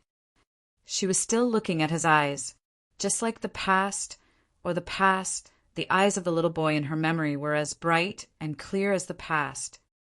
Just like what you and I look like now. What do you look like? She asked aggressively. Miraculously, this was a reunion after 13 years. Many things could have happened in 13 years, and even one's nature could have changed. It should have been a reunion full of unfamiliarity. But Zhong Luoyue unexpectedly felt as if she had met a playmate who grew up with her. She had unknowingly revealed some of her inner thoughts without realizing it, and she didn't even hate it. Before coming here, she never thought that it would be like this. Boss Luo didn't answer, but asked, Miss Zhong, am I the person in your memory? You know how to avoid the question. Zhong Luozu chuckled. Cunning, good at shifting the question back to the questioner. The answer. Boss Luo said casually, the answer we know, the answer we hope to get, and the answer we imagined before asking the question. May not be ideal. Boss Luo immediately smiled. Miss Zhong has a good impression of me, right? Because of what happened when we were young. Maybe it's not necessarily a good impression, but just a special emotion. Zhong Luoyue opened her mouth, and her eyes gradually lost focus at this moment. She subconsciously said, You're not only cunning, but also very unexpected. You are so direct." She shook her head and said with a bitter smile, "I admit, I was a little caught off guard by this move of yours. It's not hard to guess." Boss Luo smiled. "If it can only be forgotten, forgotten. Then Miss Zhong naturally wouldn't come to find me after 13 years. Of course, maybe it's because you didn't have time to say thank you to me back then. So it formed this special feeling. If Miss Zhong's family had thanked me back then, I think I have completely forgotten this matter long ago, right?" She chuckled and said, "Frankly, it's true. What's missing, regretful and lost, etc., they can always last longer than expected. I'm not what you imagined." Boss Luo said softly, "You're not what I imagined." Zhong Luoyue also smiled as if relieved. "It seems that I didn't come in vain today. Anyway, the thank you that was late for 13 years is finally delivered. Thank you, Luochio." "You're welcome." The servant girl seemed to have come back at the right time, but when she came back, she was carrying a small bag in her hand. She seemed to have bought something. "Guest, it seems that you have been gone for a long time." "Yes." Boss Luo smiled. "It's been a while." Boss Luo pressed the pause button of the TV and asked casually, "Didn't you say that there were a lot of leftover ingredients from yesterday?" Miss Maid smiled. "If it's just some, it probably can't satisfy Miss Lizzie's appetite, so I added some beef. Master, can we have beef hot pot tonight?" The most perfunctory words were whatever. "I like the sauce you made for the hot pot." So Boss Luo smiled. "It has magic, and it can make all ordinary tastes pleasant. Do you need my help? I don't think I should keep a lady busy all the time. Let me be your assistant, madam. I'll be very strict. I'm not bad either." Boss Luo smiled. "If it's only about knife skills, I'm quite confident." The shop owner and the maid quickly got busy in the small kitchen. Boss Luo, who was cutting vegetables, suddenly asked, "By the way, do you remember what happened when you were a child?" "For example, when—" Miss Maid thought for a while. "For example." Boss Luo thought for a while. "For example, when I was a child and got lost in the forest." Miss Maid said, "There are too many unified individuals, and there are many similar memories. Well, now it seems that I was a very naughty child when I was a child." Boss Luo put down the kitchen knife, held Miss Maid's hand, and brought her into his arms. He ran his hand through her hair and caressed her cheek. "Do you know what I want to do now?" They looked at each other. They hugged and kissed each other. "Well, don't worry, I'm fine. I'll be back soon, don't worry." It was a call from Lisabeth. The vampire girl was quite anxious because of Zhong Luoyue's long absence. In this strange foreign country where all supernatural powers were forbidden. "I seem to be very happy?" Zhong Luoyue was stunned for a moment before he shook his head. "No, I didn't come across anything worth being happy about. I just bumped into a friend of mine and chatted for a while. All right, the car's here. I should be able to return to the hotel in an hour." Then the call ended. Zhong Luoyue sighed. As a vampire, why, Lisabeth was actually a substitute for Zhong Luoyue. But the truth seemed to be the other way around. She also regarded Lisabeth as her own sister. Only by treating Lisabeth with sincerity could she get Lisabeth's dependence. To invest in feelings, she must first be willing to sacrifice herself. She might be despicable. She also thought so. "Is that you? The one with the tail number XXXX? Let's go." Zhong Luoyue got on the car, leaning against the window, and said casually, "Please drive slowly, I'll give you a tip." "You can drive as slow as you want." The driver was quite happy, and from time to time, he looked through the rearview mirror to size up this extraordinarily beautiful woman. Zhong Luoyue didn't care about the driver's gaze. She was thinking about something. Today's matter, the matter of the little boy who had grown up. Some people are shallow. Tomato! Some people are golden on the outside, but rotten on the inside. Inadvertently, one day, you will meet a person as gorgeous as a rainbow. From then on, Other people are just like fleeting clouds. An adult will remember for a lifetime. Zhong Luoyuan murmured, I can't forget. I actually forgot to ask for their contact information. Do you know Venus, the light in the sky? Hashtag, hashtag, hashtag, hashtag, hashtag PS1. I didn't add any previews because I was planning to sleep, but a ruthless capitalist decided to temporarily hang me up. Writing equals PS2. Thank people under the parasol tree for being cute equals PS3 1/1. Chapter 1927. We want to see Lord Long. It was the last day before the summit meeting.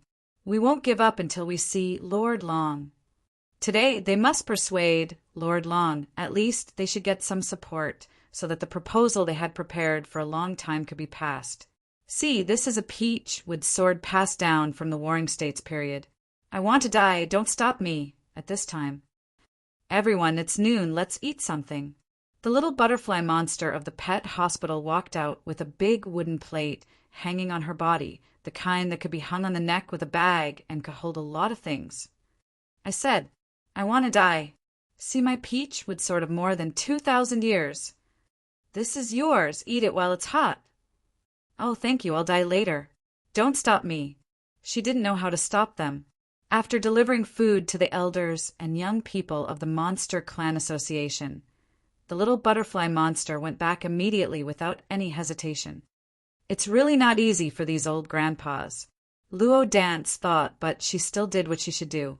There was no place to deliver medicine today, and the hospital couldn't open in this state. As for the cleaning, it had been done in the morning. She could have studied and prepared for the exam, but because of the transcendence, many things were put on hold. Even the public school had been suspended, needless to say, the adult exam she had signed up for. The little butterfly monster, who was eager to learn, also had no intention to study. Then, how about taking Mr. Fafna for a walk? Few people knew that in the hospital of Long Shirua, Shinryu, Kelowna, there was a golden dragon that had made a big trouble in the inhuman domain. The last golden dragon in the inhuman domain had made a big trouble. Even if it was an endangered animal, the Magician Association couldn't protect it. The head of the Radiance Tower thought of a compromise that was to let the golden dragon go outside to avoid the trouble. But even so, the golden dragon couldn't be left alone. It needed a strong supervisor. Therefore, the true dragon of godly land, who loved face and was also the initiator of Fafner's troubles, took over this golden Fafner, who had reproductive difficulties and generously gave up the small garden behind the pet hospital for it to live in. The golden dragon looked like a yellow dog now, living in a very simple, ugly, wooden house, built by Long Shiro. Mr. Fafna, time to eat. The little butterfly monster put a plate of meat in front of the door of the wooden house, squatting, hugging her knees and looking inside. In the simple, ugly, wooden hut, the last golden dragon was lying in the innermost corner. After seeing the appearance of the little butterfly monster, it disdainfully shook its head and ignored her. Mr. Fafna, aren't you hungry? I got a lot of fresh meat. Fafna's ears moved slightly, but its body remained motionless. The little butterfly monster persisted. Mr. Fafna, after eating, I'll take you out for a walk. Don't stay here all day. It's not good for your health. Damn it, this butterfly spirit, is it really treating me as a pet dog that needs to be walked? I'm the last golden dragon. How can I? But if it didn't go out now, it would have to deal with some physiological problems in the small wooden house, sleeping next to its own excrement. Just thinking about it made it uncomfortable. Wow, Mr. Fafna, you're out. Good boy, eat something. The little butterfly monster happily stroked the golden dragon's head, causing Fafner to roll his eyes. But probably because he was really hungry, in just a few moments, Fafner had already finished all the food on the plate, and even added another plate. Take me out. I can't hold it anymore. Soon, Luo Dance led the golden dragon out of the underground training ground of the pet hospital. I'm going to die in the name of honor. Do you see this over 2,000 years old peach wood sword? It was a weak shout. At this time, the group of demon clan elders were like plants lacking water under the scorching sun. All of them looked listless, and at this time, a group of people had come to this place unknowingly. A man in a wrinkled white casual suit, a foreign woman with a good figure, a fat foreign woman, and a foreign youth in black clothes. There was also a short uncle with shifty eyes, the pangolin spirit that was caught in the small valley. There was something magical about the Forbidden City, the transformation of the monster race. They couldn't transform in the city, but their transformed bodies wouldn't be released by the Forbidden City. For example, if they had turned into a human before entering the city, they wouldn't be released in the city, but they couldn't change back to their original bodies. Similarly, if they entered the city with their original bodies, they could only stay in their original bodies. Before entering the city, the pangolin spirit had turned into a human and suggested that the black dragon should also transform if it could. This black dragon was the partner of Sword Saint Roland, the legendary hero in the inhuman domain. The black dragon had followed Sword Saint Roland to participate in the most vicious and tragic war in the European continent 100 years ago, and had survived until now. Ordinary people couldn't understand the black dragon's arrogance. Forbidden City? Wouldn't it be better to enter the city with its original body and maintain its original appearance? Humph! With the dragon's strong body, even if it didn't use its magic power, it could still trample ordinary people to death. Then the iron-headed black dragon simply barged into the zone where extraordinary powers were forbidden. The moment it stepped into the zone, the black dragon promptly knelt. Not only could it not use its huge magic power, but it also couldn't use its physical strength. The feeling of weakness even made the black dragon kneel down instantly. Its 4 limbs couldn't even support its huge and heavy body, and its blood vessels burst in an instant. In shock, Audiobook had to crawl out, barely keeping its life. Its heart couldn't even bear the burden of the forbidden space, and its heavy internal organs were about to burst its heart. The black dragon that barely escaped death instantly turned into a human. Along the way, it no longer dared to underestimate this strange, forbidden space. Not only the black dragon Audiobook, but the chubby girl and granddaughter of the Sword Saint, Leah, also looked pale because of the forbidden power. Needless to say, the soul which had an unnatural expression on her face. This soul, which was born special and had a powerful spiritual talent, she could always read the thoughts of others, which made it impossible for others to lie in front of her. She could see through all secrets and hear all thoughts. But now she couldn't hear anything. She couldn't even know if the people walking towards her had any ill intentions. This uneasy feeling even made her temporarily give up on the idea of leaving Farrell's side. According to the pangolin spirit, now in the city, one could meet 1 or 2 demons or transcendents just by going out. Only Farrell seemed to be completely unaffected. Even in this forbidden city, the soul which didn't see any hesitation on Farrell's face. "Old man, aren't you affected? Why don't you look worried at all?" "I can't use my power either." "Then why are you? We humans are born weak. We are weak and so are others. What's there to be afraid of?" The soul, which immediately gave up arguing with this crazy old man. Then, under the lead of the pangolin spirit, the team smoothly arrived at their destination, the hospital of the Shinryu in Kelowna. They also saw the group of elders and energetic youths of the demon race gathered outside the hospital to petition. Where did these guys come from? Farrell frowned and asked. Without the power of the soul, it was extremely difficult for the soul to communicate with the pangolin spirit.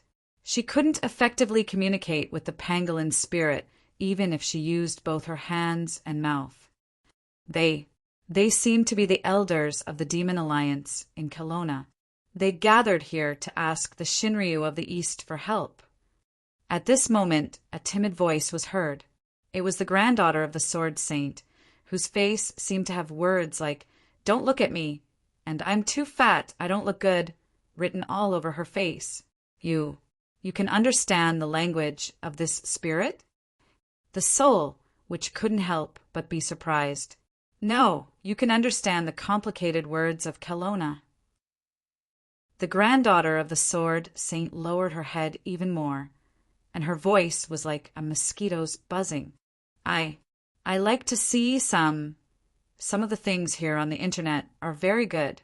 So I learned their language all the time. The soul which rolled her eyes and said impatiently, when we were in the valley, why didn't you say it was a waste of my spiritual power? Leia hurriedly said, I saw that Miss Ji-Lian was already communicating with him, so, sorry. Forget it. The soul which waved her hand. Seeing that Ajuin looked like he would beat her up if she bullied Leia again, she had no choice but to say, since we have reached our goal, then what do you plan to do, old man? Leia asked this spirit, Farrell thought for a while, and said, how big is the demon alliance in Kelowna? I know. Old man, what are you trying to do? The soul, who was really scared of Farrell's brain circuit, trembled like a bird startled by the twang of a bow. But Farrell didn't respond. He just looked across the street at the group of demons in front of the pet hospital. Leia was currently communicating with the pangolin spirit. At the same time, a girl was walking over with a dirt yellow dog. 1 minute ago. This feeling. Yes, it's this feeling. This kind of thrill that went straight to the soul. The comfortable feeling of expansion and fading away, and the numbness in the brain. Mr. Fafner, you can't do it under the electric pole. The little butterfly monster scolded. There's a pet bathroom over there. Humph. The golden dragon didn't care about that at all. He only cared about himself. A pet bathroom? Did they really think that the golden dragon was a domesticated pet dog? Hey, those people are... The little butterfly monster looked to the side, then blinked and pulled Fafner over there. Wait, butterfly monster, I'm not done yet. Wait, what's the smell? How come? Don't go over there. Butterfly monster, don't. Luo Dance held the golden dragon's 4 limbs and scratched the floor. Soon, she came to the front of a group of guys who were sneakily hiding in the corner. Uncle Pangolin, why are you here? Are you not feeling well and came to see a doctor? The little butterfly monster patted on the pangolin's shoulder. This gave the pangolin's spirit a fright. It quickly turned around and asked, Who are you, little girl? I don't know you. Go. Luo Dance blinked and looked at the pangolin. She also noticed some foreigners. Uncle Pangolin, what's wrong with you? Are they your friends? I said I don't know you. Go. The pangolin was furious. He even stretched out his hands and pressed Luo Dance's shoulders, turning her around and pushing her. Where did you come from, little girl? Go home. Don't get in the way. Go. Huh? At this time, Farrell's palm directly grasped the pangolin's wrist. Obviously, the pangolin didn't dare to look into this guy's eyes, even though they couldn't use their strength. I don't know this girl, really. Farrell was expressionless, but he didn't loosen his grip on the pangolin. Leia, ask it who this girl is. But at this time, Ajuin's voice suddenly sounded like a scream. Fafner! I smell Fafner. Farrell's eyes instantly focused. At the same time, the pastoral dog led by the little butterfly monster was standing on tiptoe, trying to escape bit by bit. But it couldn't get out of the leash and was soon strangled. Mr. Fafner, don't run around. Otherwise, Sister Long will scold me. The little butterfly monster stretched out her hand and pulled the struggling pastoral dog back. Fafner grasped the floor with a frightened look. How could this be? Why did Ajuin appear here? It's over. It's over. It's really over this time. The golden dragon's reputation is going to be ruined. It's really you. Fafner. The black-clothed youth had already bypassed the little butterfly monster and came to the pastoral dog's side. He lowered his head and said in amazement, I smelled it from afar and was wondering. I didn't expect it to be you. How did you become this? Puhahaha. The black-clothed youth Ajuin was surprised at first, but as he spoke, he suddenly laughed crazily. Fafner, the last golden dragon's eyes were lifeless, like an empty shell that had been played with. It lifted the leash and wrapped it around its neck twice, then pulled hard. "Fafner, it's dead." Fafner stuck out its tongue and fell to the ground like mud. After twitching a few times, it stopped moving. "Hey, Mr. Fafner, you can talk. That's amazing, I didn't know. Damn you,